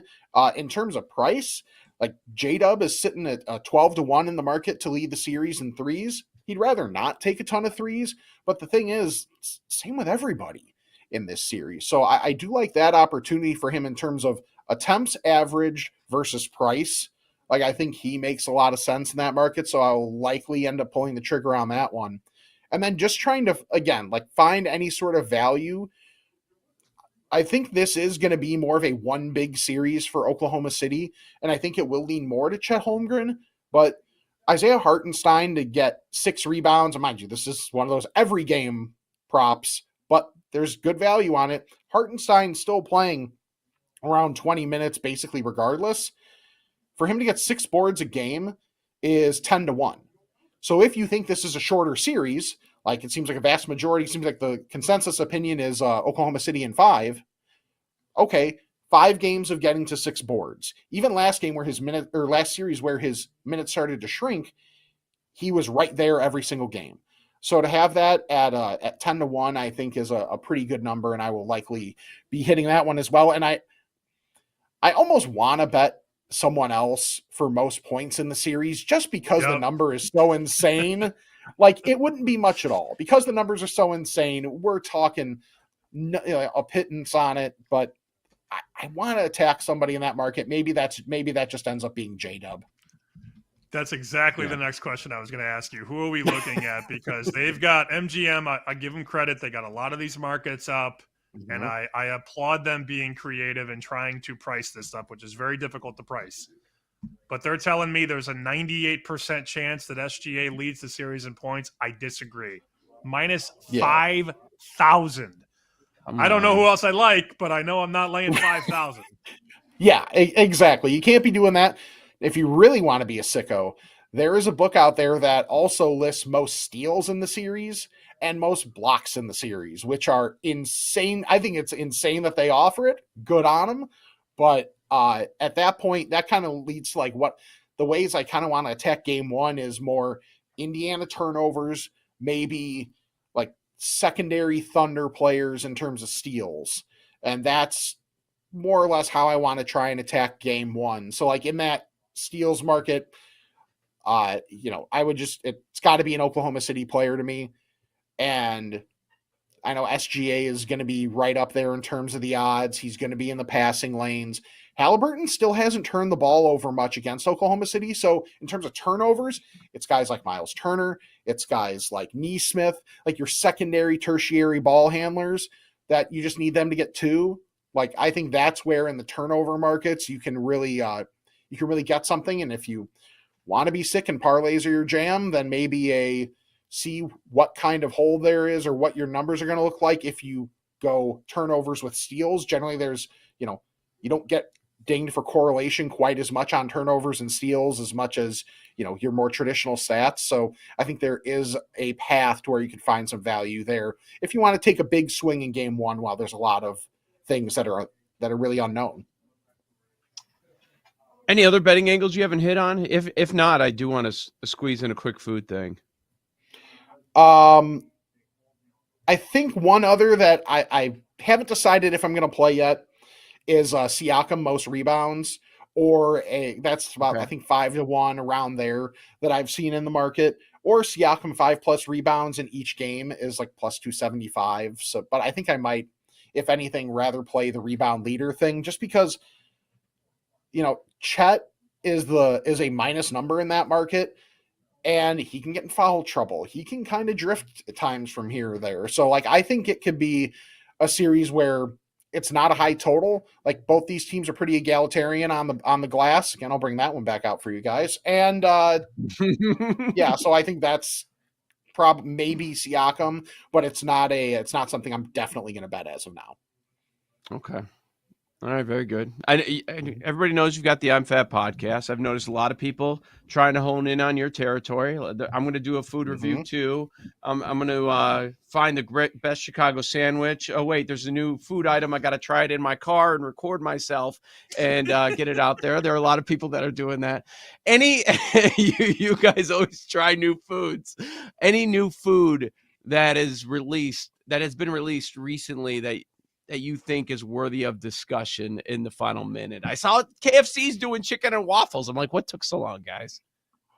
Yeah, for one thing, just chicken and waffles in general taking this long to hit fast food. It's not like waffles take that long to make. It's not like they're going to be good waffles anyway. It's just like, again, for KFC, it's like, can we just get something that takes the focus off of the fact that our chicken is not in the same class as Popeyes? Like, that's pretty much all they're trying to do. The thing that I've been interested in is, and Jay and I always rail on Taco Bell because they'll bring something back or have something good and then take it away immediately, is they're going to be doing like different versions of the caramel apple empanada or just like different versions of their empanadas. The fact that the caramel one is going to be, the caramel apple empanada will be back again is wonderful. It's probably the best item they've ever had. And the fact that it was gone for as long as it was and was just brought back for maybe a month, if that, is absolutely ridiculous. So we need it back on a more permanent basis. Next time we have you on, we should just do barbecue stuff. Okay. Like, cooking on the grill, stuff like that. Good stuff, Campy. Appreciate your time as always. Always good to talk to you guys. All right, we will break down the NFC East next, and there's a Madden cover guy.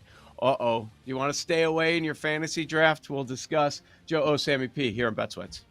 You're listening to Bet Sweats with Joe O and Sammy P on the BetMGM Network.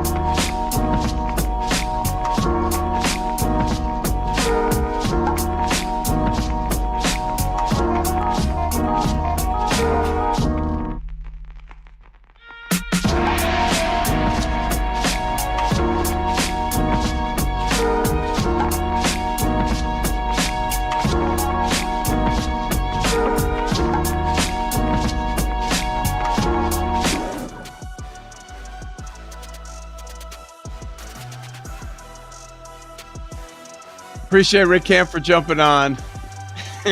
We got a lot to get to coming up.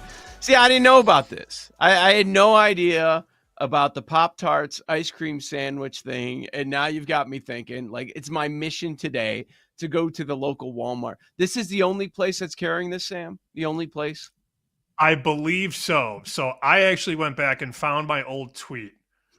It's a quote tweet. I thought I posted a picture of the actual sandwiches, but I just quote tweeted it. So IGN shared this on May 8th.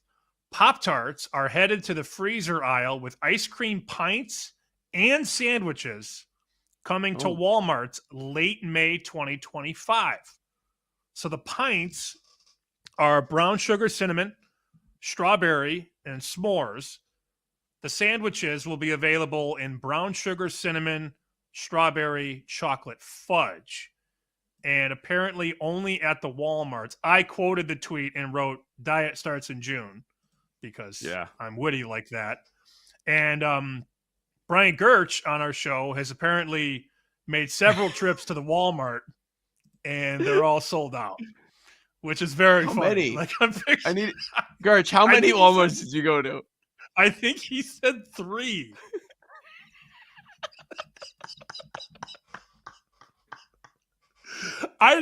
He said, "LOL, just 2." Okay, sorry. Just 2. Oh, okay. I want this though. I love Pop-Tarts. I love close ice to me. cream. I mean, we all would Yeah. eat that. I don't. Which one you getting? I don't I'm know. chocolate fudge. Where you going? Yeah, you are. I'd probably get the brown. Yes.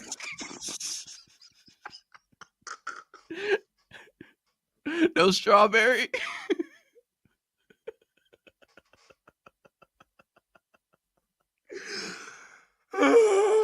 I'm chocolate fudge will be on my tombstone when I die. That's classic. I'd probably go brown sugar cinnamon. All right, but not the pints, right? You're going for the sandwich over the pint. I want the sandwich. Yes. Yeah. Yes, I'd get the sandwich. So supposedly they are at Walmart. I can only imagine somebody walking into Walmart like, "I'm here for the Pop-Tarts ice cream." You run into some whack jobs at Walmart. That's the other thing. And then you got to look for someone with the bright blue vest. Like, "Hey, can you look him back? You got a Pop-Tart ice cream sandwich for me?" I haven't laughed as hard as I did during the break, and then I thought I was over my giggle spree, and then you came out and said, "I'm chocolate fudge." Oh, I don't know why that's so funny. I'm just a 12-year-old boy sometimes. It's a problem. Did you see Campy when he started talking about the caramel apple empanadas? Yeah. He said it's the best item they've ever had. No, it's not. No, it's not. It's not even close. I know. I can't. I'm like, I looked I'm up ready to and I pass saw you out. with this massive grin when he started going on and on about the empanadas. All right. Man, we really don't want to talk about the NFC East, huh? We've punted this can way down the road. Saquon's the Madden cover guy for 26. Madden 26. That's never good. Is the curse, is that still a thing? Has it gone down lately? We remember years ago, like, people thought, "Oh my God, look at these guys. They get season-ending injuries immediately." Whether or not it's still a thing, now you get Saquon. Saquon's not going to be your guy. You were big on the offensive player of the year.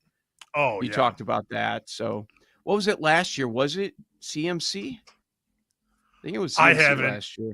Look, I'm not trying to sound cool here, but I haven't played Madden in a long time. So I couldn't even tell you. I mean, as a kid, I played it all the time. I played it through college, and I actually don't own a video game system right now. So I couldn't tell you.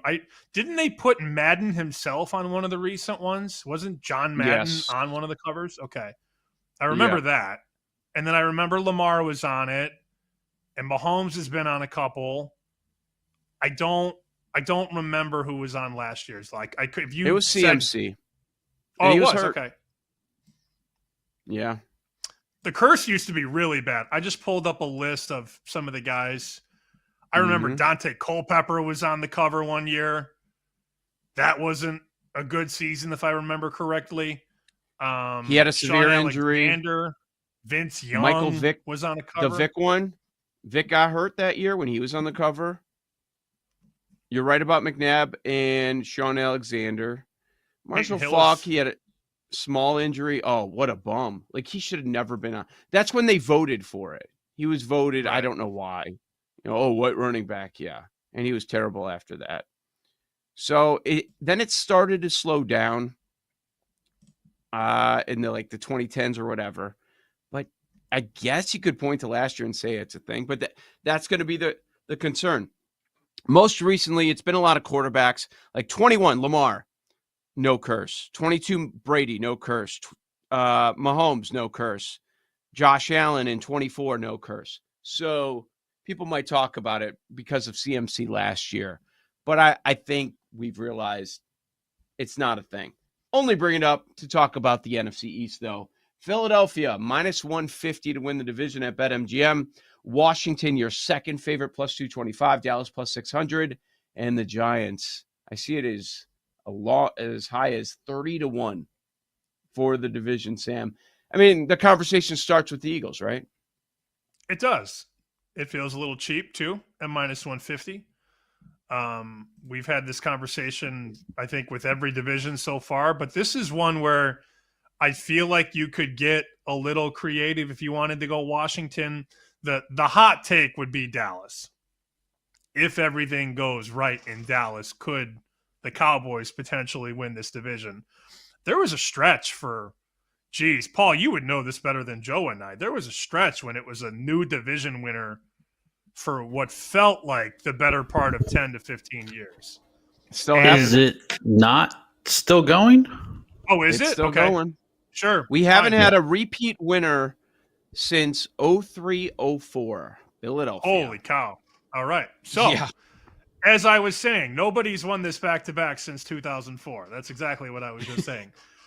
I don't feel the need to jump in and bet the Eagles at minus 150. I don't. And you're talking to somebody who may have made more money on the Eagles last year than anybody I know. I'm not interested in the minus 150. I'm not. I don't know that I'll bet this division, Paul. How do you feel as an Eagles guy? Saquon on the cover. NFC East every other year, something changes. Mm-hmm. We know we're not doing the year two in the Commanders thing. The Giants, I guess, are fielding a team this year. Kind of points to something we've been talking about. Cowboys. Yeah. Now, that is very hard for me to say. Like, I'm not saying – I don't know about NFC East, but if we're talking about getting healthy, getting hot late in the season, I mean, everything we kind of talked about this offseason, and again, I'm not playing too much into the Madden curse, but teams after a Super Bowl, it's not the Super Bowl loser hangover, but, Saquon gets hurt, they struggle. I mean, granted, 2-2, some people thought they were dead last year. Like, it's get knocked around a little bit. I see the path for – I just think, like, we've talked about the Cowboys at 60-1 or an NFC longer shot. That's kind of what I'm pointing to. This conversation kind of makes me think to that. It's not like I'm running to the window to bet it, but that's kind of where it's taking me. It's just so crazy to me. Yeah. Sorry, Joe. It's just crazy that we had people betting against the Eagles all throughout the playoffs. Yeah. And then they get to the Super Bowl, and it's, cute story. And they beat the absolute you-know-what out of Kansas City. And now it's, they're favored to win next year. And I'm just not there. And Barkley was 25-1 to win offensive player, and now he's 6-1. And we have just completely overreacted to, granted, a dominant postseason run. And the closest game of all in that postseason was against the Ramley. I mean, they pounded Washington and absolutely shoved Kansas City. And now they're the team to beat, which I guess if you're the champ, you're the team to beat. But power rating wise, I have them on line 3. I don't have them number 1. Not I shouldn't say not close, but I think a lot of people are putting a little too much stock into that postseason run where everything went right. Everybody was pretty healthy, Paul, if I remember correctly. They didn't have really any issues of substance on that side, which is almost impossible to repeat. And is Jalen Hurts, is he an all-pro quarterback? Is he somebody that can take that next step? I don't know. That's a long way around of me saying I'm not betting the Eagles to win the division. And let's also add everything they lost. They lost their offensive coordinator, Kellen Moore.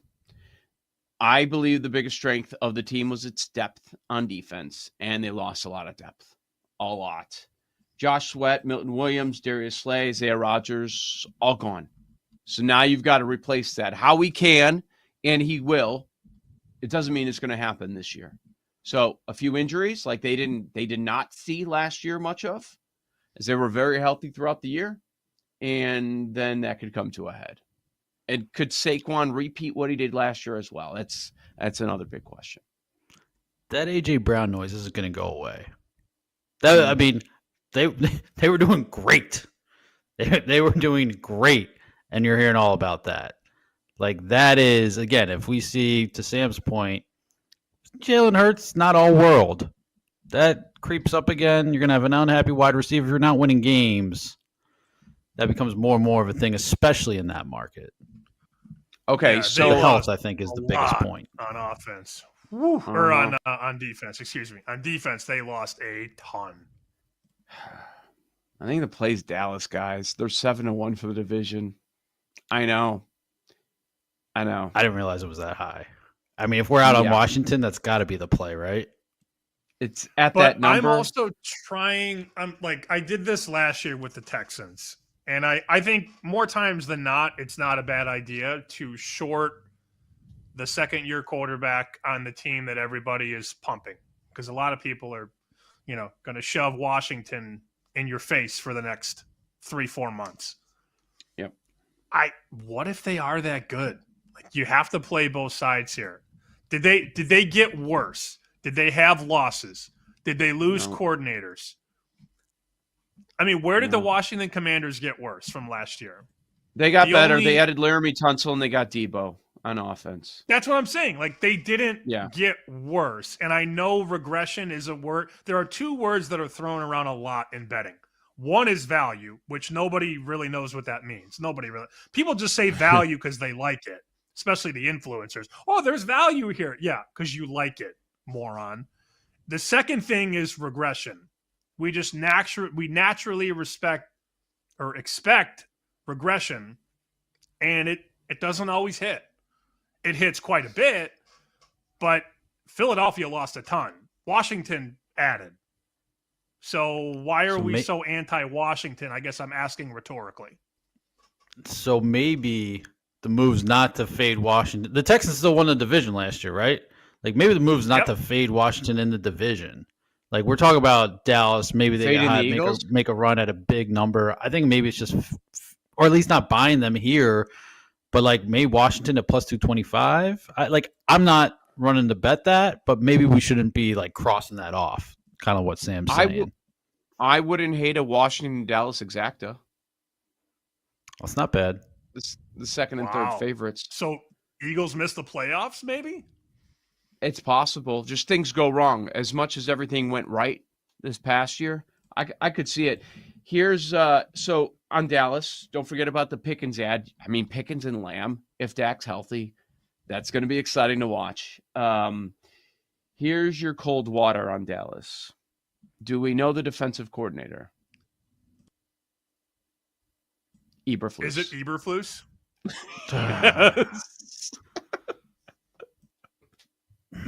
It looks I want to say some guys. I want to say some guys are coordinators. Yeah. He's not and Fangio. Not coaches, but he's not Fangio, and just the way they lost some games at the very end, like as a defensive guy, you can't forgive that. Yep, that's scary. Might be skipping OTAs. I don't know if it matters. You don't want to bet the division? You don't want to bet it? I'm chocolate fudge. I want to go under 11.5 wins. I mean, they could be substantially worse on defense. And then you're playing in a lot more track meets. And here's the other thing. If you don't have the meat on the trenches, you're not going to be ahead in all these games, and you can't run the ball with Barkley when you're behind. As much as you'd like to, maybe. So, something to think about. 4 new starters on Washington's defense makes me think Dan Quinn might be having his guys now that he wanted for his defense. So there's another point on Washington. A lot more to discuss. Lightning bets on the other side. Bet Sweats on the BetMGM Network. You're listening to Bet Sweats with Joe O and Sammy P on the BetMGM Network.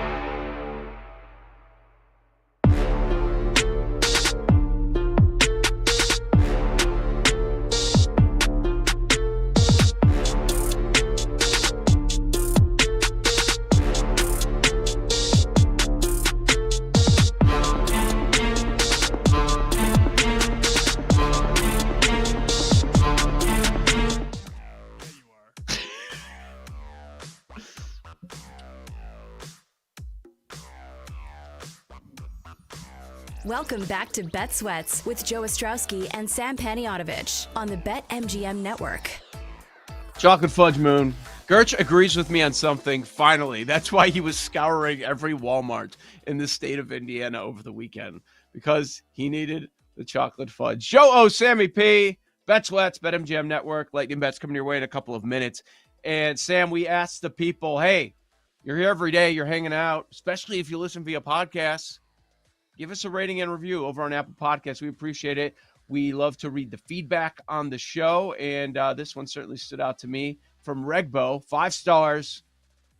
Bet Sweats, one-stop shop for entertaining, informed, and smart sports betting content.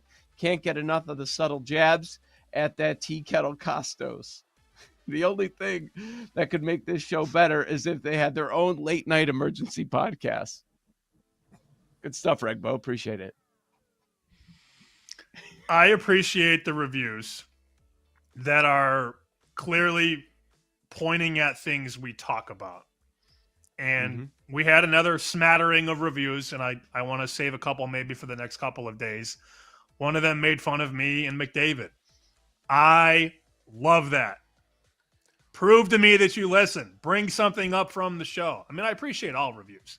But when you get into specifics of things that we talk about, what did he call him? A tea kettle? What does that mean? That tea kettle Costos. I'm not sure. Because he just explodes at the blink of an eye? Oh, yeah, you can see he turns it red, steam comes out? I don't know. I've said a lot of things over the years. I've never called somebody a tea kettle. Yeah, we always calling the kettle black. Like, we know what that means, but I don't know. Is that a height joke? I don't think it is. I have no idea. I think you guys are overthinking this one. Well, what does it mean? I think it's just like a joke about how he explodes, like boils over, steam coming out. You had it the first time. So I think we nailed it. I think we're overthinking it now. Okay, but we got it right. I'm just wondering. Joe did not like me questioning him on that one. Okay, just a quick warning here. Do not Urban Dictionary tea kettle. Well, now you know what we're going to do.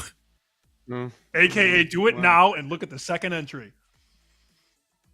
It's always the second one, isn't it? Like, the second one is always like, holy crap. The second one is wild. Whew. All right, okay. Yeah. Yep. You'll be able to hear exactly when Joe.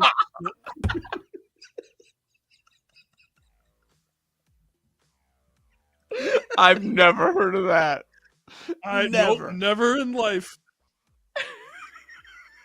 Oh, it started, and I was like, okay, this is it. And then I got to the second half. I was like, oh, okay.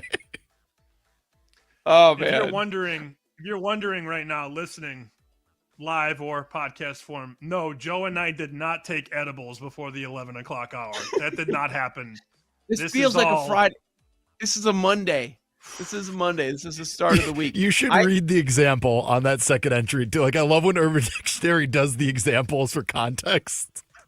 This one is last night was freaky. Use it in a sentence. Why, bro? Joe, I would be careful reading this out. That's it. Read to yourself. Do not do it. Do not do it. But we had a couple reviews over the weekend, and I appreciated all of them. And the one guy was so good. He's like, it's a really good show, and the picks are solid until Sam picks against McDavid. Yeah. That's funny. I can take it, Joe. Can't wait to see what you do on Wednesday with that one. Another thing that was making the rounds, I don't even know what the show is from. I don't know if this is where you first heard about it, but like, just group threads that we're both on was getting it a bunch of times. I know people were sending links to you and me as well. People ate this up. Maybe I don't even know if we can play it.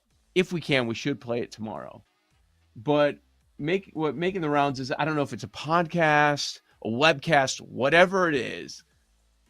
Dudes betting Angel Reese to miss first field goal attempt every single game, getting hyped, recording it, Everybody's in on the same bet, and then just that explosion. What's going to happen? Is she going to make or miss her first shot? It's been very funny. The montages have been put together of every Angel Reese game this year, and let's just say you're in the green if you're betting against her to make the first shot. What is the price? Have we figured out what the price is on miss? No. It has to be minus 300 now, right? Yeah, it's got to be. Yep. So the first game she made her first shot, right? And ever since it's not happened on the first shot attempt? I don't know, but I get all kinds of Angel Reese stuff from people. And again, it's one of the underlying, I keep saying bits because it's not, well, maybe the Reese thing is a bit. But Jack Cags, people react. The Rockies, people react. And now it's Angel Reese. And I had a listener send me a stat that in the first half against Dallas, Angel Reese was 1 of 9 from the floor. And 8 of those shots were blocked. Yeah. But she's great. She's a star. Who was it that I saw immediately? What was her name from FS Fox Sports? Who there are a lot of rumors. I don't want to get you in trouble. Joy Taylor? Joy Taylor. Did you see what she had to say? No. She's like, why can't Angel Reese replace Caitlin Clark while she's injured as the face of the WNBA? Stop. Just stop. It's not even a fair fight. Yeah. Right. So Steve Greenberg of the Chicago Sun-Times was apparently at one of the recent Sky games, and she was asked about her shooting woes, completely turned the other way, and would not answer the question by a reporter. I mean, this is what I hate. This is how you want to be on par with the NBA. You want to get paid more. They answer those questions. They deal with it every day. And then you get a tough question because your shooting percentage is so putrid and you can't even give any sort of response. Like, come on, dude. I have the quote here from Angel Reese on Caitlin Clark. The reason why we're watching women's basketball is not just because of one person. It's because of me, too. I don't think she has. Does she have a lot of fans? Don't know. I don't think she does. Don't you go to Sky games? Aren't you a season ticket holder? No, but yeah. I think we talked about the price of everything to go to a Sky game like it's the greatest event ever. Like it's an NBA playoff game, and what they charge people, it's out of this world right now. But there you go. Yeah, Joy Taylor. She thinks she can carry the NBA while Caitlin Clark is injured. She can't make a layup. That's a problem. That's a bit of a problem. All right, Sam, where are you going with your lightning bet for this Monday? There's not much. We have no basketball, no hockey, and 7 baseball games. I would love the people to get me home on North Carolina. I'm not going to lay 250 on the heels today against Oklahoma, but I need the power of our audience to get me through there. I need North Carolina to beat Oklahoma. As for lightning bets, I'll go Athletics. Plus 143 is the best price I can get, but the best price consensus, let's call it $1.40. Plus 140 on the Athletics. Severino at home. All right, there you go. Looking good. I'm going to go with, let's go San Diego Padres. A dog at San Francisco. Yes, Logan Webb is going for the Giants, but there are a number of Padres hitters in that lineup that have hit Webb over the years. So Webb is getting his respect. And guess what? They're betting the Padres a little bit. This opened at minus 180 in favor of San Francisco. It's come down. Actually, not really. I'm looking at a couple books where it did come down at Pinnacle, but other spots, not so much. Plus 150. Give me the Padres. Turn things around offensively. Too much value there. Not too often you're going to get San Diego plus 150, but that's what you're getting today. That is my only play. We're going to wait later in the week, see if we have some props. some series bets as far as NHL and NBA. So we'll wait on those. But today, shortened card, only going with San Diego. Jake Hassan, what you got, man? I'll ride with you on San Diego with that one. And also just one college baseball play today.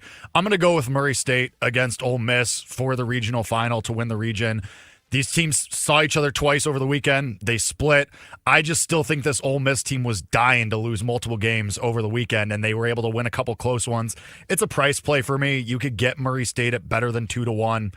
I think this is way closer than that, and especially on a Monday after the weekend, you've played a million games. I think things can just get wacky. So I'll bet on that. I'll go with Murray State on the money line to make the upset and win the region. Jake, we didn't get your thoughts on Jack Kaggs earlier. Now that it's official, it goes down last night. What do you think, and what do you think of the current price? I mean, yeah, current price. I mean, if you less than that in some places, I think that's maybe just right. I as Sam likes to say, our bread is buttered. I'm good. I'm not going to be telling anybody to go bet the 9s or the 10s. There's a lot of work to do. Jacob Wilson's been awesome. Joe, you brought up Yordan Alvarez's 87-game nuclear streak where he won in 2019. What's working for Jack, though, is that Yordan Alvarez played 10 games in the field that year, too. He was only DHing. It sounds like they're going to get Caglione some work in the field, both at first base and the outfield, so might be able to piece together a couple more points of wins above replacement there as well, which would be helpful too. Yeah, Wilson's out to this awesome lead. He's hitting like 400 over the last 2 weeks. He's not unbeatable, though. There's 100 games left. Like I'm getting tweets like, oh, it might just be over. Wilson's been great. It's been 60 games, and he plays for the displaced Athletics. Like, everybody's been talking about Kaggs for months, weeks, not just us. It's a long shot. He's got to be awesome, but it's not dead. Like, let's just win. We did our jobs. We did our jobs. jobs. Now he's got to do his. Yep. If he gets sent down, if he has a 2-week struggle, it is probably over, but he's going to have this opportunity. Be here tomorrow. Bet Sweats, 9 a.m. Eastern, right here on the BetMGM Network. Thanks for listening to Bet Sweats. If you missed anything on today's show, make sure to listen back on the Odyssey app or wherever you get your podcasts.